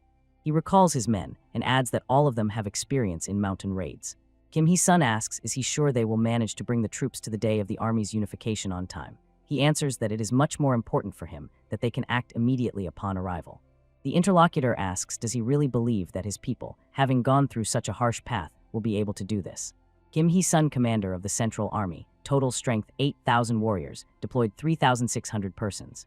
Lee Jin-sok, commander of the Right Army, he commands the cavalry, total number 5,000, 2,500 deployed. Lee Jae-nok, commander of the Left Army Infantry, a total of 4,000 warriors, 1,400 of them deployed. On June 1 by the lunar calendar, 3 armies set out on a campaign to Amanju. A man staring into the distance is reported, Chosun troops have crossed the Uiju. He anxiously asks the man who brought the message, are they already at our doorstep? Have they crossed the river? The man replies that they have. He says he heard about this 4 days ago, so he is sure they have all crossed over together. One group of troops cavalry rushing to Shenyang, the second has already passed Uiju, and they say infantry units are also moving north from Kanj. The man says that they, of course, often raided and devastated their lands, but never before directed such powerful forces toward them. He is convinced that the Ming Empire has turned away from them. The interlocutor asks if so, shouldn't they immediately retreat from here and better hide? The man shouts how will he look then if he immediately runs away, tucking his tail. If he flees from them now, he will instantly lose his current status. He thinks, even if you plan to retreat, first you need to show yourself to the people to show off and pretend to be worthy. But he needs to manage to gather the scattered Jurchen tribes around him before Chosun reaches him. Since he rose, he has fought only once, but if they manage to repel Chosun in even one skirmish, it could give them strength and make them stronger. The interlocutor asks what should they do. If they do not retreat now, they will soon be completely surrounded. A man, pointing forward with his hand, asks what does he see ahead. From here to Kanj only continuous steep mountains. He is stunned that someone thought to send troops along such a path. He believes there is no need to worry about the infantry. The man thinks that now they should be primarily concerned about the cavalry, not those guys approaching from the riverside. A group of soldiers is marching on foot. A boy with an eye patch scolds Imanju because of him. They have to cross the mountains so far, and he says he will have to cut him into 256 small pieces. Chanbom Su is surprised by such an exact number, and the boy replies that the arithmetic lesson he gave them last time was very engaging, so he just continued practicing. The boy was glad to see such commendable persistence. However, he would not bother so much by cutting into pieces. He just wanted to mash them into a pulp to taste what their blood is like. The boy recoils in horror from him, thinking what kind of monster is this? A shout sounds the enemy is attacking. 300 mounted raiders are rushing to them along the northern ridge. The soldiers are shouted at, take cover and prepare for battle. They execute the command lightning fast, hiding in the field among the tall grass. Chanbom Su says that they do not know how many of them are there in total, but since they are descending from the heights, this is the right time to open fire. Li Zai-nok sharply declared that someone must be taken prisoner, so there is no need to kill everyone. The soldiers aim their rifles. The command sounds volley. The enemy squad commander, realizing that shooters are waiting ahead, gives the order to scatter. Li Zai-nok shouts that his warriors can reach them even from 300 steps. They came here to punish the vile bastard Imanju. Those who agree to show them the way to him will be spared. In response, he is sharply advised not to talk nonsense and threatened to wipe everyone out in the blink of an eye. One of the enemies laughs mockingly. How do they even hope to overcome 300 of their warriors with some pathetic bunch of shooters? Others stand behind him and threaten to cut them to pieces. But new circumstances force them to be very surprised. Before Li Zai-nok, a man kneels, ready to serve him faithfully and truly. He is convinced that if it were not for the evil tyranny of Imanju, they would not have to engage in banditry. The general asks if he understood correctly. The road through the main route takes 3 days and through the mountain path 4. The man confirms, but Imanju is not asleep at all, and if they go by the route, they will be immediately detected. Li Zai-nok says to Chanbom Su, if a squad of especially agile soldiers is gathered, the pass can be overcome in 2 days. He orders to gather all the fastest, and warns that this path is used only when in a great hurry the road is not easy. He laughs, saying that for the incomparable army of Chosun, this will be quite a trial, and this drives the young man to fury. Li Zai-nok says that in 2 days they will reach the main camp of Imanju, and gives the order to set out. The man decides to introduce himself, says his name is Zhang, and the people immediately understand. He is from Chosun himself. Around the same time, at the positions of Li Jin-sok, the writer says that another horse has broken its leg, which was to be expected at this time of year. This is clearly not the best time for mass military marches. The second says that there is no need to rush too much. Even if Imanju tries to escape, in the end he will still be wallowing in the mud. Li Jin-sok is convinced. The left army situation is clearly no better than theirs, and he wonders why did his brother take on such a heavy burden. The man believes there is no honor in this and calls his brother a foolish, stubborn man. 2 days later, June 13, south of Mount Solon, Li Zai-nok says that they have passed a very difficult path and asks how are the others. The warrior nearby trembles from exhaustion. The general ordered to give each another 5 portions of rice. The march turned out to be too long and difficult. The warrior anxiously asks what should they do now, to which he receives the answer first they need to wait for the arrival of the others. The man says with anxiety that they are too stretched out, so they may be noticed very soon. A soldier who approached reports that they have a big problem. That bandit whom they used as a guide disappeared. They readily fell for his skillful game. The warrior is confident that he is already heading to Imanju, so standing still now is extremely dangerous. The general replies, there is nothing you can do now. He orders prepare to cross. Imanju orders, feed the horses properly, equip them with everything necessary, and be ready to set off at any moment. He is very sorry that he will have to abandon sorghum and barley. The warrior shouts, the Chosun people have already occupied the slope.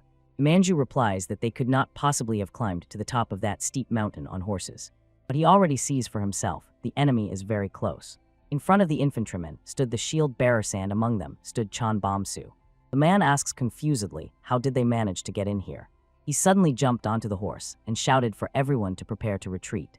He thinks that if they made it here, their forces are clearly exhausted. He suggests tearing out their claws. One of the warriors notes that they are somehow strangely arranged. Behind their backs, another row lined up, but what is it for? The man believes that archers are located there, but such a difficult crossing clearly hit them as well, so there is no need to be especially afraid. He is convinced that it is enough just to keep a distance. A volley rang out, and the people of Imanju fell dead to the ground. He understands that there are not archers there, but riflemen. The command sounds, prepare the weapons, soldiers load the rifles. The man shouts that the opponents need time to reload. If they do not attack now, they will give them another volley. The general ordered the riflemen to prepare. He gives the command fire, and the enemy ranks are rapidly thinning. The warrior riding behind Imanju cannot believe what is happening. A man calls out, don't panic, they have already come quite close. He orders to cover with shields or wooden boards and grab any weapon to hold back the fire of their shooters and press forward.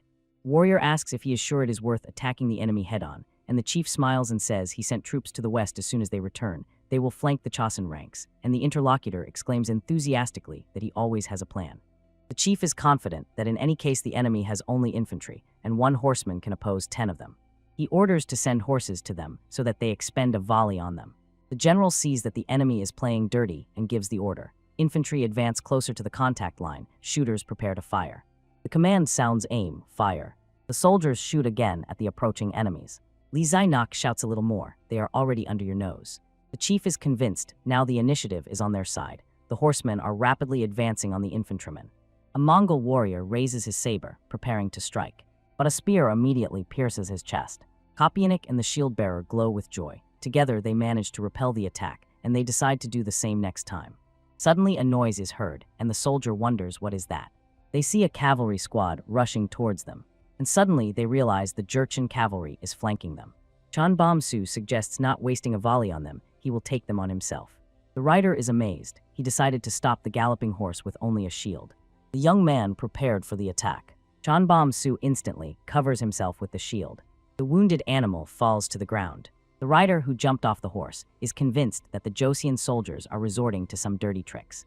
Li Zainak gives the order to open fire, choosing targets himself.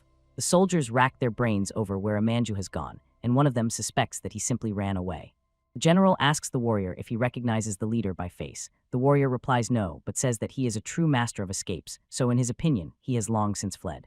In the distance, a blazing flame emerges. The leader decides it's time to retreat. One of the warriors asks what about the others, to which he hears in response, doesn't he understand the situation they are in? Suddenly, the words sounded, when you take on some responsibilities, be ready to answer for the consequences of your decisions. Imanju sees a soldier calmly lining against a tree. Imanju asks who is he. Hun Yun-sun says that he should not beg for mercy, and if he was going to ask for it from the start, he should have done so standing next to his fallen soldiers. Bloody bodies lie on the ground. A command is heard, move faster. The rider says if they delay, they will fall into an ambush again. Li Jingsak replies if the left army finds a reason to point out to him his excessive loyalty to Imanju, he will not escape disgrace. Suddenly it sounded, can such a thing be possible? The man asks who among them is so brave. Chan Bomsu asks is he a general? Hung Yun-sun stands nearby. Li Jin-sok immediately noticed they are from the Joseon troops, and the young man explains that they belong to the left army and were sent as envoys to friendly troops. The man looks distrustfully at the head, impaled on the spear, and realizes that it is Imanju. He asks how did this happen. Li Zainak warmly greets his brother and apologizes for not hastening to extend his hand, he must wash first.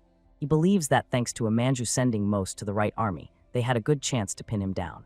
Li Jing-sok thinks that while he was fussing there with 200, he completed the campaign with infantry only. He says they had no cavalry at all, so there were many problems. The commander replies that they mowed down the enemy with suppressive fire as soon as the clash began. Li Jing-sok anxiously inquires about the fate of the surviving horses. Throwing back the tent flap, the brother shows him how the soldiers greedily savor horse meat. Li Zainak says that some of them were used for meat, some were given to the Jurchens who agreed to cooperate. The interlocutor admits that as a commander he undoubtedly has the right to dispose of trophies this way and asks about the fate of the prisoners, to which the brother replies that most were sent to a village encountered along the way. The general thought that a few hundred prisoners would be quite enough. Li Jingsok flared up with anger. He asks, "Brother, do you know how much prisoners and horses cost?" Li Zai-nok is puzzled. He does not understand what is wrong. Li Jingsok, with a keen sense for profit, decides to put on a brave face, smiling through gritted teeth. He replies that the commander's word is an unquestionable law, and having the mother of the younger brother with such an impressive list of merits is an unheard of happiness. Sejong is glad to hear that they succeeded again. July 1448, the Chosun troops returned home, punishing Imangju. The left and right armies quickly gained the advantage and utterly defeated the scoundrel Imangju, while the central army also successfully dealt with the hordes of barbarians that stood in their way. The king grants Kim Hae-sun the title of Great Commander and 80 rolls of select silk. The man sincerely thanks Sejong for his mercy, as he does not consider himself worthy of such generosity. Lee Jin-sok, who made a significant contribution to the victory by drawing part of Imangju's forces away and thereby substantially supporting the central army, also receives a promotion. He now holds a military rank of the second class. The king solemnly recounts Lee Jae-nok's merits, how he overcame steep mountains and passed through impassable places to get behind enemy lines.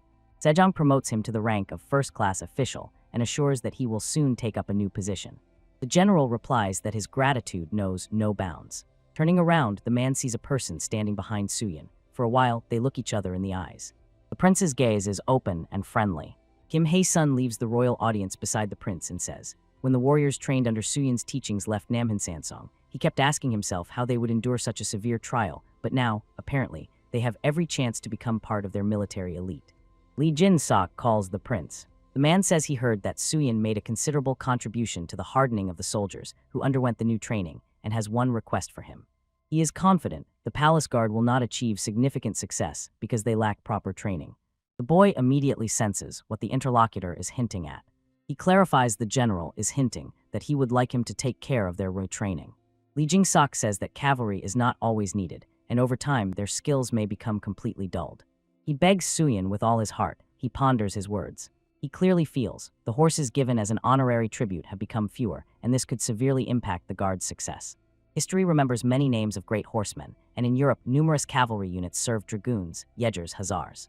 If some subtype of firearms for cavalry were invented, even the current motley cavalry could become much more useful in battle. Ming Empire Forbidden City. Pointing to the severed head sent in a box, the emperor decisively demands it be disposed of as soon as possible. The ruler says that Joseon has coped with an extremely difficult task.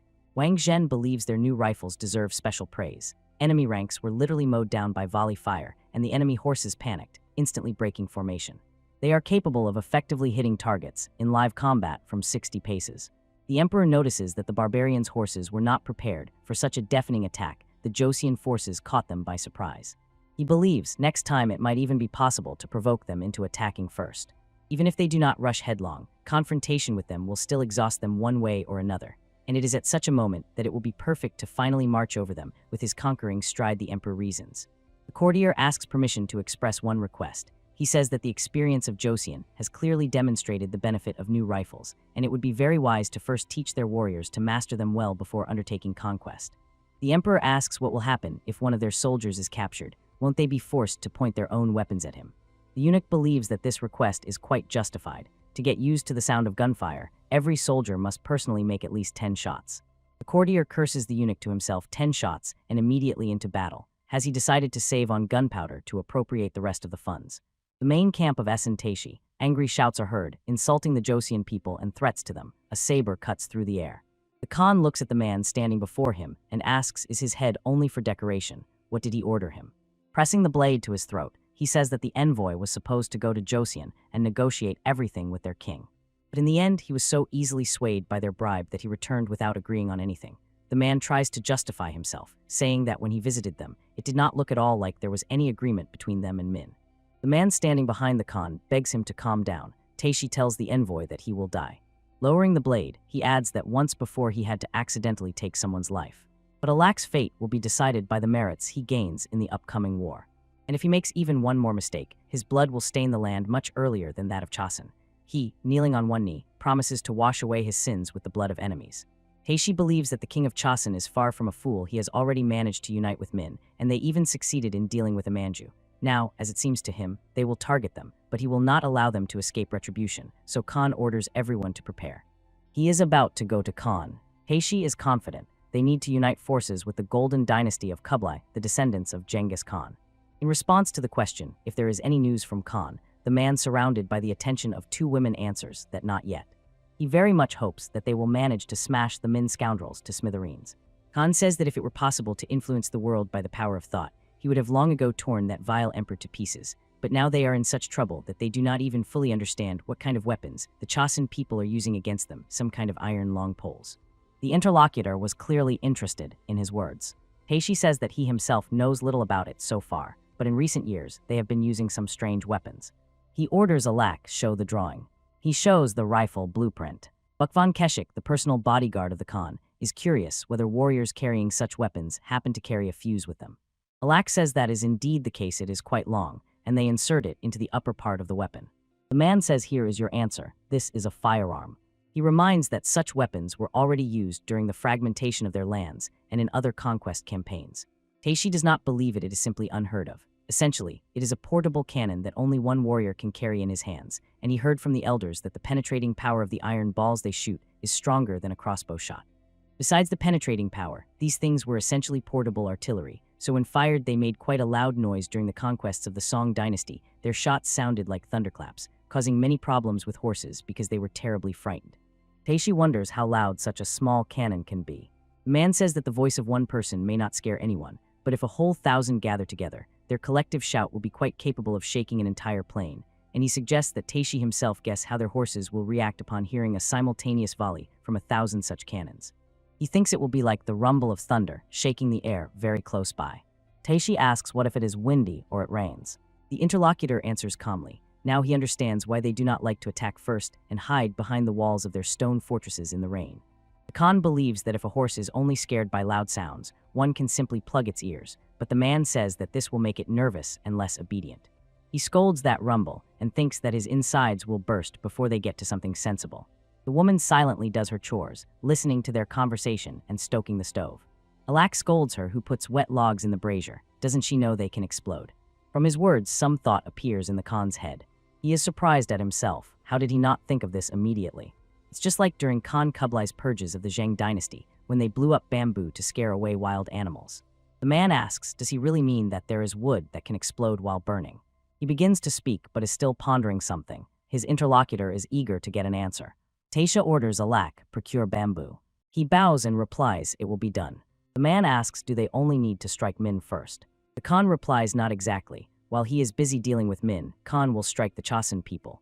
On guard at Kanyan, 3,000 warriors from among the guards. 1,000 of them serve only 10 days a month. They are called Sanbin Senior Guard. The remaining 2,000 are called Habin Junior Guard and serve tirelessly. They earn their living doing menial work and various errands. Prince Suyin asks, do they really want to say that this is all, even if all the warriors in the capital are gathered? But there aren't even 400 here, he complains. Kim Hee-sun says that not everyone was summoned, and many could not come. Using excuses, Suyin replies, if the guard behaves like this, then what is going on in their country? The interlocutor agrees looking at such guards is truly depressing. The prince orders a soldier to draw his blade, and he tries to obey his command. But Suyin manages to master his blade faster. He looks at his weapon in surprise. According to the rules, the blade should be at least 1.5 cubits long. He asks where did he get this sword. He answers that he took it from home in the kitchen. They were summoned so suddenly that it caught him a bit off guard. The prince angrily tightens his grip on the hilt of the blade. Enraged Kim Hae-sun shouts indignantly, how could it even occur to him to drag this shabby junk here? He considers it unacceptable. The pay for those who cannot keep their equipment and weapons in order will be cut.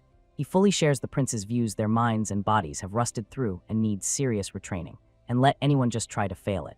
The next day, a white sandy beach near the Yonghwa crossing. The prince looked anxiously at advisor Kim Hae-sun and asked, who are these savages? He replies that they are representatives of the northern tribes who were hostile to Amanju. As he heard, they came to express gratitude, and His Majesty ordered to show their strength. Suyin asks what can they even show them when it comes to training guards whose skills do not even reach an average level. The advisor is confident that there is no reason to worry. His guys will be more than enough for those few wild steps. He is sure even simple training will look stunning in the eyes of the squad, led by Manhwa Chunshin from the Odali clan, a member of the Jurchen Alliance. Meanwhile, the leader himself says that the king of Joseon is known for his generosity and gifts, but seeing him show guests the training of his cavalry is not at all what he expected. His companion says there is nothing to worry about. As long as Joseon is sane, there is no need to fear an invasion from them. Manhwa Chunshin thinks this is just a show to scare them away from the idea of raiding their borders. He thinks, looking at their commander, it is clear a true experienced warlord, and that is what adds credibility to everything. He recalls that the king who founded Joseon Yeseongjai was famous for his archery skills and was an outstanding military commander, and the interlocutor is convinced. The prince is the spitting image of Yeseongjai. Manhwa Chunshin thinks they will be able to confirm this if they observe them a little longer. Grand Prince Lim Yang, the fourth son of King Sejong and Queen Sohan, says he did not spare himself in training and devoted himself to it completely. He explains to the warriors that he will first show them the simplest basics, and if even this proves too difficult for them, then they are unworthy of being part of their cavalry. He orders them to watch carefully. Lim Yang gallops on horseback. He makes the steed jump over an obstacle. Then he releases 3 arrows from his bow. All of them hit the target directly. He says that now the soldiers have seen everything and will be able to repeat it. There is no better way to prove they understood. The guys are shocked, and he considers this the basic foundation. Lim Yang says if they cannot manage this, then there is no reason to encourage them. But the warriors behave incredibly clumsily. Suyin and Lim Yang watch closely as they try to repeat the younger brother's tricks. The young prince is confident that he even managed better in childhood. Suyin thinks found someone to lie to. Suyin demands attention. He says that now they feel as if they are weak. Once they had flowing strength, but now they have softened due to neglecting training. Bare-chested, he invites them to look at his body. Suyin believes if they become even half as good, no one in the world will stop them. Inspired warriors believed if the prince could, then they could too.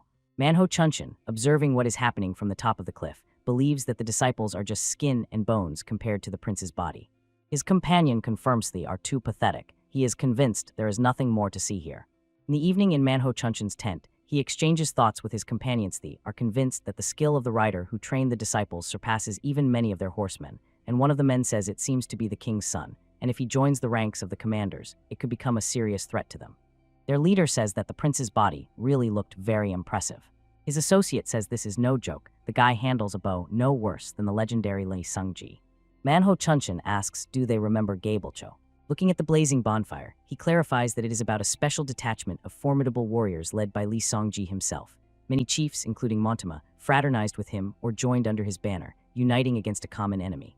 And if Chosun revives this tradition, raising a new generation of Gaebulcho, they can quite possibly try again to impose their power on them, and the fact that they were allowed to look into their teachings is by no means an empty threat.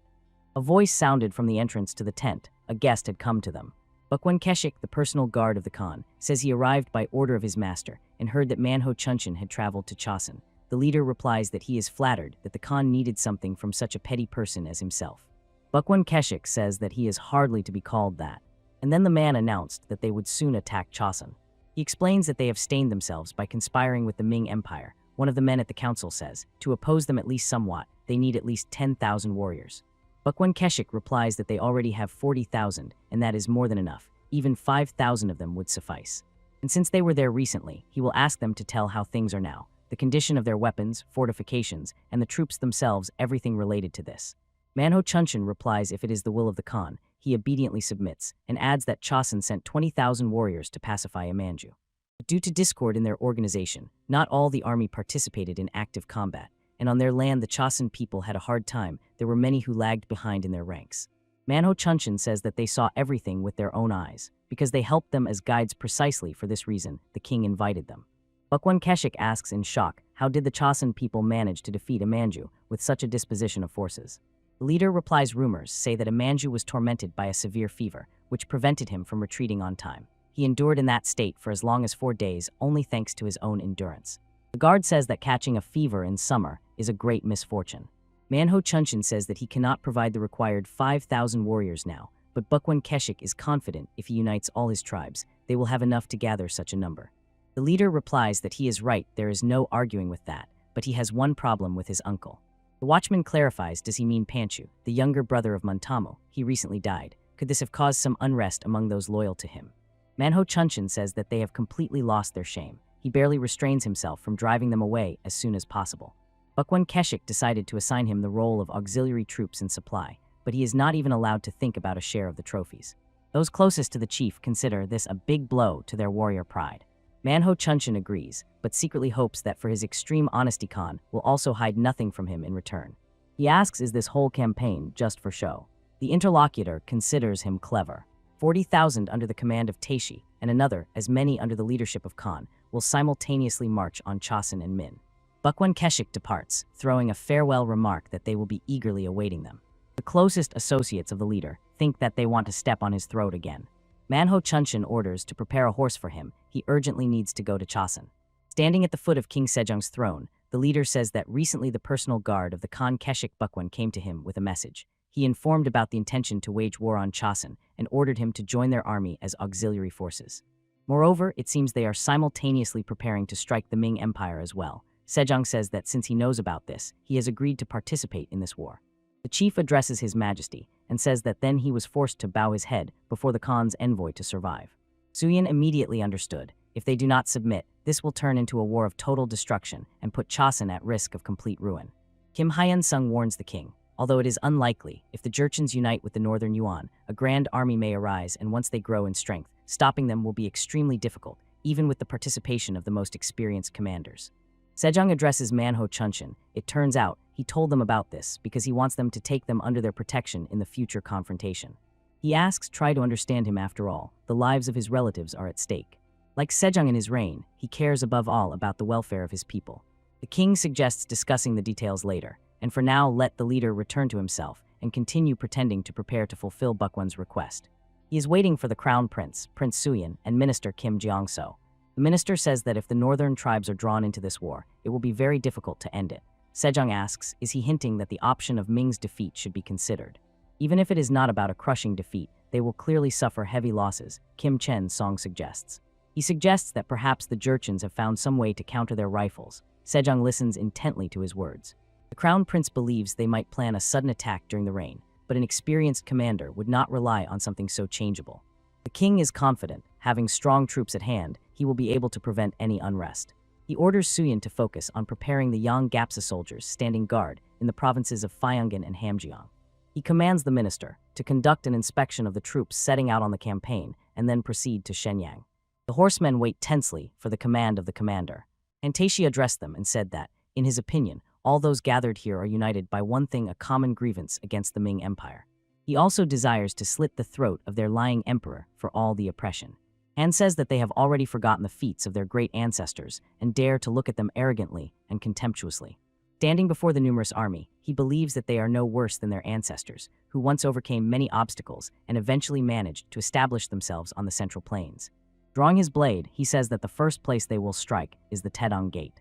Taeshi himself led them into the attack. The Khan's troops are already ready to push into Chosun from the east. Together, they will bring Min down from the heavens to the earth and trample them into the mud. Warrior nearby says he could not even imagine that the tribes would respond to their call with such zeal. Taeshi replies that this was to be expected, considering how much blood Min has drunk from all of them, and he is confident that soon their enemies will reap the fruits of their short-sightedness. Courtier wonders, why do the people of Bukwan need so much bamboo? Have they really decided to replace rice cooking pots with it? Wan Zheng believes they are preparing for a siege. If the bamboo is filled with charcoal and oil, that will be enough to burn down the watchpost. Standing at the foot of the throne, he bows before the emperor. Wan Zheng bows before his imperial majesty. He heard that the emperor ordered the completion of preparations for the invasion of the northern Yuan. The ruler replied that he will personally go on the campaign, so all high and middle ranks must also be on the battlefield. He was informed that Chosun will come to defend Shenyang. Isn't this a sign that they are concerned about the likelihood of their invasion? Wan Zheng says this is as evident as signs of concern for one's own well-being. He believes that if the Jurchens enter Chosun through Shenyang, it will be extremely difficult to drive them out. Other worries recede when one's own grandeur is at stake. The emperor carefully examines the sword. Raising it, he said that perhaps it would not be superfluous to bring King Sejong to his ancestral home to dispel their anxieties. Wan Zheng had an idea. Recently 2 of his sons visited their country and learned a lot. The elder is undoubtedly the heir to the throne, and the second is definitely fit for war. The courtier believes that even if it is about the dynasty loyal to them, its son has no reason to fight for them himself, even if there is an alliance between them. Pointing the sword at him, the emperor exclaims, "No reason."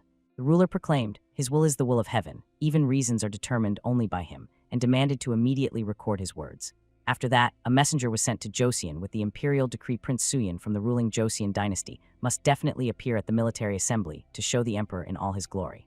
Sejong cannot believe his eyes. He is really asking to send Suyin for such a ridiculous reason, and for him, this is an outrageous disrespect.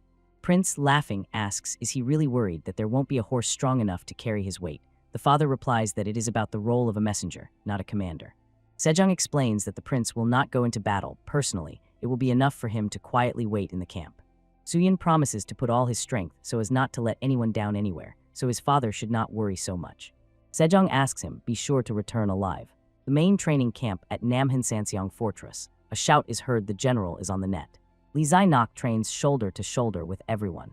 Having overcome the obstacle, he jumped to the ground. The warriors greeted him with enthusiastic shouts. Wiping sweat from his forehead, he says that this device is incredibly interesting. It immediately works on everything a soldier must keep in shape. Kim Hyeseon asks Suyin, you are leaving in a week and will end up right on the front line. The prince replies, it's nothing serious, I'll just sit in the camp. Lee Zai-nok approaches them. He advises the prince not to treat being on the battlefield so lightly. Then playing with a stick, the commander suggests they cross swords in a friendly duel. Suyin did not expect such a turn of events. In his thoughts, he is outraged why all of a sudden. They stood facing each other, gripping their blades in their hands. The warriors whisper among themselves. They believe that despite his age, their general is a true warrior who managed to defeat even the leaders of hostile barbarians. The prince cannot fight him on equal terms. The men think the general must have some strategy because if anything happens, he could be punished too. Lee Zai-nok tells Suyin that these are dangerous times, and in such periods, it is very difficult to predict when a threat will fall upon him. And he will do everything in his power to ensure the prince is ready for it. His words terrify the boy, everything possible. The prince and the commander crossed swords. The battle began. Suyin is not inferior to the enemy in strength. The boy, making an incredible leap, lunges at Lee Zai-nok. But the man parries the strike. The blades cracked with a snap. The warriors say that the general holds his own with his majesty. They are not surprised. Who else could withstand such power? Another clash of blades, and they shatter into pieces. The opponents froze, realizing what had happened. The warriors are stunned by the outcome of the duel. Kim Hee-sun was worried. The prince had put down his sword for too long and was absorbed in strength training, but as he believes, Suyin is still in good shape. Lee Zai-nok addresses the prince. He says that even an experienced general cannot defeat 1,000 warriors. Therefore, he begs him to be very careful on the battlefield. Suyin thinks that, despite the loud statement before the duel, the general would hardly risk defeating a member of the royal family. Although, judging by how the man moved in battle, it was clear he expected something different. Apparently, the true combat skills of the former Prince Suyin are not at all like what he showed him. Lee Zai-nok thinks that such talent is needed by this country like air. One prince is worth 1,000 like him. If a warrior is injured during a duel, he can no longer be dragged into war, no matter how famous he is. The general put all his strength into this fight, but unfortunately for him, he failed to break a single bone of Suyin. He feels that the prince is much stronger than he imagined. July 14, military headquarters of the Min Empire under Yanhuo. A warrior on his knees reports in a trembling voice General Jil Chun is killed, and Taedong is breached. The news stunned General Huan Zhen and the vanguard leader Kun En. The general thinks, could they really have been caught off guard despite the presence of rifles? Something doesn't add up, he ponders. The man asks, are there already reports on the total number of enemy troops? The warrior reports early reconnaissance said about 40,000, but according to the latest reports, only 20,000 are on the front line. Huan Zhen asks Kun En, maybe we lure them here and start a fight. It turns out, only a quarter of their forces are present. The vanguard leader replies that the deserters from Taedong are exhausted and demoralized, and the interlocutor calmly says there is nothing to worry about. Rifle shots will scare the enemy horses and sharply lower the fighting spirit of their warriors. The general believes they only need to hold out until the emperor arrives. A cry rings out, the enemy is advancing. An order sounded, prepare spears and rifles. The shooters whisper among themselves. One asks his friend, have you already added gunpowder? The other replies, embarrassed, and suggests, you do it first and I'll follow after you. The vanguard leader, barking at them for slowness, orders to immediately prepare weapons for battle. The leader of the Mongol warriors orders the archers to shoot. He wants to provoke the opponents into a volley.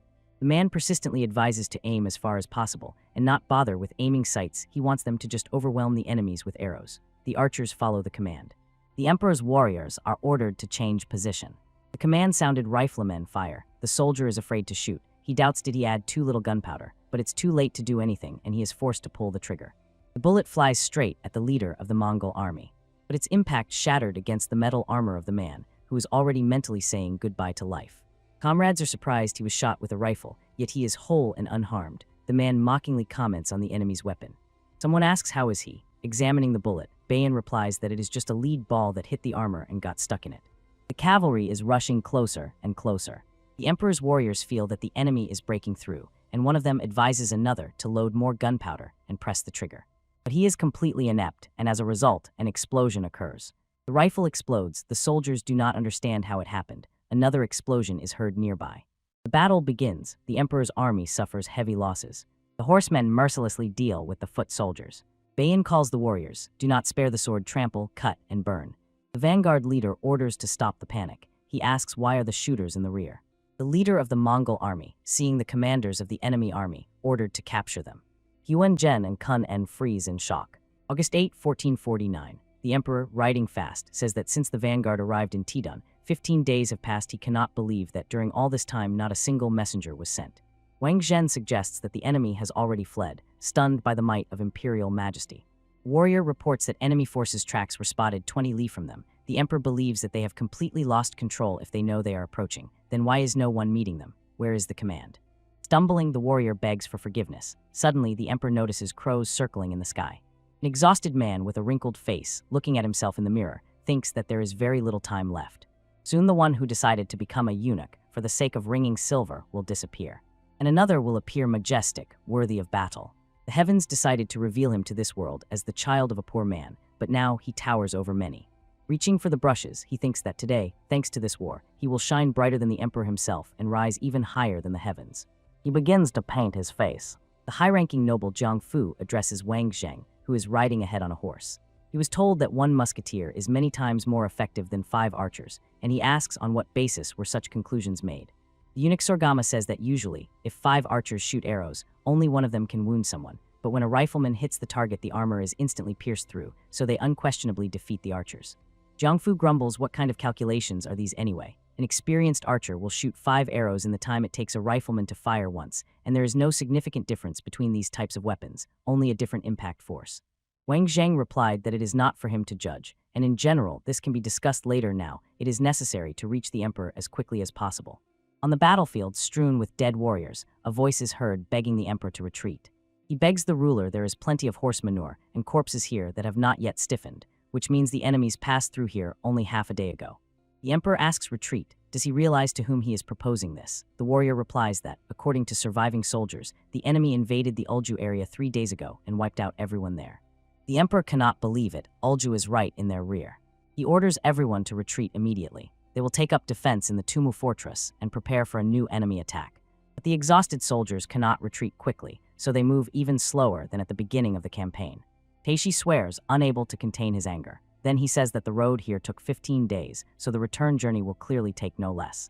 According to interrogations of prisoners, their army numbers 120,000. To destroy them all, at least 8,000 must be killed daily, and he looks into the eyes of the one standing before him, asking are they capable of this.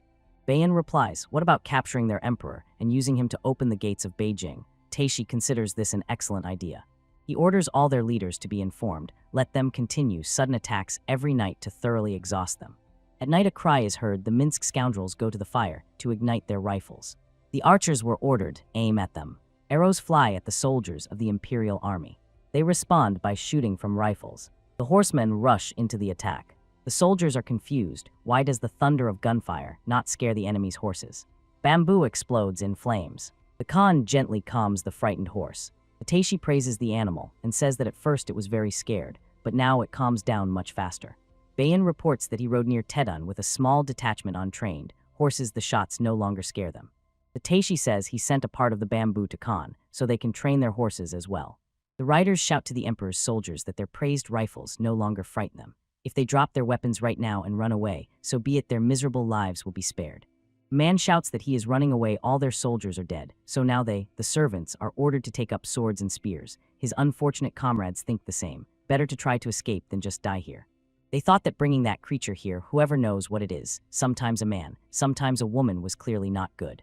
Fortress Tumo. Bayan whispers to Taishi that the number of enemy troops has halved. The Khan asks how many warriors they have lost, and hears in response about 4,000 killed, but they hold bravely, as if this is their last battle. Taishi says that tomorrow they will go on a full-scale offensive, so everything will really end soon. Clouds gather above their heads. Looking at the fortress walls, the Khan does not hide his anxiety. Aren't their losses here too great? Bayan says the thing is that only the emperor's personal guard remains from the soldiers, and Taishi is sure they don't have long left. News reaches Wang Zheng. The wells are empty. He shouts that he will give 100 nyan to whoever brings him water. A warrior standing nearby contemptuously remarks, do you think if you have 100 silver coins, water will pour down on you from the sky? A servant sharply interrupts him. Do you even know who you are talking to? A soldier shouts that the enemy is retreating. abandoning their current positions, and believes that reinforcements are already near. The ruler rejoices. He is sure that it is him they are rushing to save. The military commander warns that this is a trap and asks the emperor not to be deceived. He is convinced that their reinforcements could not have arrived here so quickly. Eunuch Sorgama says that their army has surely already reached enemy positions and begun to press them. He advises the emperor to urgently retreat to the Great Dragon Hall to preserve the integrity of the imperial seal. The commander is sure this is a trap. Wang Zheng accuses him of doubting the greatness of their troops. He threatens, if he dares to say such nonsense again, he will immediately lose his tongue. The man has no choice but to resign himself, and he orders everyone to prepare to leave for the Great Hall. A shout echoed over the plain, only 10 li left to the pass. Push harder. The warriors noticed the enemy and warned the commander. Approaching closer is dangerous. Wang Zhen ordered a part of the soldiers to distract the enemy so the emperor could retreat safely. The general growls at him. He is sure if they had held out a few more days in the fortress, their reinforcements would have lifted the siege. He believes that everything went awry because of him. The eunuch calls them worthless creatures, and throwing coins, says that this will make them more obedient. He promises if they ensure a safe retreat for him and the emperor, he will give them 200 times more, but the coins thrown directly in his face interrupt his speech. Falling to the ground, Wang Zhen insults the general, not believing that he dared to treat him that way. The man says, no matter how much money he has, he will not sell his life for it. All he does is think about money. The eunuch lamented that he was only carrying out the emperor's will, but the general coldly ordered him to shut up. He takes out a bar of soap and asks, isn't this his favorite? Let heaven and earth be witnesses to his courtesy. The man strikes the eunuch's head with a fist clenched around the bar.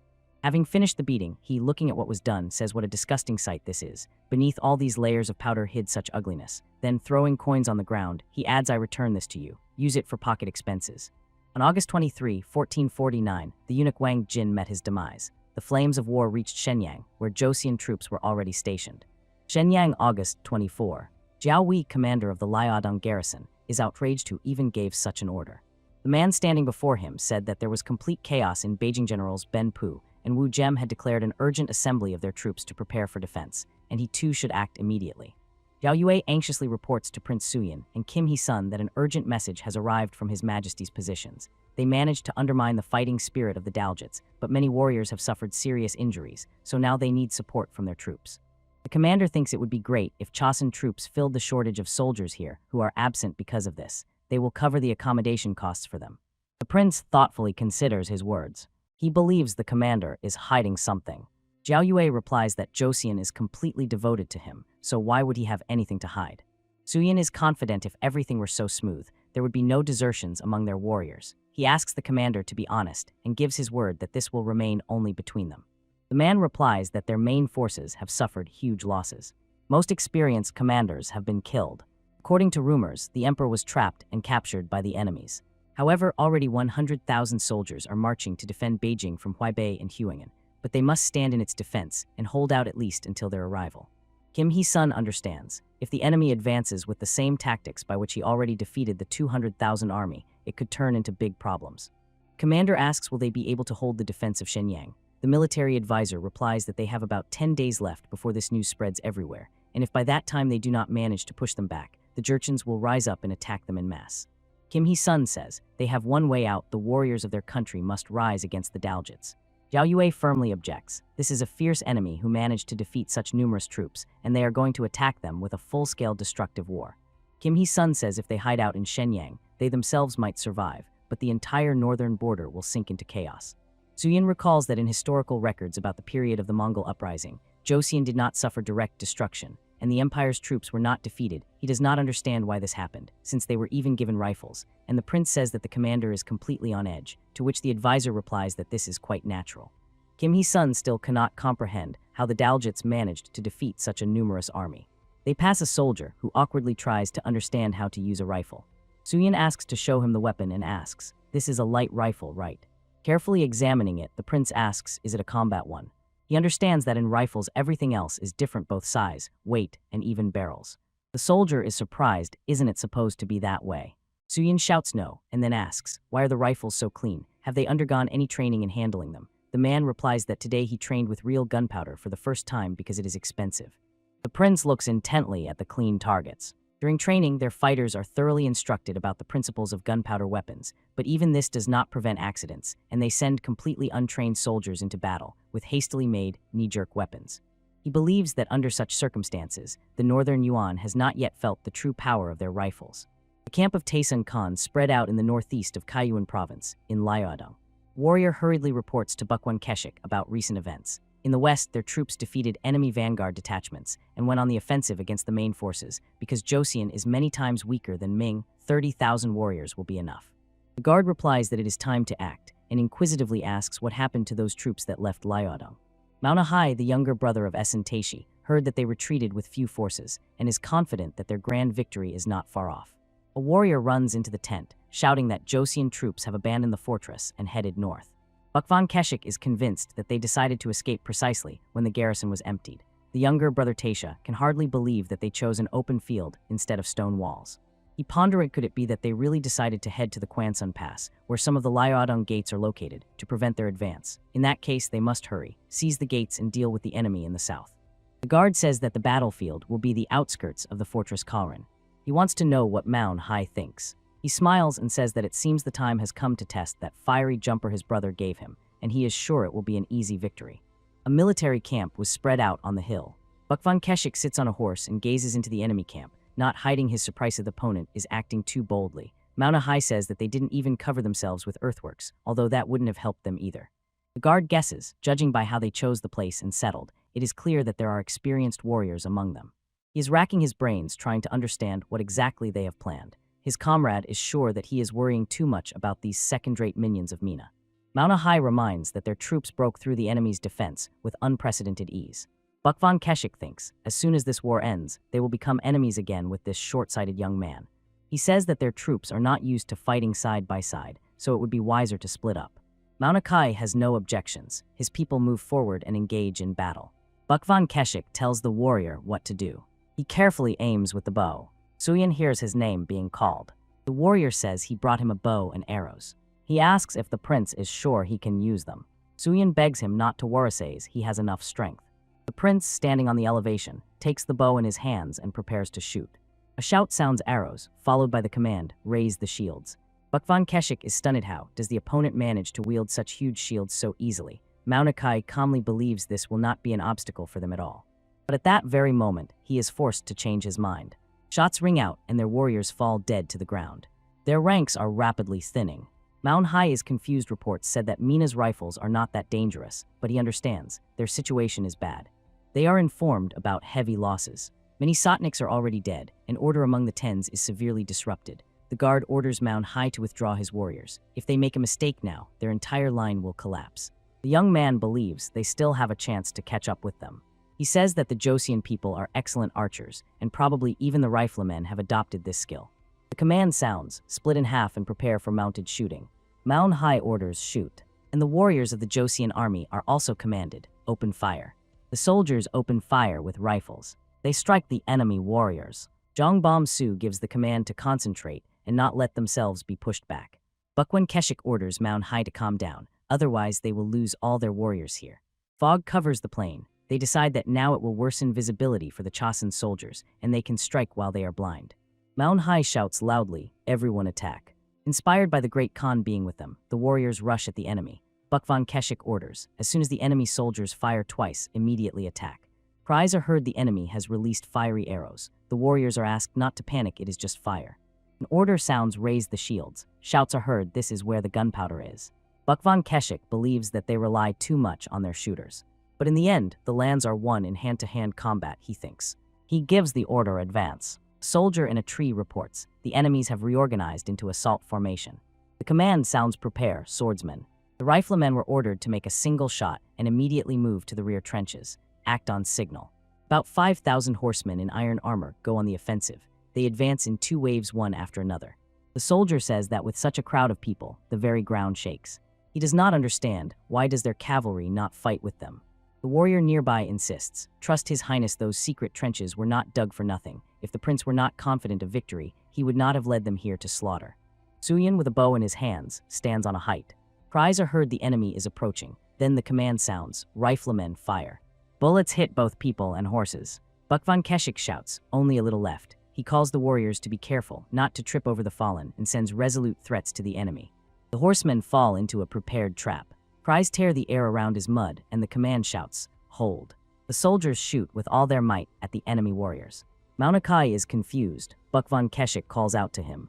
He orders him not to panic. They divided their forces exactly for such a case. The guard orders to cover the mud with something so as not to lose momentum. The warriors hurriedly carry grain, hay, and other handy items. Bukvan Keshik says that the Chosin people decided to resort to dirty tricks. He promises to personally ride over the heads of those smart ones who came up with this. The soldier tells the commander that the enemy is trying to cross the muddy ditches, covering them with grain and straw. He says that their horsemen are only one burst away from their positions. Kim Jong-so replies that they will also throw their cavalry at their flank. He roars, "Prepare the barrier cannons for firing." Then the command thunders, "Prepare to engage in hand-to-hand combat." Holding the line became almost impossible. The enemy's pressure was relentlessly pressing. Shields trembled under the weight of the blows. The horsemen charged at them at a gallop. Hooves thudded on the ground, and shields cracked from the collision. In the enemy's hands, bloody swords, each of which had already taken more than 1,000 lives. The battlefield was turning into a meat grinder, body upon body. Death knew no faces. One of the horsemen, sitting on his horse, spat with contempt. Without a doubt, this rat was shooting from behind the shield. A man lay on the ground silent, completely confused, not knowing what to answer and could not even utter a word. But would anyone listen to him, or at least give him a chance to justify himself? He did not intend to speak at that moment. He was simply preparing to meet death. And only a true miracle in the form of exactly the one he knew saved his life. That one immediately gave the order, "Everyone gather and hold positions to the last. We must stand firm," he shouted loudly, waiting for reinforcements. But distracted by the words, he exposed himself to a strike. He was knocked off his feet. He only regained consciousness much later. "Master Chan, can you hear me?" the young man shouted, leaning over him. The boy's face was covered with numerous scars, like a map of his past battles. The boy tried to bring Master Chan to his senses, but at that very moment, the swordsman swung at them, intending to kill. But it was not the sword that saved them. The blow was stopped by something else, swift and unexpected. A movement like lightning tore through the air and left behind only the whisper of steel. He appeared holding the spear so confidently, as if it were a living wall between death and the allies. The commander sternly warned, to succumb to panic and lose oneself means to doom everyone. Chan, muttering, tried to justify himself, saying he was just a little stunned. "Snap out of it, it's either you or them here," the commander sharply cut off. Meanwhile, on the hill stood the archer, the Grand Prince, like a shadow looming over the field. Around them, people shouted for him to retreat. A stray arrow could end his life too. He gripped the bowstring. Even tighter rage surged in every movement of his. "How can I retreat when my people are dying? I will show them what harshness is," he said resolutely. At that moment, 2 horsemen laughed mockingly, humiliating the Joseon warriors. One roared that he would kill them all, but he didn't manage. A spear pierced his comrade. The spear went straight through the rider's chest. All his arrogance vanished along with his life. The enemy immediately understood where it came from. Death was rushing at them with hunter's precision. Everyone instantly looked at the place where the prince stood. The spear had come from there. The shine of the armor spoke for itself. This was not an ordinary warrior, but someone truly dangerous. One of the commanders shouted, "Whoever brings his head will become the hero of this day." In everyone's eyes, a thirst for killing flared. Each was eager to be the first to lay the prince low. But they lost another of their own. The spear cut short his path upward. The enemy turned out to be completely unpredictable. Instead of arrows, he shot spears from the bow. One of the horsemen became even angrier, sharply stopped his horse, and prepared to attack. The prince stood tense as a string, feeling the threat very close. The enemy had already approached closely. Only a few meters remained between them. The enemy's advantage was obvious. His horse gave him wild speed and incredible strength. Their gazes met like a duel before the first strike. Meanwhile, panic erupted below. Someone shouted, "Let's get out, faster. They will open fire now, everyone to cover." A warning sounded sharply. Whoever could hid there, saving themselves from the hellish fire. "The cannon is ready," they reported to the general. He ordered to wait for the command to open fire. At that very moment, the general sharply gave the order. Everyone immediately storm the enemy trenches. His eyes were fixed on the furious horde that rushed at them like an avalanche. There was no retreat. As soon as the smoke clears, open fire, the command was given. The cannons stood ready loaded and aimed at the very heart of the enemy. Each soldier tightly gripped their weapon. The moment of truth was now very close.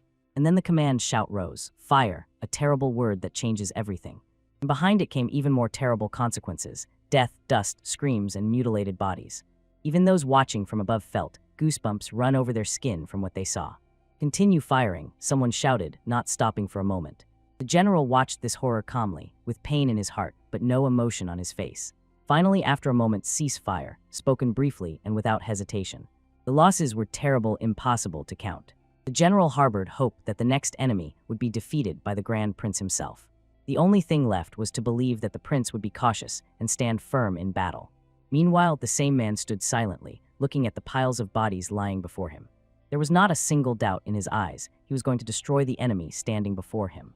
The target was clear, a warrior with a bow, spears, and a deadly gaze. The bowstring was drawn to the limit. He held the bow firmly and did not take his eyes off the target for a moment.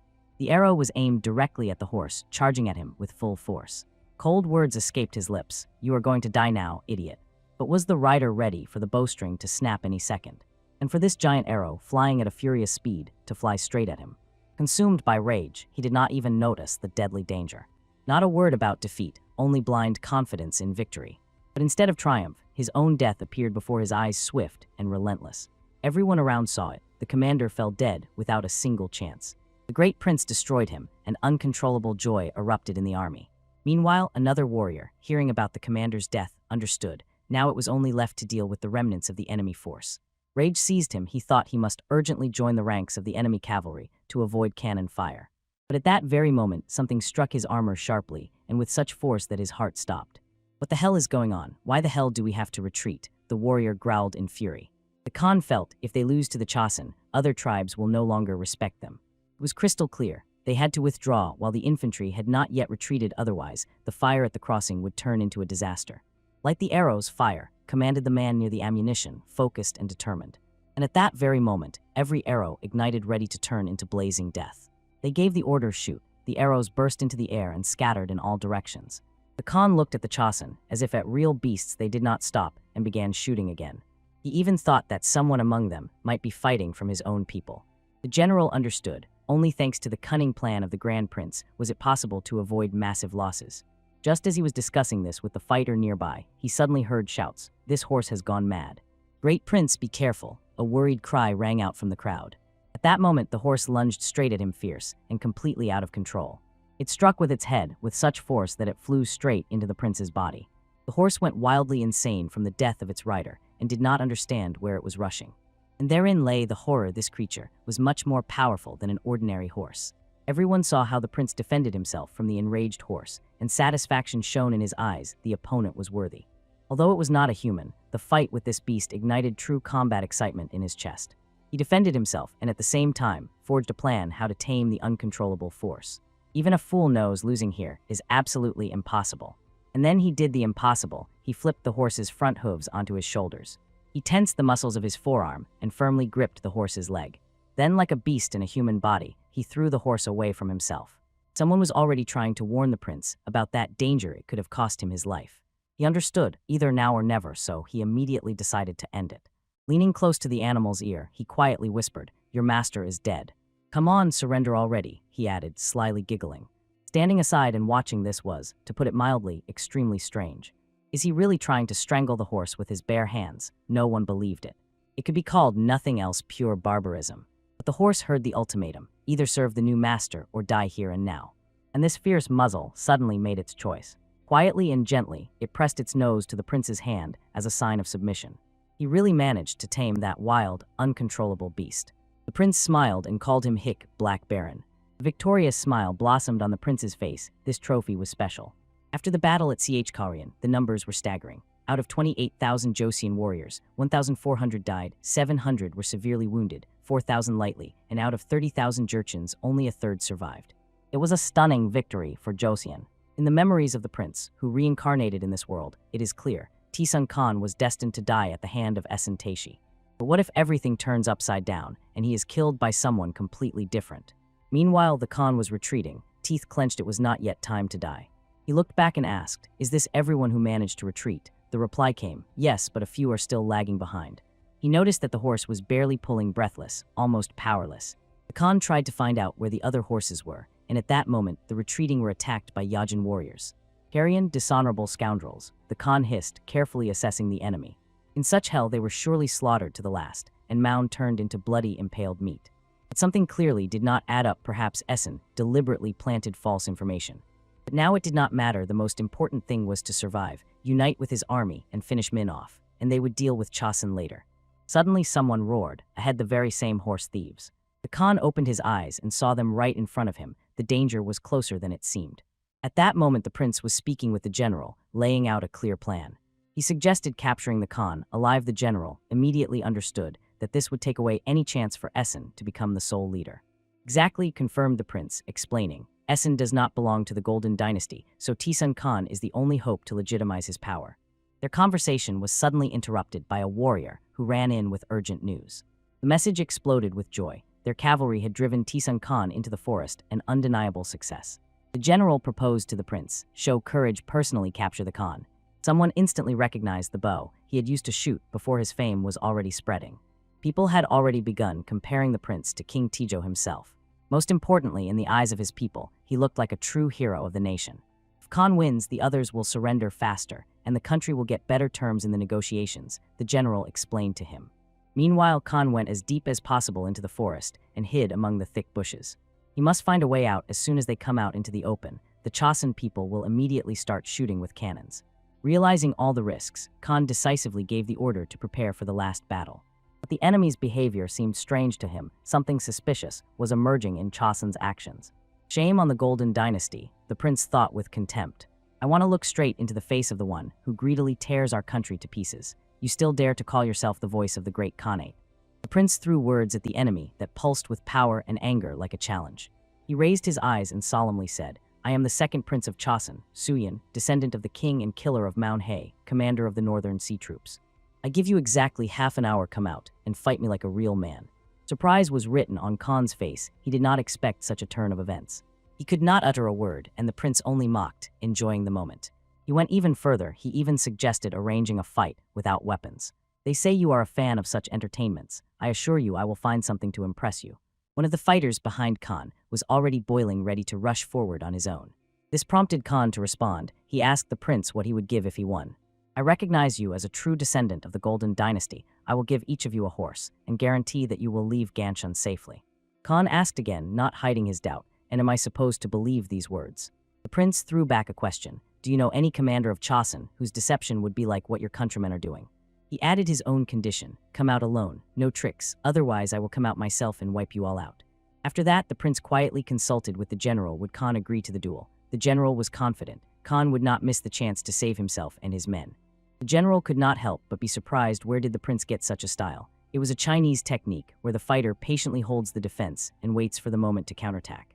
The prince replied that the style appeared while working on a training program, and they practiced it more for relaxation between workouts. In a fistfight, of course, you can cheat, but at the core is always strength against strength. Their conversation could have lasted much longer, but at that moment, Khan appeared on the arena. He who had longed to meet his enemy face to face for so long finally stood before him. The fighters were warming up. Khan even took off his outerwear, preparing for the duel. Under the clothes hid a true giant, his body massive and heavy, hardened in battles. But his opponent was no less. The prince's muscles were hard as rock, and he had no excess weight. Khan's warriors urged him on with shouts, break his spine, show your strength. Meanwhile, the prince reached for his armor and also began to undress. All the warriors instantly fell silent. The silence became more palpable than any shout. Because what opened before his eyes, the muscles under the armor shocked him, and the words sounded, let's see how the finale will be. Khan rushed forward without hesitation. At that very first moment, he grabbed the prince. But for the prince it was a game. With a barely noticeable smile, he accepted the grip around his waist, as if it were not a fight but a dance. Suddenly, with a lightning-fast move, he grabbed Khan under the shoulder blade, and this grip immediately became a trap. In a moment the giant was already flying. The prince suddenly made a throw and flipped him over himself. Lifting the opponent above his head, he said coldly, behold, storm throw. And now Khan, like a boar after a blow, sprawled on the ground. Get up, the prince threw, that's all I ask. Or do you want me to drag you all the way to Chosin? Gathering his last strength, Khan was getting up, and his warriors were still shouting, cut this insolent one in half. But the shouts instantly fell silent as soon as the prince grabbed Khan by the neck. This hold was called the choking bar, and it was deadly effective. It was a classic wrestling move to grab the opponent by the throat and smash him against the ground. Again the prince calmly said, rise. This time Khan flared up with rage. He rushed with new strength, completely filled with anger. But the prince didn't even strain. He just grabbed his arm like a child at play. The prince grabbed the hand with which he dared to strike a fist. It was a violation of the rules, and now it was time for punishment. And for this, there was only one penalty: death. And so Khan knelt before him, broken, humiliated. Tears shone in his eyes, not from pain, but from helplessness. He lost to this mountain of muscles, this monster in human form. And he lost so disgracefully that even tears and snot could not hide the defeat. With a voice breaking from his chest, he shouted, I admit defeat. I lost honestly." The prince exclaimed to everyone, "Look, this is the victory of my body, not spirit, but strength." And he thanked only one, the king, who gave him this unbreakable gift. He looked not like a man, but like a dragon, formidable and majestic. And in honor of his loud victory, he proudly took the black dragon pose. Soon the command received the news. The enemy was defeated. It was as clear as day. The enemy forces are now divided, their spirit broken. Because of this, the prince was asked to begin preparations for the upcoming negotiations. At first, he decided to go there, into that darkness, where Khan was sitting tied up. The prince entered the Khan and said that perhaps it was not worth hurrying with his execution. "After all, no one willingly desires to perish," he added calmly. "Even if you spare me, you will still exile me to some nameless island to live out my days in disgrace," Khan suggested. But the prince answered differently. "Just accept our terms and you will go free. I will keep my word." The Grand Prince strictly ordered to announce the terms. First, to acknowledge Chosun's victory and pay ransom, 5 horses for each prisoner. Second, if you conclude a trade agreement with Chosun, you are obliged to support it with all your might. Third, if your tribesmen decide to attack Chosun, immediately send a messenger with this news. Fourth, at every Kurultai, solemnly receive the representative of Chosun with royal honors. And also this representative must be at least of the first rank. When Khan heard this, his eyes bulged out. He decided that they had simply lost their minds. The first 2 demands can still be understood, but royal honors for a foreigner at our council. And to someone who is neither king nor prince by right of inheritance, he could not believe his own ears. The Khan's rage was boiling. He was almost smoking with offense. The prince sharply reminded him of what was happening in Beijing at the same time. There, 200,000 troops were defeated, and the emperor himself was taken hostage. In other words, the Khan found himself in complete trouble, and Essen, on whom he had relied, also suffered a crushing defeat. The prince concluded, even the Khan's current success is only a delay. Ultimately, everything is doomed to failure. The reason is simple. Minam was given too much time. In Nanjing, they have probably already gathered a large reinforcement. And that is why the prince came to the only logical conclusion. Essen no longer sees the Khan as an ally, he wants his death. Having heard everything, the Khan finally agreed to the terms, but demanded to add a clause. As long as he lives, he will have the right to call his troops at any time. The prince did not argue and simply accepted this demand. The Khan asked when he would be released. The answer came, in 15 days. He remained irritated. The thought of being tied to a post for another 2 weeks drove him mad. The heavy news of the death of Taesun Khan will reach Essen no earlier than September 14. But if the one everyone counted as dead returns after the 30th, Essen will definitely learn that Taesun was negotiating with Joseon. Whatever his origin, even belonging to the Golden Dynasty, will not save him. It will no longer be possible to ignore this. At first there may be silence, but very soon Mongolia will be engulfed in a real civil war. September 17, 1449. The forces of the warriors were bursting at the seams, both body and spirit barely held on. Breakthrough through Jeongwon and Chaehyungwon took 15 exhausting days. Ming losses near Beijing had already reached 250,000, and together with the imperial troops over 550,000 killed. But damn it, where does so much fresh reinforcement come from? This was the main question, and there was still no answer. One of the warriors, covered in blood and almost at the brink of death, looked the enemy straight in the eyes and whispered, "You will never invade the Forbidden City."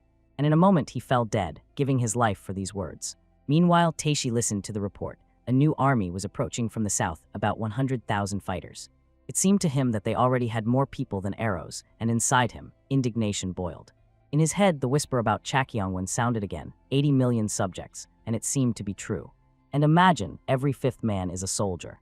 Taeshi realized the bitter truth. The enemy replenished their ranks faster than they could kill them, but he did not know how to win this war. A sad message arrived from the Hoid tribe. They suffered heavy losses and were already preparing to retreat. This only emphasized, the enemy is rapidly mastering firearms. Their skill can no longer be underestimated.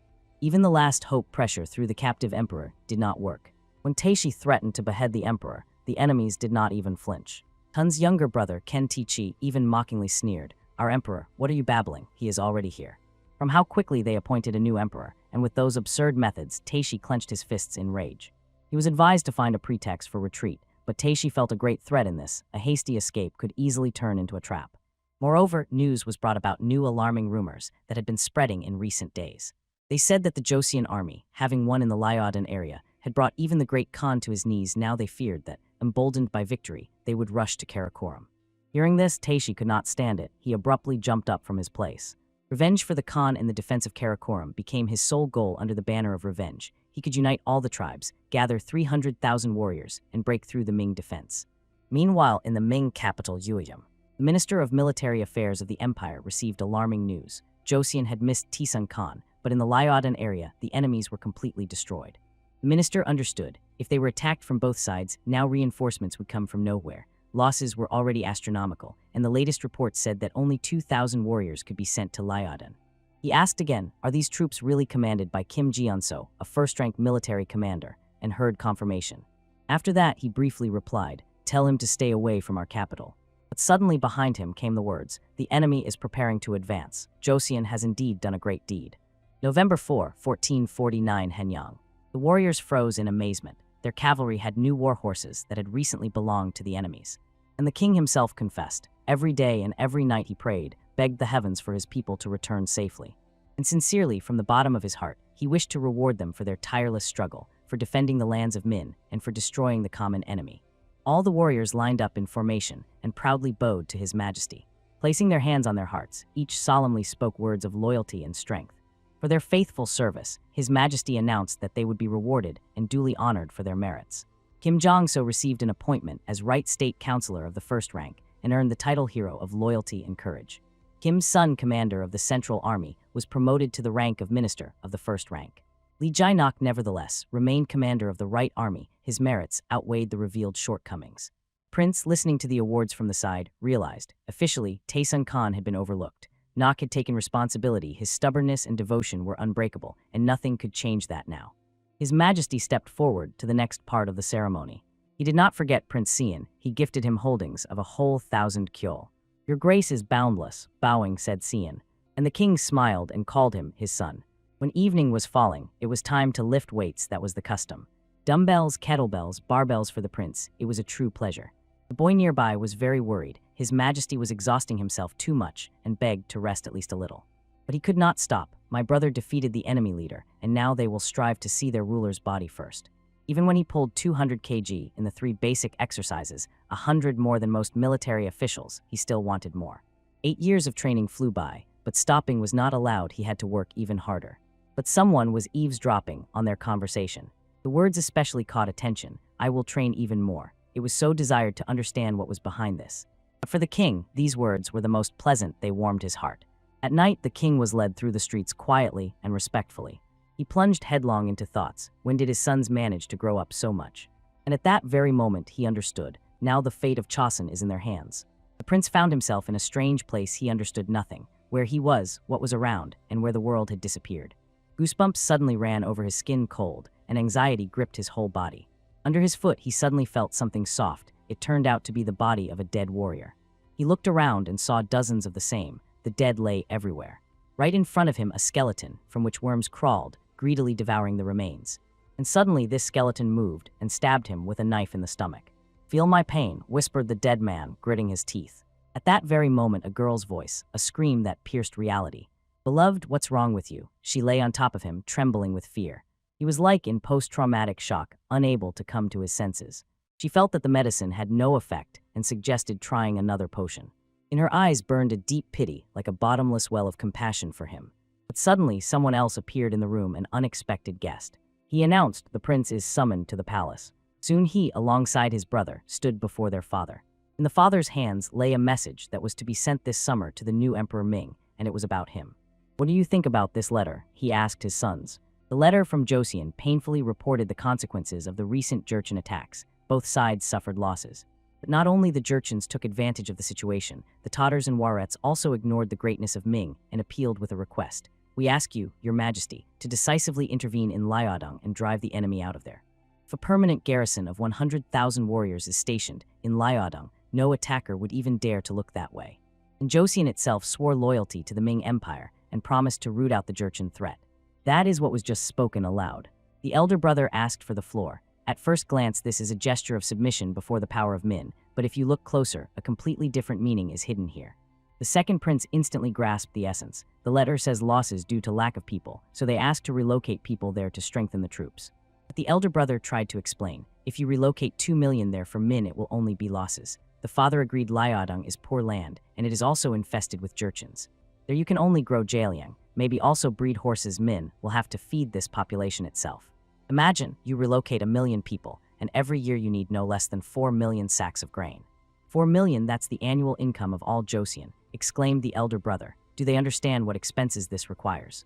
And also so many soldiers in Liaodong. This is a real knife pressed to the throat of northern Yuan. Their attacks will not stop. In the end, Min will gain no benefit from Liaodong, the second prince said coldly. But if Min suffers losses, the father said quietly, we will also have to share this burden. They will decide without hesitation that Joseon must also make its contribution. Having listened to the second prince's explanation, the father agreed to take their opinion into account. And then he added, there is one more important thing he must tell them. I am already over 50. I am tired. I can no longer govern the country. So on March 30 next year, I will hand over the throne to the heir. Hearing this right now is a real shock. And father was sure he would still find another important task for himself to compile a new code of laws for the country. And he even came up with a name, the Great Code of State Structure. The eldest son begged him to think again. He could have at least 20 more years of life ahead. But father did not yield. This code of laws was now his top priority. After that, he turned to the second prince. His request was deeply personal and extremely important. Go on a pilgrimage for a year through all 8 provinces, visit even the most remote temples, and hold memorial services there for the fallen warriors. This is very important, father said firmly, looking him straight in the eyes. Father remembered his uncle, the great Prince Ryan, a man of deep faith. It would be good if you accompanied him. The son immediately felt, the father is worried because of those shadows in his soul left by the war. They both bowed low to the father and, speaking in unison, said, it will be an honor for me, your highness. Joseon demands compensation for participation in the war. They themselves cannot cope with the aggression of northern Yuan and beg for help. It seems the ruler of Joseon, Li Du, was backed into a corner. He had no choice but to make such a proposal. Emperor Min could not understand. They want to station 100,000 soldiers in Liaodong and relocate people there. Such an affair will cost a fortune. The real problem is the money for the relocation. The emperor turned to his advisors and said loudly, tell me one thing. Liaodong is teeming with Jurchens. Can Joseon handle them? The answer came sharply, impossible. These tribes live by plunder. The late Li Song could still restrain them, but now it will be an endless struggle. His Majesty began to understand. Joseon wants Min to personally fortify Liaodong and then take full responsibility. But instead of reproach, he simply conveyed, tell King Li Du all lands 80 li east of the Iron Ridge now belong to him.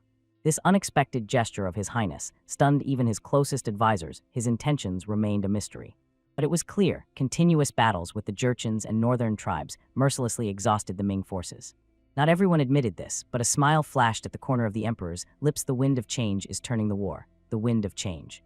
March 1, 1450. The fourth king of Joseon, Munjang, had just officially ascended the throne. The whole country was celebrating, and the palace shone with joy. But one man stood aside and did not share the general enthusiasm. The request for the resignation of No San Hwang-hee, who was already 88 years old, was postponed again, and this happened even after the ruler changed. He was advised to repeat the request to the new king. The next day, Hwang-hee approached Sejong, now as the king father, but again heard a refusal. Meanwhile, one man was walking through the forest. More precisely, he was not walking, but clung to and hung on the back of the prince, who had just decided to do some push-ups. The prince trained relentlessly, and the old man only muttered with annoyance. Is there anything wrong with strengthening the body? The prince wondered.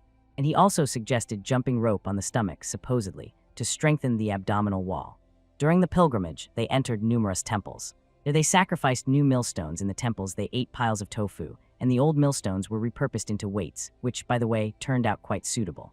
If the statues in the temple did not evoke awe in Ryan, he would turn to you and ask, well, how do you like this one?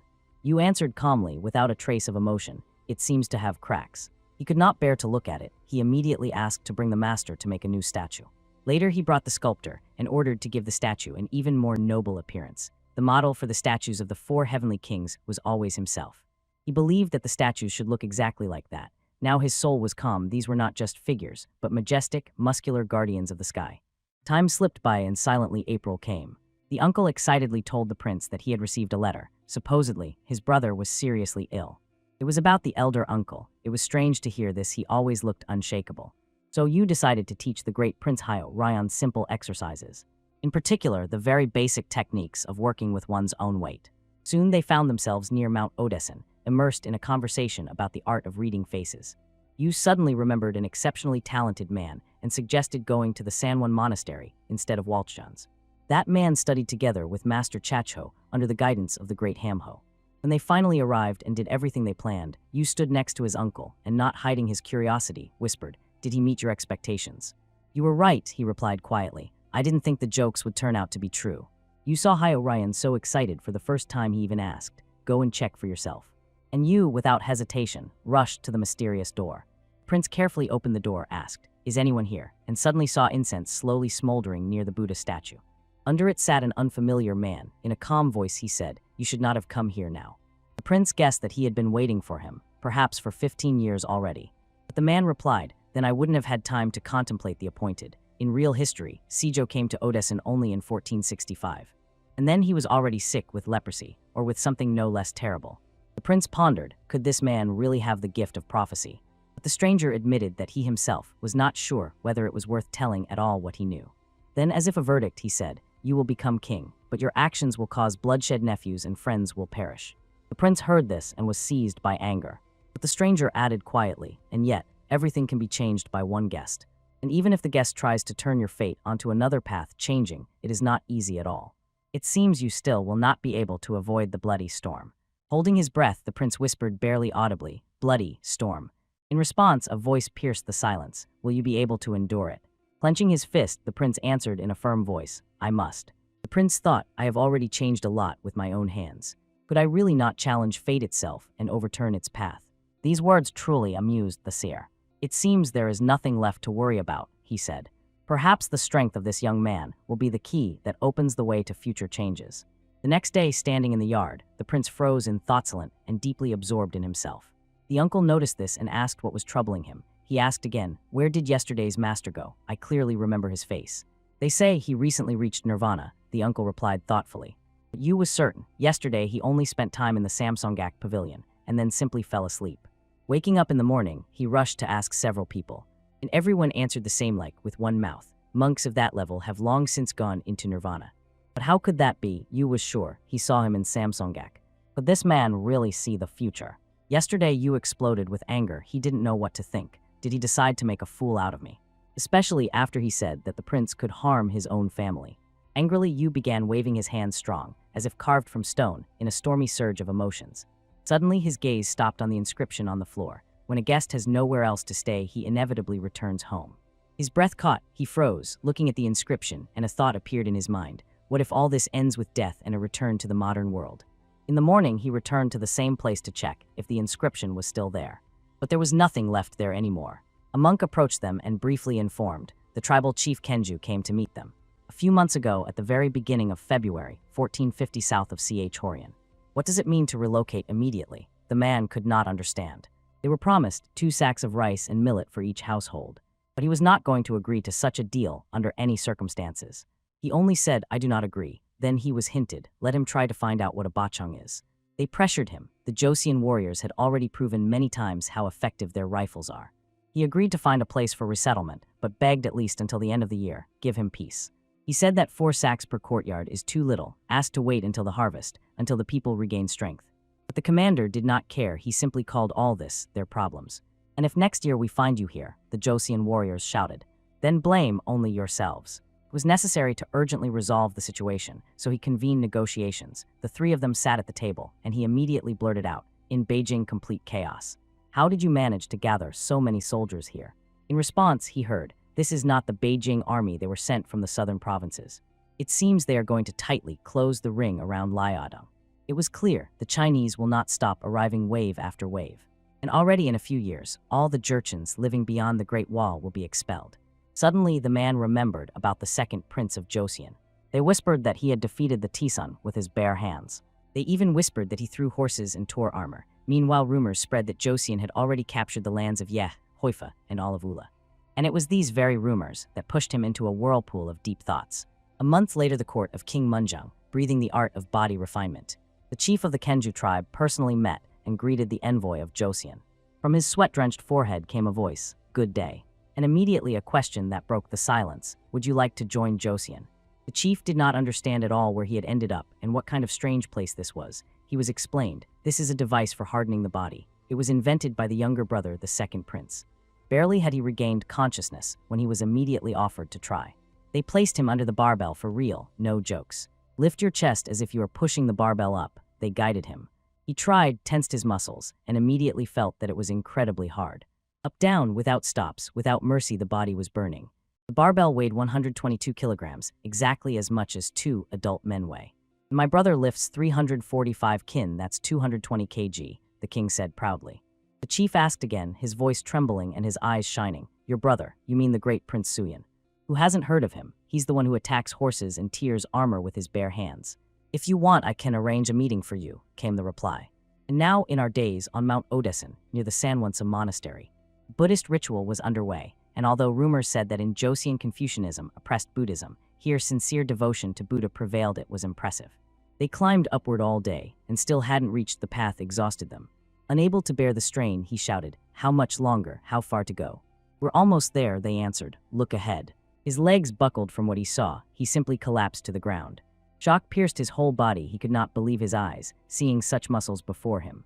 Before him stood Suyin in all his beauty, majestic, like a heavenly warrior himself. He was waiting just for him. Words would not come out of him, he froze before the great prince, as if before a living myth. But finally he gathered his courage, bowed his head and bowed, expressing deep respect. The prince extended his hand to him and gently said, stand up.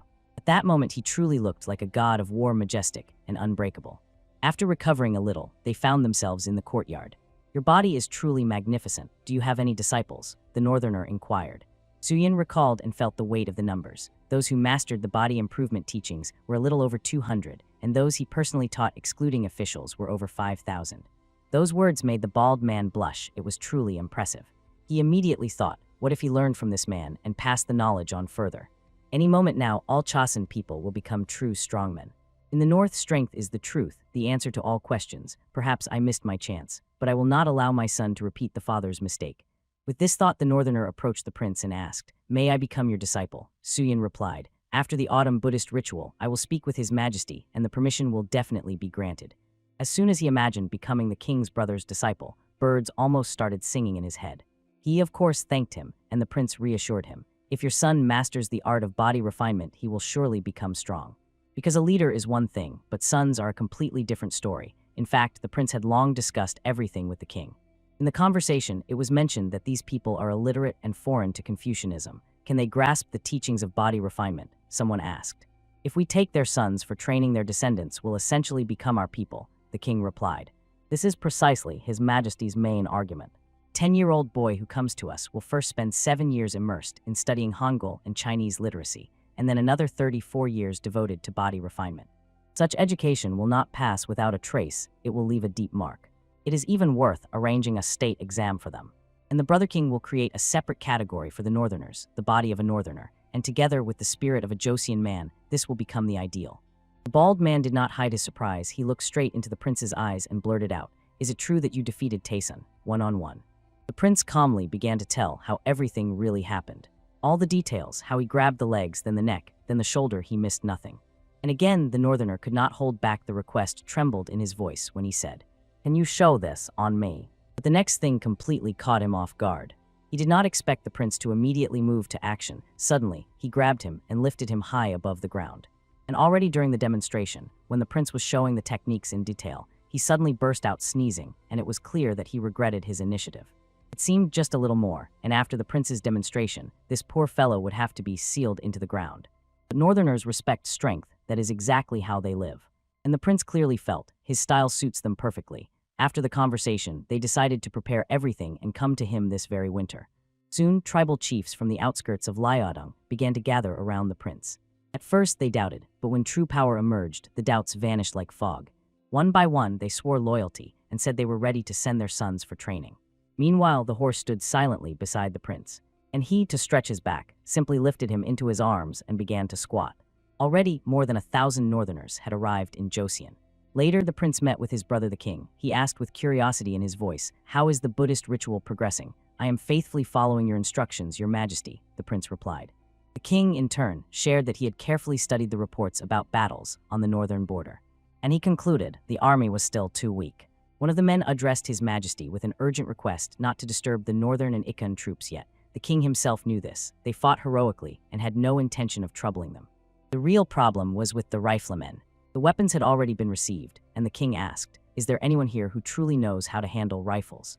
A voice pierced the silence. Weapons are created for warriors, but the king had a completely different opinion. In battle, rifles and cannons roar, but those who truly know how to handle them can be counted on one hand. He began to explain. Preparation for a shot consists of 7 stages and asked if they would manage to master them on the first try. That is why the king decided to select some riflemen from the training corps and create a new military structure from them, KH Vajadagam. It was supposed to gather about 500 people, all carefully trained. The prince instantly seized his chance. Finally, the time had come when the king, a true enthusiast of firearms truly, woke up. At that very moment, he addressed his brother. We must set much more ambitious goals for ourselves. Conversations were already raging in the streets, and the king persistently insisted, we have funds received from Min. While there is an opportunity, we must increase the size of the army. The prince added, the horses sent by Taisun Khan have already gotten used to our conditions. Soon we will have many war steeds. Meanwhile, the king, while the conversation continued, still engaged in strength training, the prince noticed that his results had significantly improved. All thanks to you, the king thanked. Your advice to change the diet and train daily is invaluable, but since we are here together, just call me brother. This is disrespect, the prince said briefly. Do you want me to call you brother? Then first raise 1,500 kin, or at least 1,350. The king smiled, trying to joke. That's exactly what I was hoping for. But the prince replied without a trace of a smile. My current results in the 3 basic exercises are 1,350 kin, your majesty. After these words, the prince just laughed warmly, sincerely, brotherly. But the time for a serious conversation had come. The king anxiously wondered if there would be enough people to teach all the northerners who would arrive. But the prince had a candidate, an educated man without a drop of greed, who held no position, perfect for teaching the heirs of the northern chieftains. His name was Kan Sakyan. He lived in the modern county of Kancho in South Phyungan province. He had already been sent the royal decree, but he was not going to read it. Before him stood a student, begging at least to familiarize himself, even if he did not plan to comply. This young man was named Kim Si-sil. Kan was boiling with rage. He had been expelled from Songjungwon, and now they were even pushing a decree on him. Indignation overwhelmed him completely. He was so angry that it seemed he was about to pour all his wrath on the student. The latter, seized by fear, covered himself with his hands. Takin had no intention of hitting the student. He was only trying to snatch a letter from him. This is the will of the former king, the young man added quietly. Kan read aloud, his voice trembling slightly. The former rector of Sunkyunkwon, Kilpanyu, is appointed to the post of Manchika, despite all the disputes surrounding you. Having read this, he immediately accused one. These are the intrigues of the vile Kim Kan-jai. The student only asked him to calm down and continue reading. We want you to take on teaching the northern students, both Hangul and Chinese script. You are awarded the title Yujihak, a rank equivalent to the position of Chaikak of the 3rd rank. Kan admitted the thought of agreeing did not even cross his mind. But he added that he would do it only for the sake of his student. Turning to him, he looked straight into his eyes and whispered, for your sake, but on one condition you come with me to grasp true knowledge. January 1451. The northerners set out for Joseon, solemnly raising the flags of their tribes. The Joseon people, watching this, whispered among themselves, there are already more than 20,000 of them. How will they all be fed? Fortunately, last year had a bountiful harvest. And suddenly among the crowd appeared he. The clothes, the gait, the gaze clearly, this figure could only belong to the king. Despite all the chatter, the king walked forward proudly and confidently like a living symbol of the state. We sincerely welcome you to Chosun, he shouted loudly, climbing the hill before the crowd. But our country will accept you only on one condition. You must subdue the Hiso and Yain tribes living in the north. Surprise arose in the camp. We are allowed to plunder these lands, but this is Min territory, yet one of them already knew. The Min Empire officially transferred to Chosun the rights to the lands stretching east of Ch Horian. They will be given positions and allowed to settle in the northern provinces of Phyungan and Hamgyong. Among you are already those who have sworn loyalty to us, and there are those who have not yet done so. We do not care what happens north of Amnokon and Tumengan. But as soon as someone betrays us and sides with the enemy, we will immediately send our troops there. After these words, one of the men raised his hand and with growing indignation asked, so you mean to say, you don't care what happens in the north? The king briefly replied, let this remain between us and Min.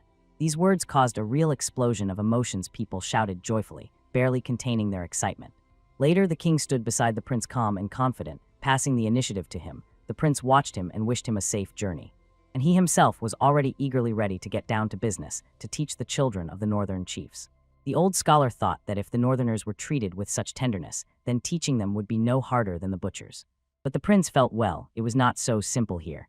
If among the pure-blooded Jurchens serious criminals are less than half, that is already real luck. We barely managed with the butchers, and these are like time bombs. The task to raise real chiefs from them and bring 800 kind to standard in 3 basic exercises. To teach shooting with a bow, horseback riding. Prince saw in this a difficult but extremely important mission. The main thing is to pass on our culture to them. and this old man, it seems, is completely daydreaming. Good, thought the prince, first literacy training, and the Petjeden teachings. They froze before the majestic gates. Above them hung an inscription that was personally created by the great Prince Yap Hyan. The old man remarked with admiration, "This building is truly impressive, not worse than Songjungwen." The prince nodded and repeated, "We must show these children all the beauty of our culture." On the way, the prince finally met the one he had been searching for so long. Meanwhile, one of the youths was boasting about his incredible muscles, as if carved from stone. The government official nearby only sighed helplessly. "I don't train that much. I wish I could at least bench press properly." "What grip do you use for the deadlift?" he asked, trying not to seem like a complete novice. And at that moment, he suddenly saw his teacher. He still couldn't understand what those voices were they some kind of mockery. Kim stood, eyes full of tears, and his voice trembled as he whispered, "Great prince, teacher." And the boys nearby eagerly explained. This young man started writing poems at 3 years old, and at 5 received an award from the previous king. We just wanted to honor him. But the old teacher understood nothing, only pleaded desperately, "Please, mercy." The prince approached him, lightly placed his hand on his shoulder, and quietly whispered, "Calm down." And smiling, he added, "If something is inevitable, just try to enjoy it." Of course, he only wanted to hear that this was a terrible dream, and the training was just a nightmare. But no, this was reality, and everyone around constantly reminded him of it. The teacher tried to calm him, "Don't be afraid, I am near." But the conversation was suddenly interrupted by loud shouts, "Great prince, we have arrived." The northerner brought along a group of small children. They still did not understand what road awaited ahead. The prince met them with a warm smile and said sincerely, "Welcome." The children hardly washed. The smell, to put it mildly, was far from fragrance. Especially because they were heating massive stone braziers. They smelled even stronger. The prince immediately suggested, "First, let's take everyone to a warm bath." One of the boys boldly approached him and confidently called him uncle, and then seriously asked, "And who here defeated the Mongol Khan?" The little ones from the north were beside themselves with delight. They had never experienced so much joy at once. On a long bamboo pole in slings hung 6 children, while the prince, like a skillful warrior, squatted under their weight. Those were not just squats. As soon as he leaned forward, the children flew up like arrows. The blue water gently washed everything around, washing off every crumb of dirt from the children's skin. The children felt unusual in this situation, so they were gently calmed and quietly explained that everything was fine. Seeing the soap, they froze in surprise. Most did not even know what it was. One of the boys, with a wide smile, climbed out of the water and shouted, "Throw me up again." Outside stood the prince, and to him, with pure childlike sincerity, the boy addressed, "Uncle, I'm already clean, let's do it again quickly," the little gambler called impatiently. With a smile, the prince warned, "If you get scared, don't cry," and immediately took that little body in his arms, like a light ball. He threw him so high into the sky that it seemed the baby was about to touch the clouds. The others had already spread a sheet to catch the baby after the flight. With crazy speed, he flew straight to the center, but they caught him softly and accurately. The boy only became more interested. He laughed and wanted to do it again. One of the students turned pale with fear. What he saw simply did not fit into his understanding of human capabilities. Watching the prince, like a feather, easily lift 6 children on himself, the boy began to doubt, is he even human? Hearing the Joseon people mock and joke that with such a body one could lift both father and mother, the boy began to understand where he had ended up. The little one, burning with curiosity, ran up to the prince and, out of breath, asked when he would become just as strong. "Training will start at 16 o'clock, that's when the bones will become stronger. But for now, listen to the teachers and prepare seriously," the prince replied. The little boy carefully swallowed every word. It seemed he understood everything. The sky had already begun to darken. The day came to an end, and a calm evening descended over the camp, like a soft blanket.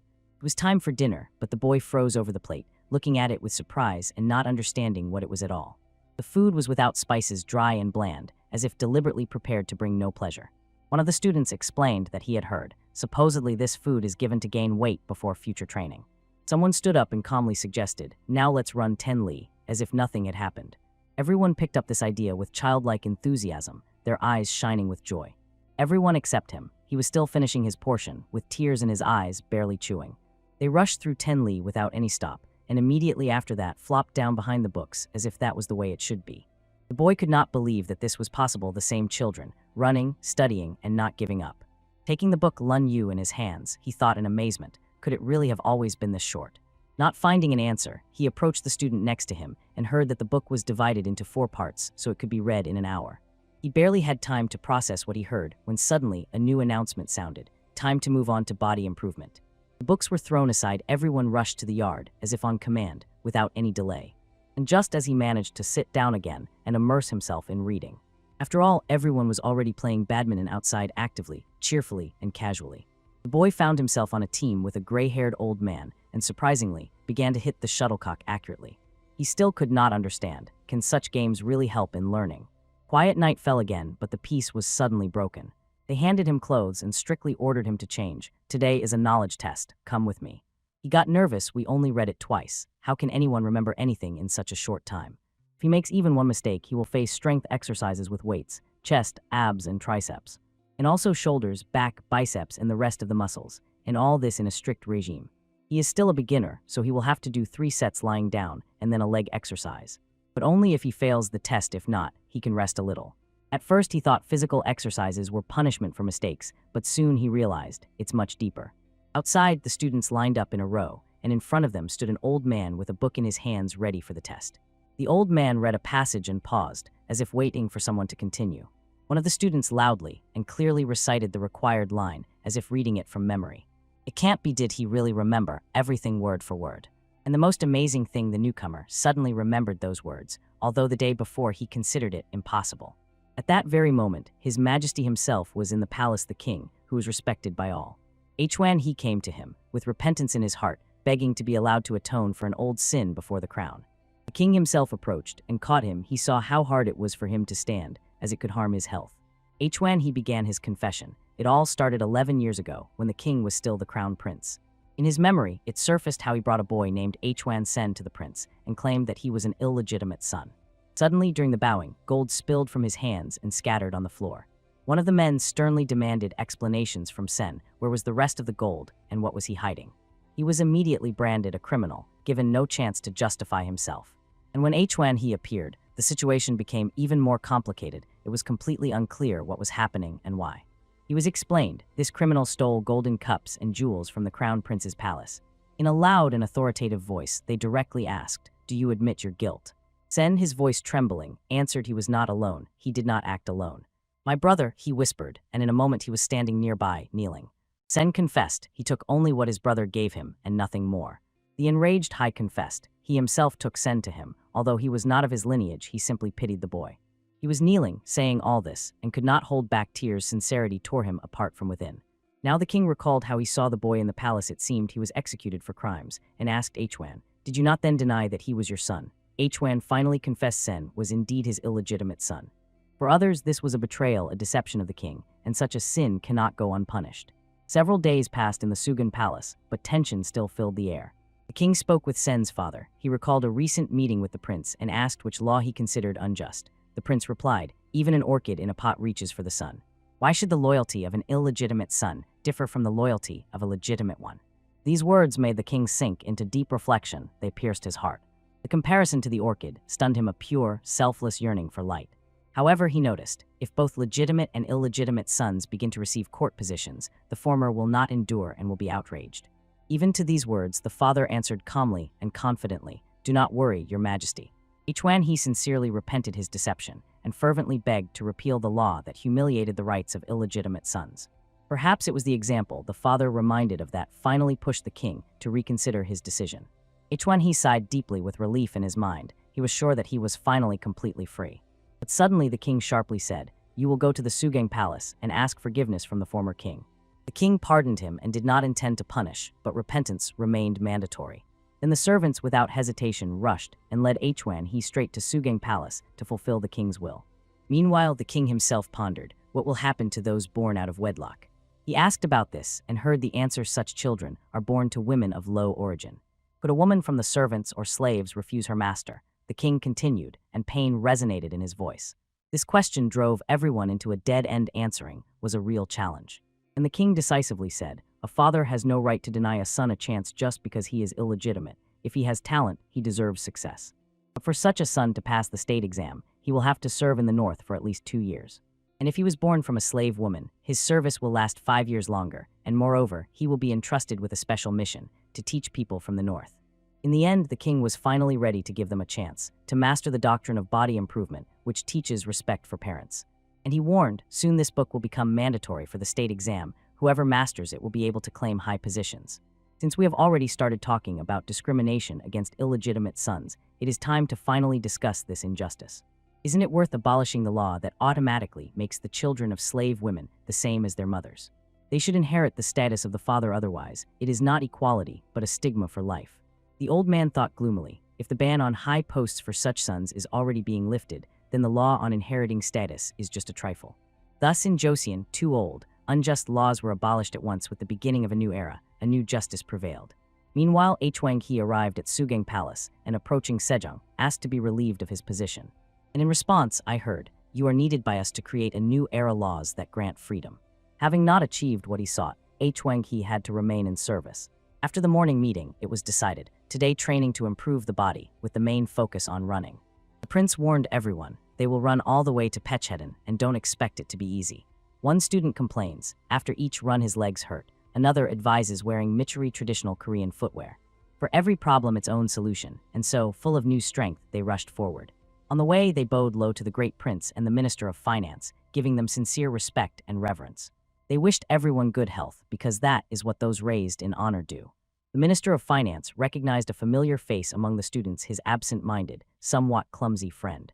He sincerely hoped to get lost among everyone, but fate decided otherwise. But no one mocked the prince, only sternly advised, stay close to Sip.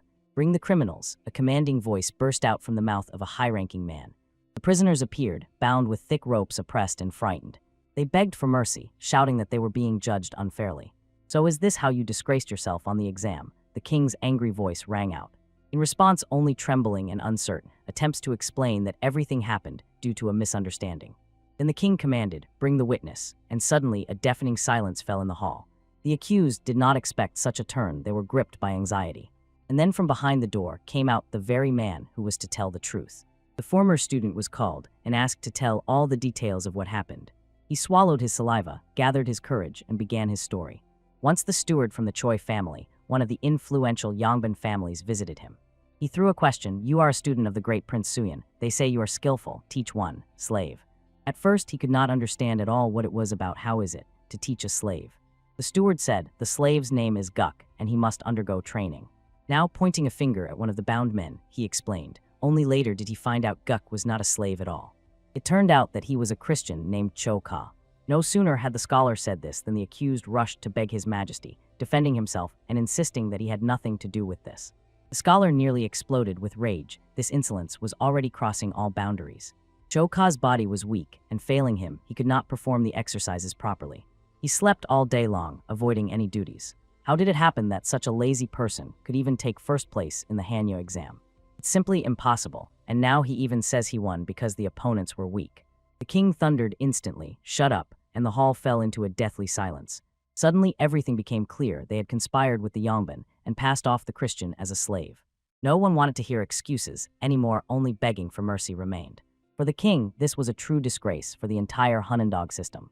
A month later, a completely different atmosphere prevailed in the Sugeng Palace. At the table, two brothers, the king and the prince, beside them their father. The king announced decisive steps to put an end to any abuses of the law on the inheritance of slave status. The prince heard about this for the first time. The news stunned him. With his mouth open, he watched as his father and brother rejoiced at the changes and clapped their hands together.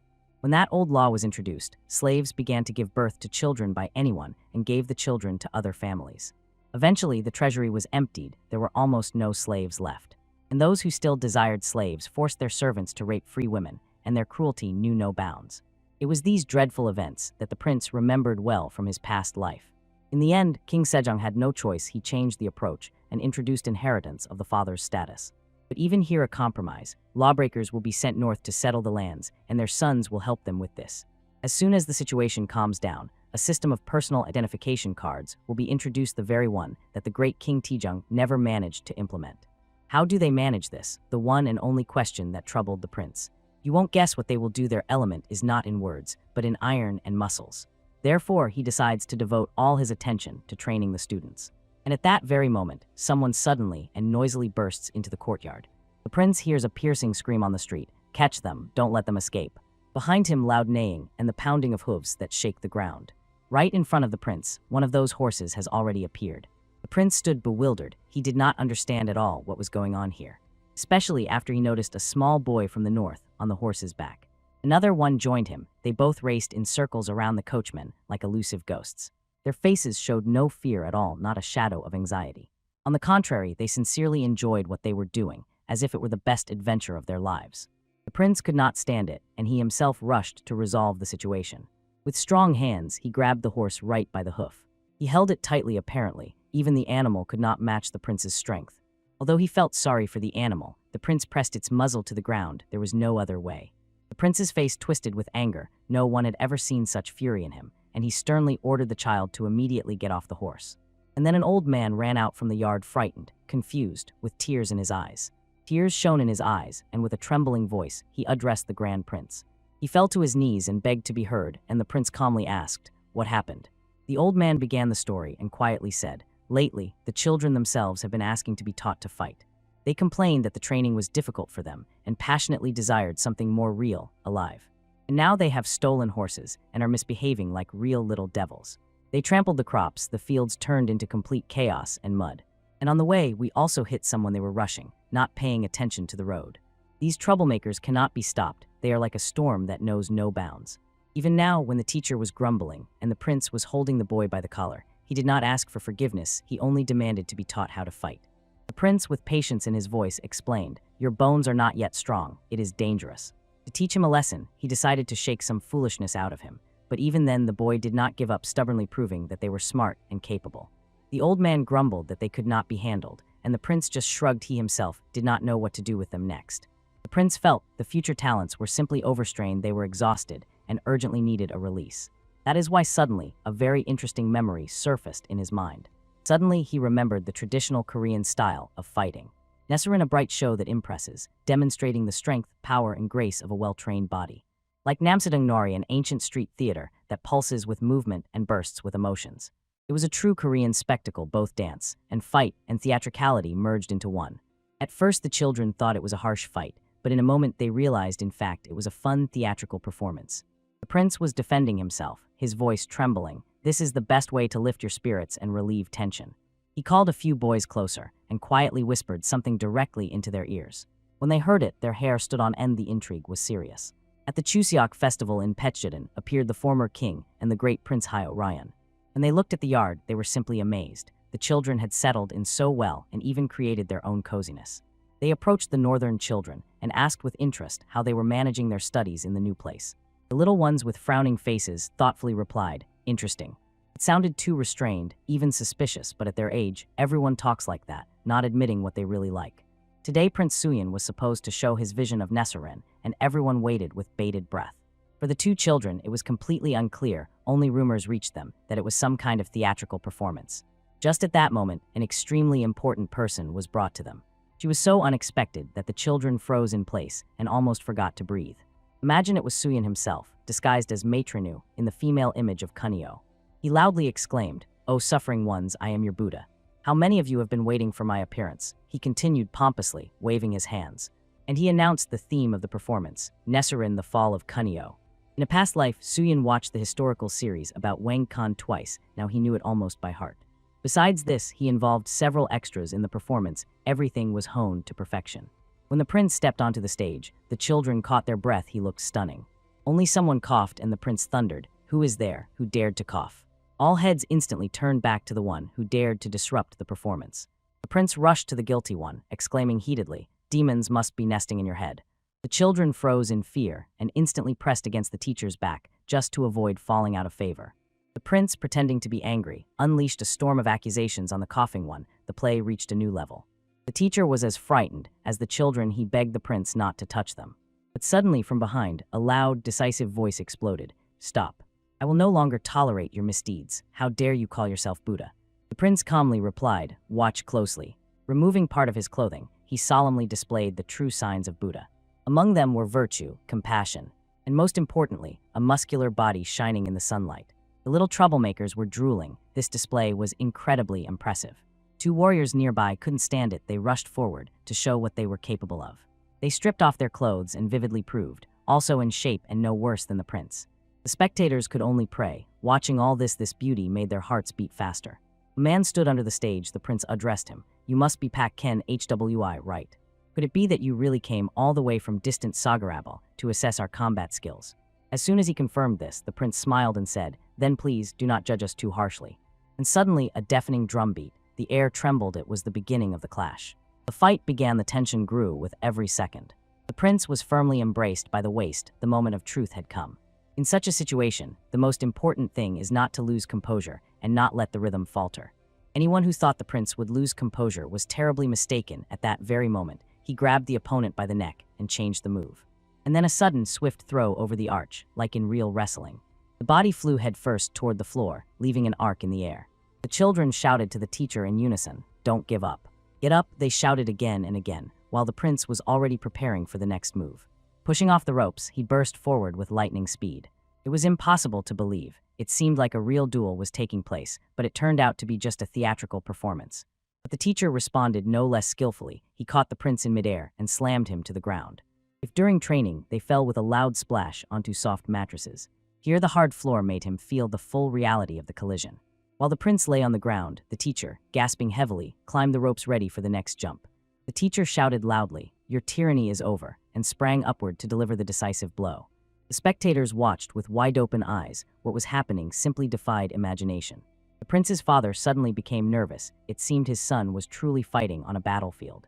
The teacher pushed off backward, preparing to finish what he had started and put an end to it. At that moment, his scream was like the voice of an eagle taking flight for a hunt. The eagle, searching for prey, was already flying downward, and suddenly the prince shouted, "Wait." This was definitely not in the script. The prince himself did not even understand what was happening. But from this thought, a slight smile appeared on his face. The show was a success. But it vanished instantly when the teacher's elbow struck him right in the stomach.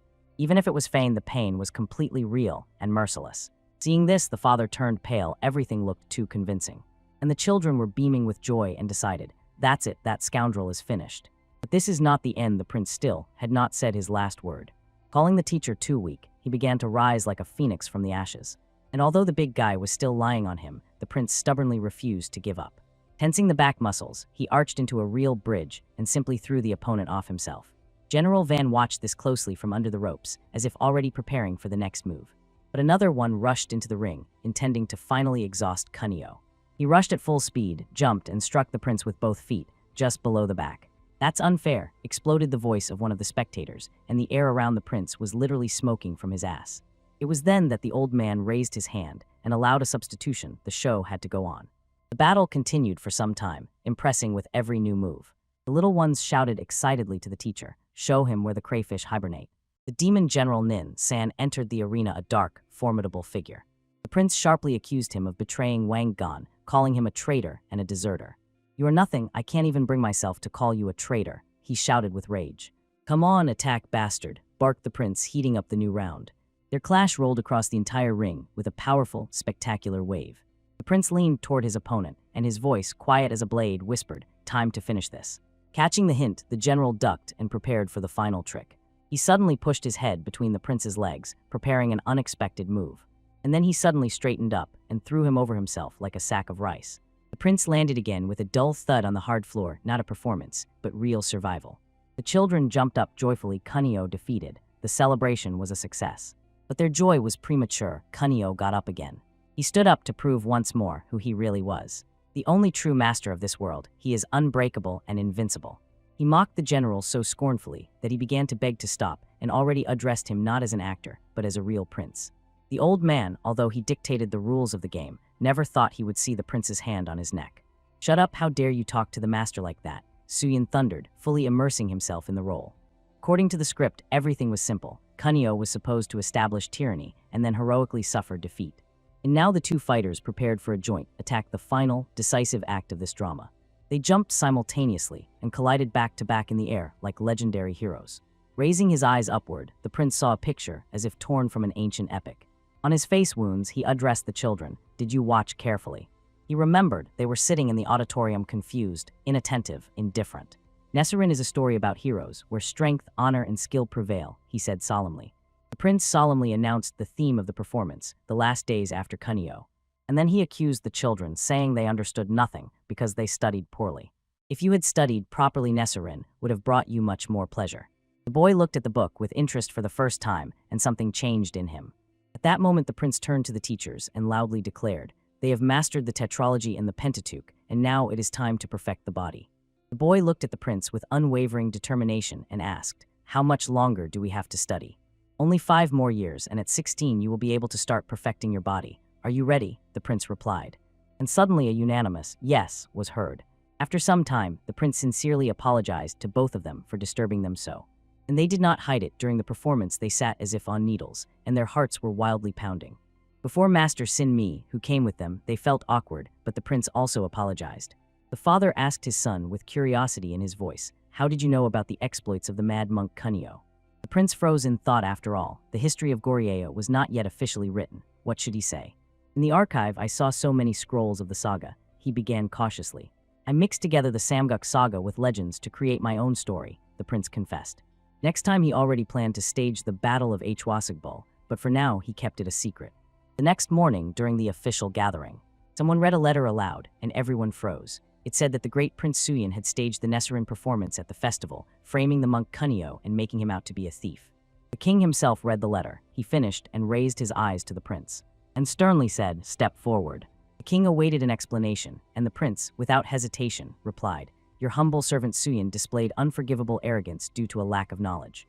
Meanwhile, on the streets, children with sticks were tying bands on their arms. They were imitating the bandit Kunio, the very same hero from the stage. And they also threatened to destroy all the Visegdemons. The prince, of course, apologized for such an influence. But what is there to say when it all happened? The performance did its job. The king was troubled by something else. How did the prince depict events that never happened in the history of Koryo? As a punishment, he forced the prince to reread all the chronicles once again.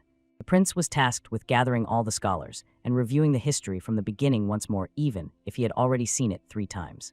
The king's gaze fell on the prince, and he immediately felt that something was wrong. He was overcome by a strange premonition, as if something was about to go wrong.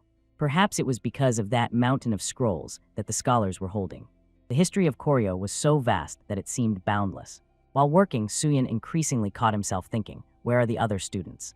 But it turned out they were all busy, writing other historical books. And then memories from a past life overwhelmed the prince.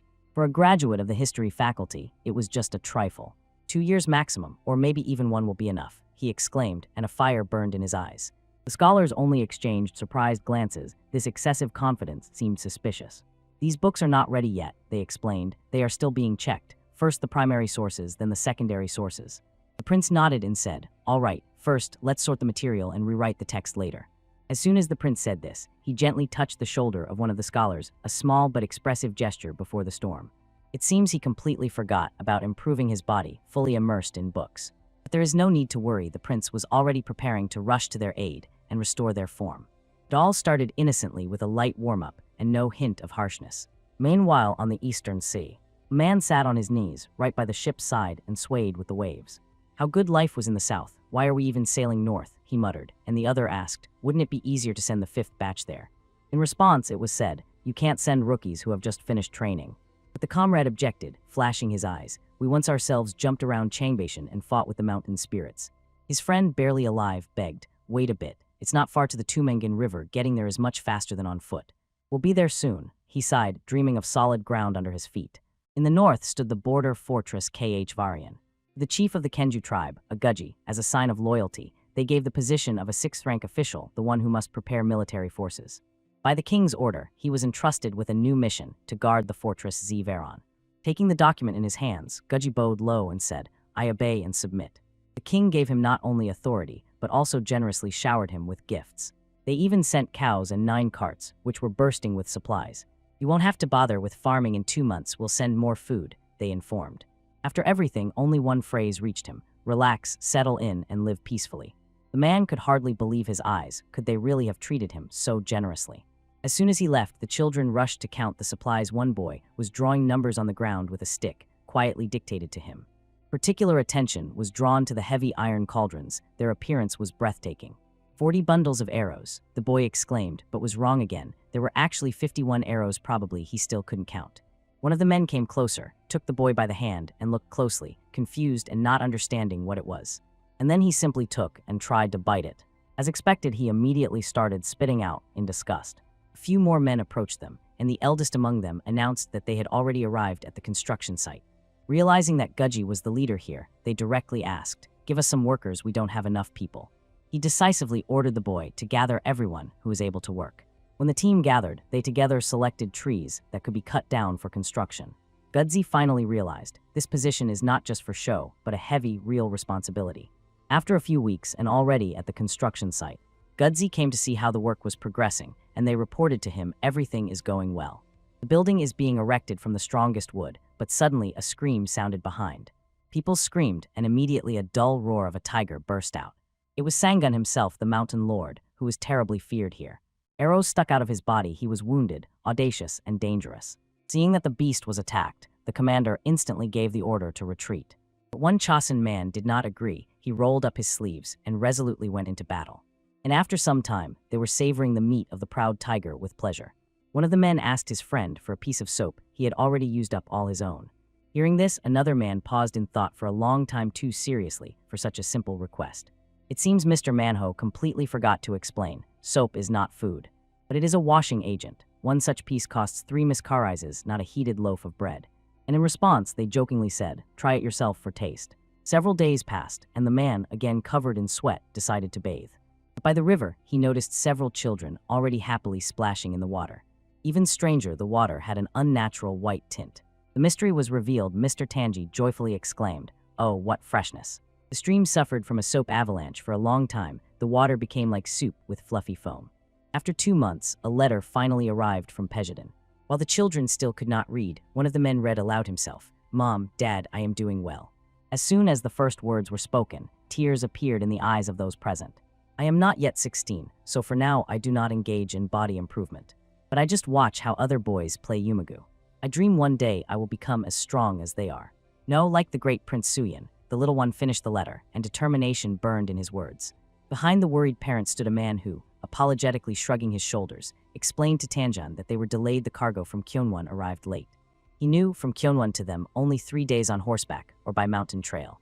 But soap began to be consumed so wildly that now they cannot rely solely on supplies from Chosin. An idea instantly sparked in Tanji to start trading with Kyonwon. He immediately asked for permission. Of course, but quietly, all right, they replied to him with a smile. Thus trade flourished in the region. A new era of exchange began. Even tiger skins were put up for sale, a trophy that instantly attracted attention. The merchant offered only a third of the value, for it clearly wanted to snag a profitable deal for himself. Tanjai got angry. The Chosin Minsai always do nothing but lower prices. This impudent fellow wanted to reduce the price to an absurd 750 socks, as if spitting in the face of all trade. But losing a client was worse, so he still agreed reluctantly, but resigned. Apparently in such deals, the one who is more cunning wins. In front of Tanjai, they opened a suitcase. Inside, some documents appeared. Peeking inside, he understood nothing at all. What kind of papers are these? The merchant spoke as if revealing a secret. These papers can be handed over at Kancho and exchanged for rice or traded for goods at the nearest shop. This is a decree of the king himself, he added proudly. Tanjai grabbed these forms in his hands. He could not believe that such things were really used. But something still troubled him. When he went out into the yard, he could not understand why are there so many soldiers here, as if guarding them or waiting for an opportunity to destroy. One boy answered quietly, "Both. They say recently they leveled a village of 300 yards to the ground." And right during this conversation, one of the boys from the north suddenly fell to the ground. A soldier was sitting on him and was sternly interrogating, "Did you break the sword?" Of course, it was clear that they did not intend to kill him, but the tension in the air was unbearable. Meanwhile, on the outskirts of the settlement Agaji, the boy rushed in pursuit of a deer and shouted to someone, "Run faster." But whom was he urging? An old man who was already barely crawling on his knees and could not walk properly. Having asked the grandfather to return to the village, the boy himself rushed forward. A few days ago, the same old man was hunting, and seeing a familiar landscape, was deeply moved. He recalled this ridge, this path as if he had already been here. And very soon he was convinced his suspicions were confirmed. This is exactly the place where their tribe once lived, and there is no doubt about it. Later he slowly told Tanji about it, nostalgically recalling the old settlement. He even told about a distant relative. He was attacked only because of friendship with Chosin. Only because he was friendly to the Chosin people, that's why he got attacked. Tanji learned that old man turned out to be a relative of Myeontham himself. "If you are so close friends with Chosin, can't they attack you?" he asked. "Especially since the enemy is right under your very nose." Soon the commander of the fortress Jongwonbu, Yimenjiang, said, "These lands once belonged to Myeontham, the chief of the Kenju tribe." Tanji explained to him, "If they advance even a little to the north, Alchacap will immediately attack. And Chosin will not protect them, it is too far away and moves too slowly." But Yimenjiang suddenly remembered the king's words spoken during the appointment ceremony. Your mission is to subjugate the Hiso and Yane tribes living in the north. Tanji threw in another thought. What if we defeat Alchacap and they unite with others and destroy us? In that case, there will not be 3 of them, but possibly 6,000, came the serious reply like a verdict. And they added, he was appointed to Achuarian not by chance at all. They say Manho's son never avenged his father's death.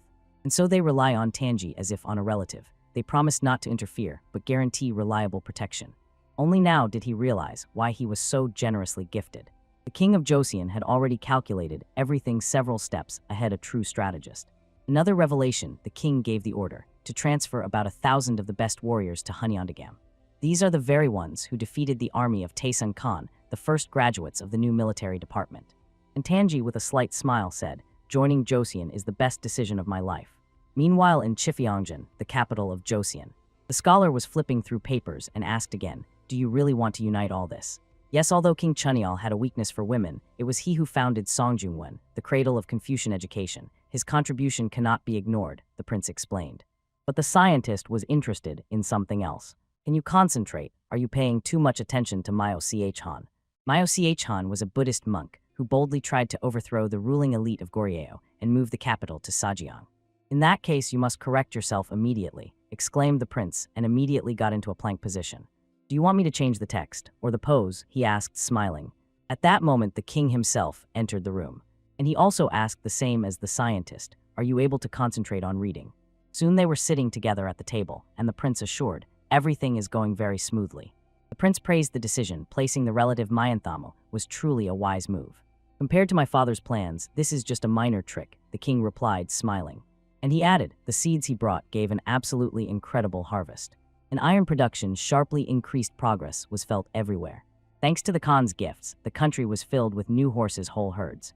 The Minister of Public Works called to expand the roads in Gyeongsang province. There were problems with the distribution of iron, although it was produced in large quantities. The prince immediately understood who had proposed this idea. His smile instantly revealed his thoughts.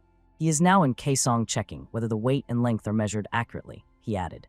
Meanwhile in Kaesong, the inspector asked coldly, why don't you use the state measurement units? This is our tradition, they answered him calmly. Everyone else had long given up and left, but this guy holds on. He hasn't backed down for several months. He explained that without changes, they faced heavy losses and no one would be able to compensate them.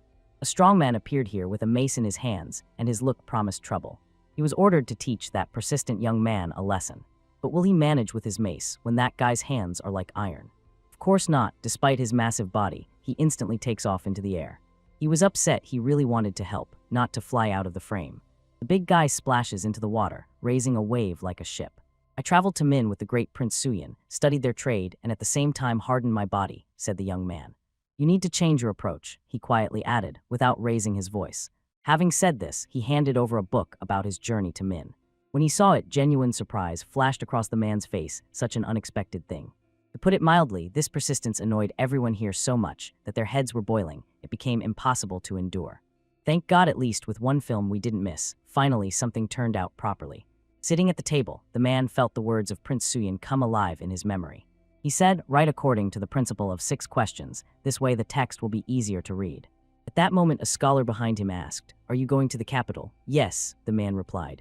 I haven't seen the great prince for a long time. I want to ask directly, am I doing everything right? An old man was walking behind him, stepping slowly and unhurriedly, and just overheard a conversation. Someone was enthusiastically dreaming that the great prince would come to Kaesong and give a lecture on body improvement. Meanwhile, in the camp of the northern tribes, Hun Yang's son began to get acquainted with Jeonju. He immediately stood out, not at all like a typical soldier. In his gaze and manners, there was a wildness like a true wild wolf. He was asked to briefly report on how things were going. Tanjo said coldly that 3 tribes were already subdued, and one was almost completely destroyed. This made John understand. First, it was necessary to arrange reconnaissance to check the situation on the spot himself. But one serious problem turned out. Sun sighed and said, among their fighters there were almost no skilled horsemen. And there's nothing strange about it, you can't shoot from a musket on horseback. Someone snorted from the side. John calmly replied, don't worry, and pulled out a telescope sent by the king himself. Such devices need to be issued to all scouts. Their advantage is as clear as day. Sun took him up in his arms, pressed him to his eye, and looked into the distance in surprise. Sun froze in amazement. He even noticed a bird flying far in the sky. At first he was scared. He couldn't understand how it was even possible, as if magic was in his hands. Next, he unfolded a map compiled from the stories of Agaji and other chiefs. He pointed with his finger to the place where the mountains rose to the sky. They are visible from afar, so it's better to approach from above. From the side of those tribes that had already said they would submit there, the path is safer. Tanji immediately offered to give them wolf skins from his supplies, for which Sun sincerely thanked him. He was not yet sure if his people would manage. It's hard for them even on foot, and here are the mountains. 2 weeks passed after that conversation. On the territory, they finally completed the construction of the last building. A man advised to use it as a warehouse. No sooner had Tanji managed to rejoice than a boy with news appeared behind his back. He said the scouts have returned, and here the warriors themselves approached to report. Tanji realized Sun is not just a wolf. He is the true Sangun, the mountain lord himself. They managed to gather information about the outskirts of Korean, but 2 died. And at that moment Tanji understood, his heart clenched. They traveled 70 li into the mountains and back in just 2 weeks and lost only 2 out of 100. Sun spoke. It was unbearably cold there. Only the stones heated in the fire saved us from frostbite. The Alchakin tribe had just begun to act. It seems they have not yet managed to fully unite their forces. All the collected information was carefully noted in the report. Wonderful, said Tanji, understanding that in a month the river would freeze, allowing the offensive to begin across the crossing. He immediately ordered his subordinate to inform all the tribes. Looting is strictly forbidden. In a month, the great campaign to the north will begin. We, the Kenju tribe, descendants of Alchacap, lived in the north, and then moved to Liaodong in search of the mercy of the Ming Empire. We were deceived instead of protection. We felt only oppression and humiliation.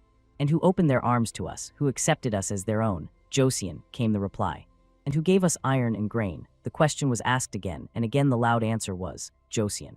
The answers sounded crystal clear, without any doubt. Only Josian supported them in the darkest times. But few remember the fate of Montamu, descendant of Alchacap, who swore allegiance to Josian. For this he received silver, and then was treacherously killed by his own tribe. His son Chunchan still faithfully serves the Ming Empire and lives in poverty and oblivion. Agaji Tanjai will never erase from memory the insults inflicted on their people. But he always responds to good with good. This time only revenge, revenge, revenge, and revenge again.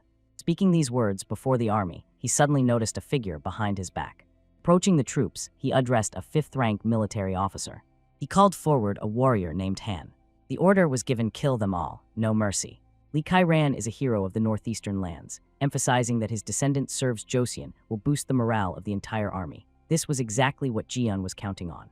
The purpose of the campaign was as clear as day: revenge for Montamu, their historical wound. An arrow pierced the body and lodged in the very abdomen, a sudden and cruel blow. No one expected to see iron arrows here, and this instantly turned the whole battle around. In Hyamjin, in Orasancham, this is exactly where it all began. The warriors raised their hands and shouted loudly, "We surrender." Tanjai having asked again, his voice cut through the silence, "Do you submit to Chosun?"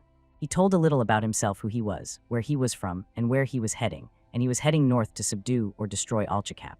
He warned coldly, those who do not submit have no chance at all.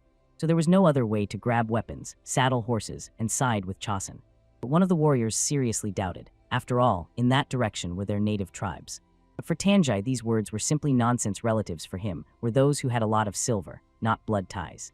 The horses were already ready, standing in a row, tense and attentive, waiting for the command. The weapons lay at the ready, and along with them pulsed the readiness to submit to Chosun. The next stop of their adventure was Namnol. "So what will you submit, or shall we fight?" came the proposal that left no choice. The opponents called themselves the Arahop tribe, but they added that they were ready to faithfully serve Chosun. The decision was made. Next stop Kalgan, and here too, without a fight, they surrendered. At some point, Tanjai himself no longer understood why were they all so submissive. And here it is a new point, Nimachka. But here everything turned upside down. The locals were delighted. Finally, there would be a real battle. Suddenly, the chief just abandoned everything and ran away from the battlefield. He did not manage to escape for long. A sudden stomach pain forced him to stop. A shot from a rifle hit right in the body, no chance to escape. After that, everything became clear. Their forces surrendered. There was no other choice. Sun came across some strange things, and with distrust in his voice, asked the locals, "Is this even edible?" Moldy oats and rotten barley lay, as if discarded real trash. A woman sadly explained, this summer they had no harvest. There was simply nowhere to get food for the winter. Then it was reported, eyewitnesses say that someone destroyed their entire crop. Turned out the chief of the Yadengi tribe, who lives near Korean, seized all the grain supplies. And at the same time, he shares with no one, silently keeps everything to himself. It is precisely because of this that the warriors of 6 subjugated tribes eat more than usual like hungry wolves who haven't seen food for weeks. And now everything became clear they obeyed so willingly not out of desire, but to survive. Chan immediately gave the order, send a messenger to Kayonwabu request additional supplies. Meanwhile, in Almego, they turned to the local chief. He knew nothing about what was happening. He was informed, Agaji is coming against us to take revenge for Montamu. The chief of the Almego tribe, Yadengi, exploded with true fury.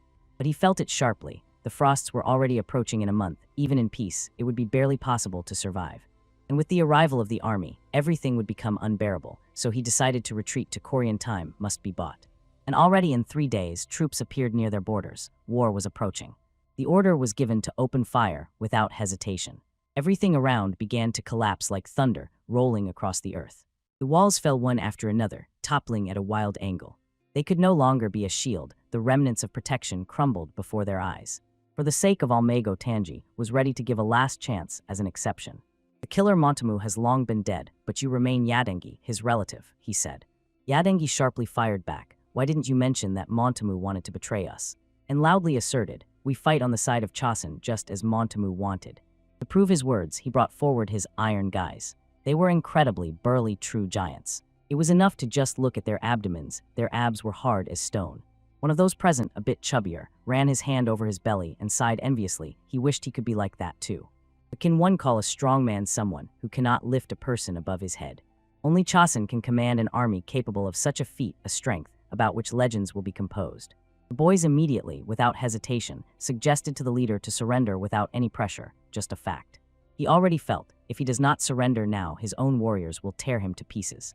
Grinding his teeth, he reluctantly said, we surrender, and it was precisely thanks to Hong Yun-sun's cunning plan that the Chosun army achieved a devastating victory with minimal losses. Cold January, the calendar year, is 1452. Although not much time has passed, Jin Yang has already managed to handle 50 volumes entrusted to him. Yes, this is only a third of what is needed, but even this was enough. His successes stunned the elders. And recently, good news came from the north. In the last battle, the Chosun army, only 8,000 people, subordinated 2,000 Jurchen families, and defeated 1,500 families of the 8 Alchacap, those to whom the Yadings belonged. Half of the Hiso and Yain tribes from the north expressed a desire to submit to them. Probably a great celebration was about to ignite in Joseon. And it was like this. Preparations for the festivities began immediately, and soon the festive day arrived. The army solemnly entered the city, followed by the conquered tribes, and everyone understood that the last military campaign had ended in victory. Even the leaders of the powerful country could not help but rejoice. Li Hyong joyfully addressed the subjects gathered before the palace. The head of the army approached the most valuable prisoner from behind and sharply pushed him in the back, throwing him right at Li Hyong's feet. It was the very man, the one who killed the vassal of their country Montamu, invaded their lands, and tried to raise a rebellion against the legitimate rulers of these lands. Moreover, he resisted to the last, stubbornly refusing to submit and admit his guilt for what he had done. But now, when he was caught, hiding was pointless. He thought this was the end. No one would forgive such a cruel betrayal, and a painful death awaited him. But the ruler's face suddenly softened a little, and he announced the sentence. The warrior was exiled to the island of Tamna. There he would spend his entire life. A whisper ran through the warriors, and surprise flickered in their eyes. It was in this that the strength of their ruler's character was hidden, to whom the subordinates could not get used to in any way. He enumerated all the crimes of Yadanga, so that the chiefs subordinate to her would know what would happen to them if they did not obey. It was not just an act of pardon, but also a deliberate strategic move. Among all those present, although many were outraged, only Agaji dared to say something. He had only one request to His Majesty. He wholeheartedly wanted the ruler to give him the name Chosun. Receiving a new name is like swearing an oath of loyalty to Chosun. The ruler gladly agreed, and for loyal service named Agaji-chan Chun-nel and made him commander of Kenwonbu. Tears shone in his eyes from joy and gratitude for the new life given. He deeply bowed to Li Hyong and promised to serve him with truth and faith. The ruler exiled the other Jurchens to the south and forced them to breed horses. Then the boy made Li Men, Zhang commander of the second-rank army. And the soldiers who distinguished themselves will be given higher military ranks. Only one thing remains to be decided: what to do with the other Yayan tribes who joined them. The elders told the ruler, if they are as generous to them as to the Chan Chun Nel tribe, it will be too costly. But if they treat them worse, dissatisfaction could flare up instantly. They say the Ming Empire stationed Waiso in Korean, a military garrison, guarding the imperial palace. But if Li Hyong makes Korean his Waiso and sends merchants there, they will be able to satisfy their needs through trade. However, the advisors said, one Waiso is not enough. Then the smartest thing is to send those who suffered from military actions there and establish a permanent garrison. If there are too many people there, the army will have to be called to control the crowd, and there is just the right person in the palace to serve as commander. This is about Hong Yun Soni, a warrior of the 8th rank, a talented fighter from Hunan Dagam, who devised the muscle intimidation plan. The idea pleased Li Hyang so much that he ordered his attendants to send the young man medicine and inform him of his appointment to the position in Korean. Of all that Jingyun said, only the words about the muscle intimidation plan caught my attention. I wonder if it will become an official military strategy. The next day in Kenwonbo, the weather was just as cold, and because many warriors, to improve their bodies, undressed naked in the frost, they often fell ill. Hun Yun Xian, who was just sick, dreamed that when he returned to the south, he would definitely retire. The commander, meanwhile, returned to Petjedan. There, after a long separation, he finally met his son. The man hugged him tightly and smiled with pure joy. His little boy had grown up. But the father still swelled with pride for his child. He deeply bowed to the teacher and sincerely thanked him for taking care of his children. The teacher modestly bowed in response and said it was not necessary to exalt him so much, but the man did not calm down and continued showering praise. It is said that the improvement of the body of the great Prince Suyin instilled in the Jurchens a sense of filial duty, and thanks to this even the children of Yane learned to respect their parents. But not everyone shared this opinion. Yet despite everything, he achieved a lot and was surrounded by the support of his friends. Only training exhausted him, and lately Zaisip had some unhealthy appearance. And the rest of Jingyun's students were the same.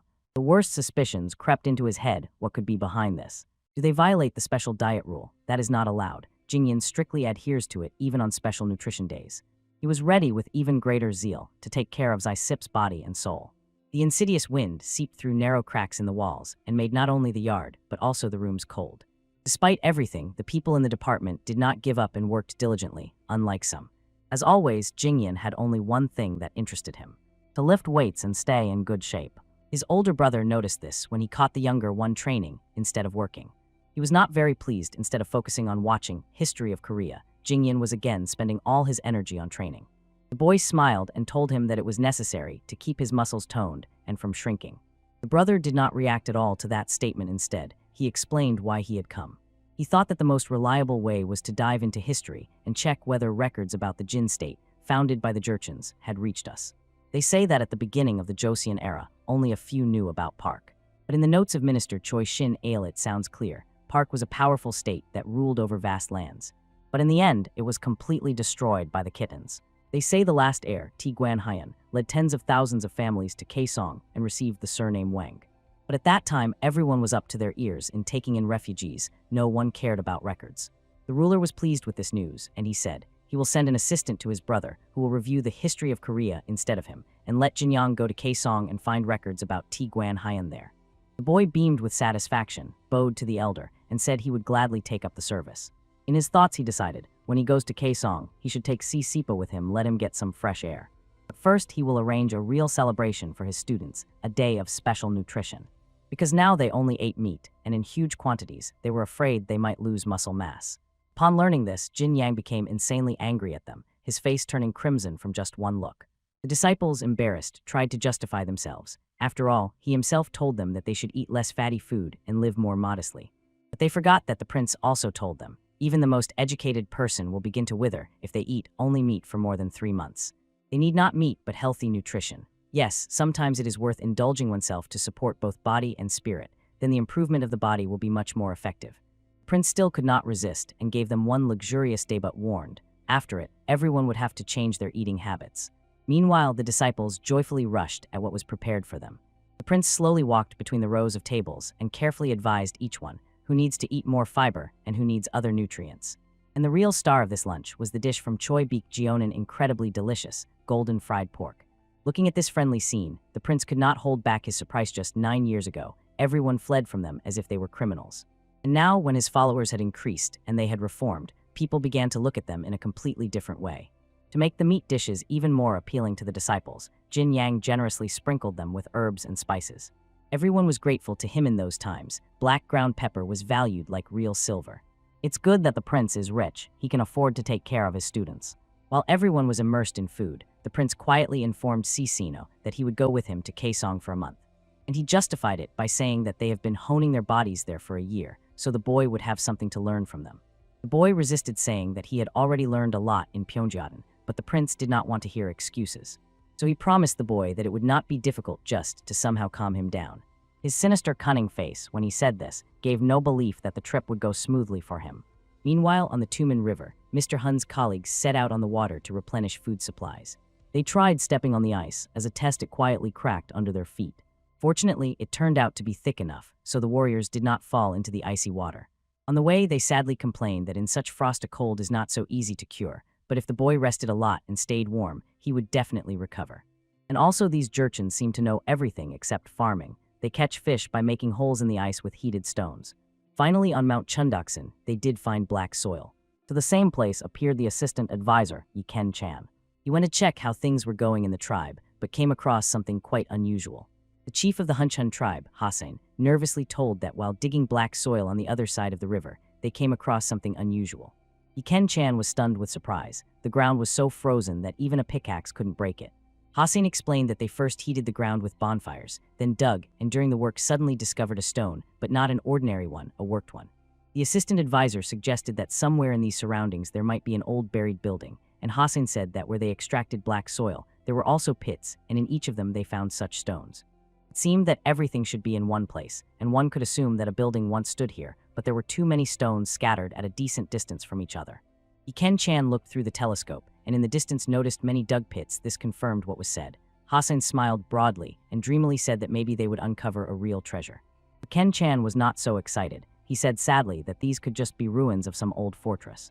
But he promised to report the find to Henyang, so let the tribe leave these lands, they will get a reward anyway. The chief did not insist on continuing the excavations, because he was very happy with the quick reward for the efforts. A few days later in Chifenchen, a person unexpectedly came to the agency by order of the king to help Jin Yun review the history of Korea. Sun Sam Mun entered the residence Sigenwon, that is, the royal tutor. Jin Yan had heard more than once about the scientific talents of that man, so he greeted one of the 6 martyr ministers with sincere joy. He was also glad to meet. It turned out he had learned a lot from Prince Suyin. Recently, the reputation of the young prince has been rapidly growing, and many envy him. If you believe the story the boy learned at the university, before the relocation he and son Sam Mun were supposed to become enemies. So when Sam Mun said he had read his book about body improvement, Jin Yan tensed up, expecting a trick. But apparently, even here he managed to change history. Sam Mun was truly fascinated by the prince's book. Thank God son Sam Mun is exactly the kind of person the boy wanted to see among his officials. At that very moment, Si Zin stepped into the archive. He came from Kinsando to pick up a few books. He solemnly greeted the great prince and his new assistant. News reached Jin Yan. The student returned from Kaesong and is already checking the condition of the granaries in Kinsando. The prince also received an order to go to Kaesong, and the king sent him an assistant who will help with reviewing the history of Korea so they can set off on the journey. Si Sin anxiously told the prince that in Kaesong there really was a fashion for body enhancement. But their superstitions of the past still firmly persist. Those who strive to rise to a high rank are treated very differently here than in Henyang. Even harsher and rougher. One of Jinyan's colleagues whispered that he had a friend in Kaesong Han Men HWE, and he served there as a goalkeeper. Si Sin had even seen him with his own eyes. Short and weak, body enhancement was difficult for him. Now the prince finally understood why there was not a word about Han Men HWE in the letters from Kaesong. He was born premature at 7 months. And probably he was mocked during body enhancement training. Then the prince rose from the table and decisively said, as soon as his deputy arrives, he will immediately set off on the journey, and asked his colleagues to keep watch over the review of the history of Goryeo while he was away. Everything for the trip was already gathered. The squad arrived in Kaesong in March 1452. When the boys entered the city, Si Sin smiled and said that Jinyan was so huge that people here would immediately recognize who he was, because in Kaesong still lived descendants of the Goryeo dynasty who had not forgotten old grievances, so the boy was a little worried. They were riding through the city streets, and suddenly on the road, they came across 2 boys who were fooling around. They playing were arguing and fighting, trying to knock each other to the ground. But then suddenly, the mother of one of them appeared and pulled her son out of the fight by the ear. She whispered to him anxiously that King Teju would be furious if he found out how terribly his subjects were behaving, but the boy said that the king was not here, so there was nothing to fear. But at that very moment, Jin Yan majestically rode past on his big, strong horse. The poor child, frightened by the terrifying appearance of the uncle, immediately ran away. Anyway, although the boy behaved strangely, the guy simply paid no attention to it.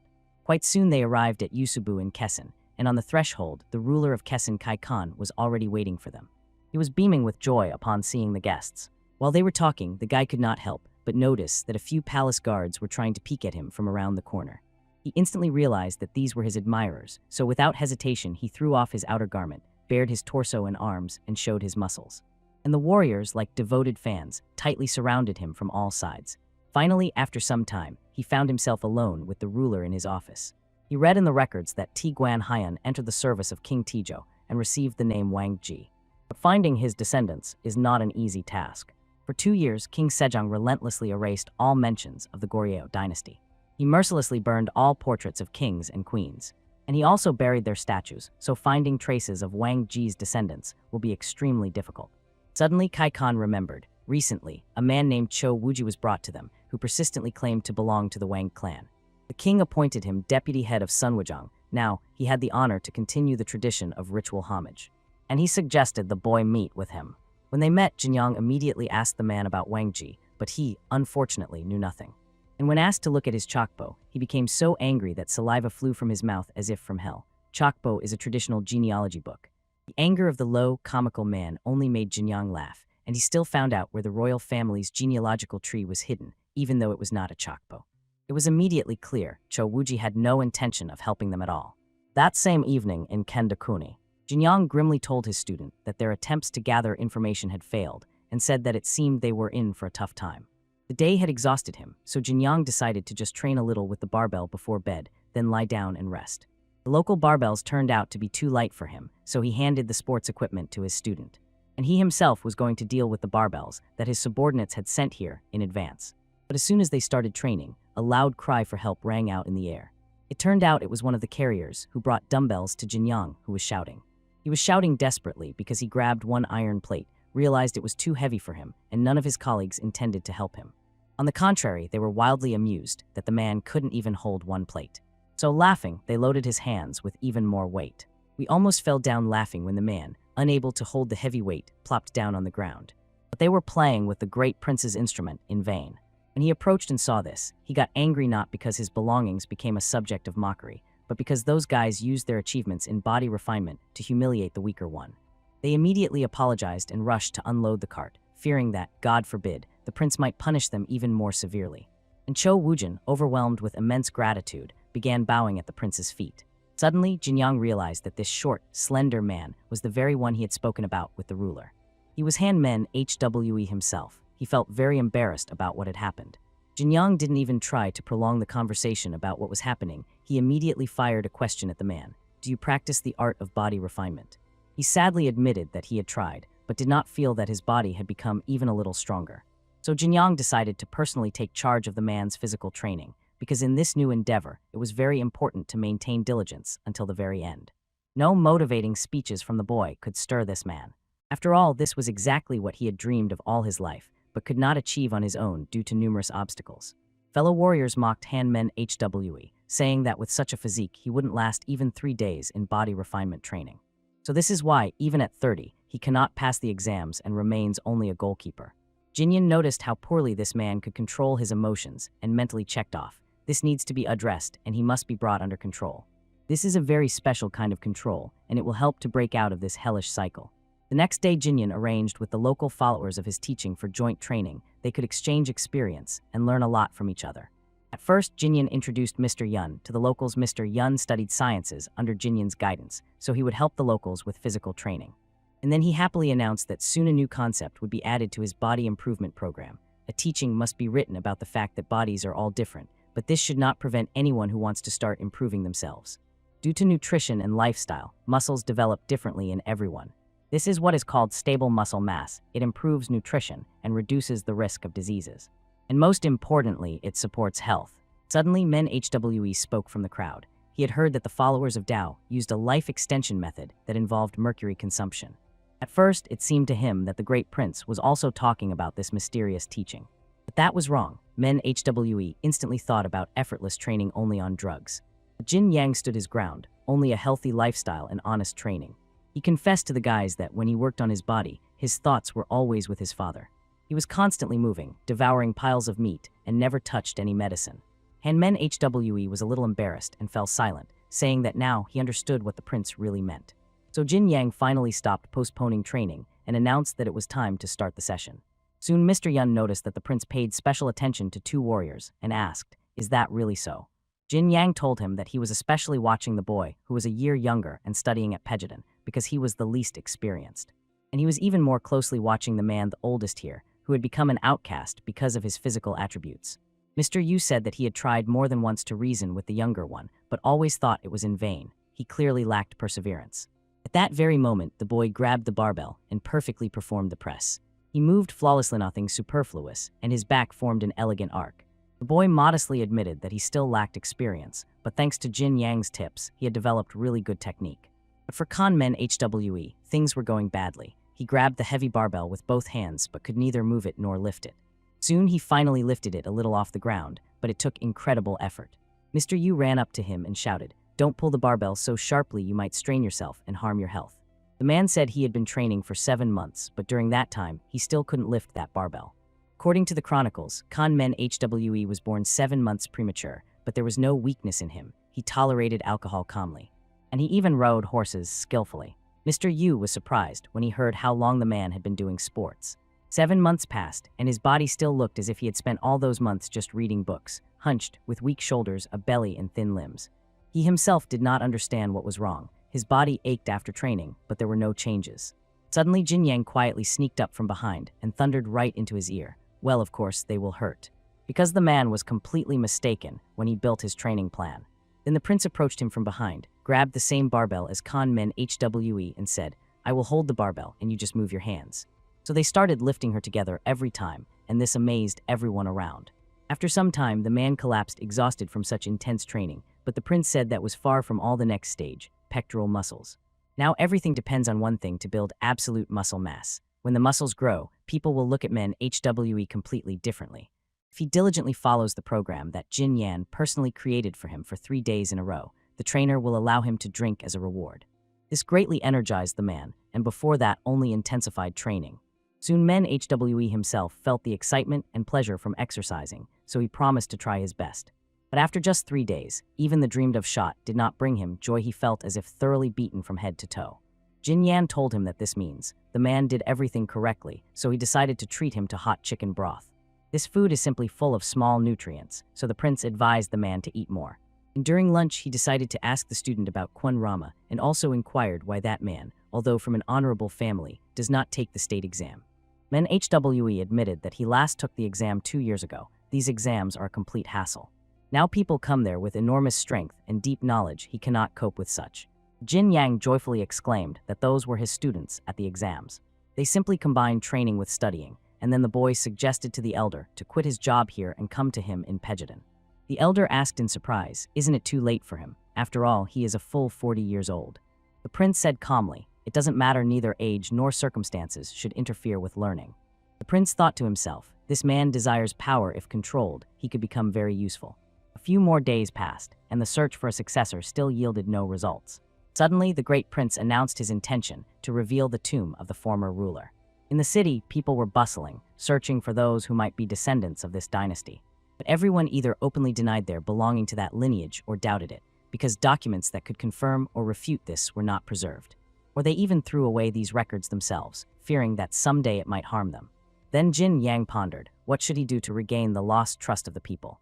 And he decided he must try to unearth the statue of King Tijo, the very one that King Sejong ordered to be buried 24 years ago. The ruler of Kessen gloomily remarked that this might cause dissatisfaction from the previous king. But the boy just wanted to bring life back to those ruined, weed-overgrown places. Because of this plan, his heart was pounding a little during weeding. Anything could happen. But they decided to be cautious. They uprooted the weeds to prevent accidents. Moreover, strange rumors were circulating. They say that when the Joseon dynasty fell, a rich man buried treasures near Henan's grave. This, of course, only increased the risk of an accident, and at the same time further fueled interest. Jinyan said that probably someone insanely greedy for power and money could fully support their plan because of the rumors. And first of all, he nodded toward Men HWE. He still couldn't contain his joy after that drink with the Grand Prince a few days ago. So the boy decided to immediately send a letter to the king and tell him about his plans for the near future. After the letter was sent, he returned to training since he had free time.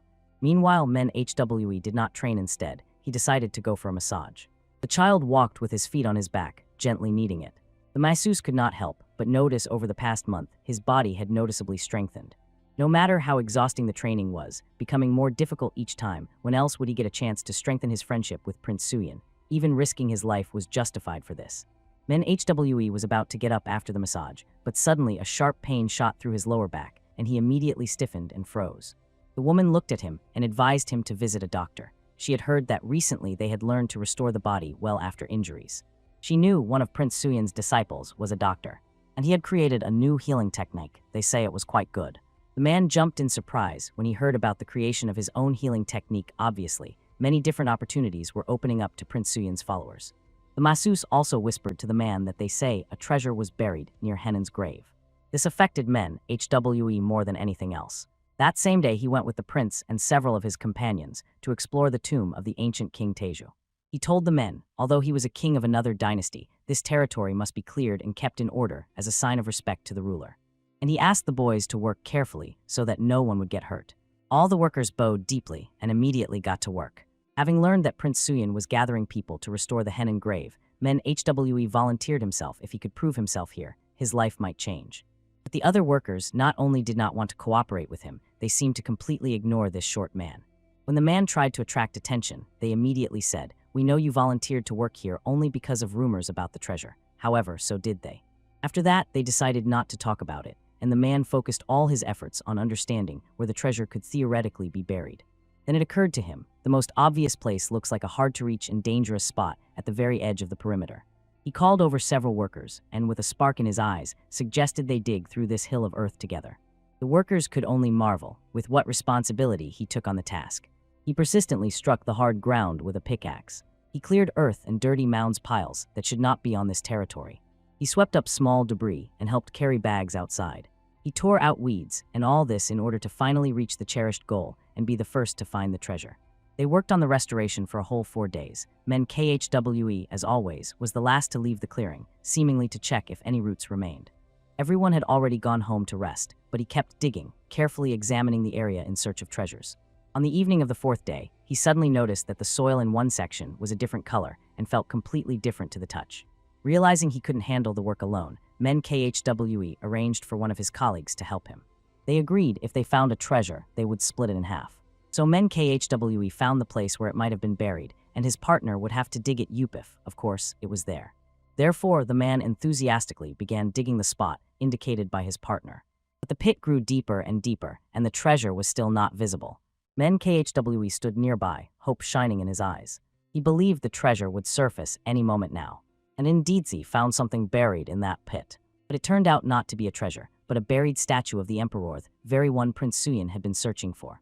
Night took over the city, but Manhwa and his partners were still continuing their work. They decided to pull this statue to the surface, so they tied a rope to it and carefully pulled it up from the pit.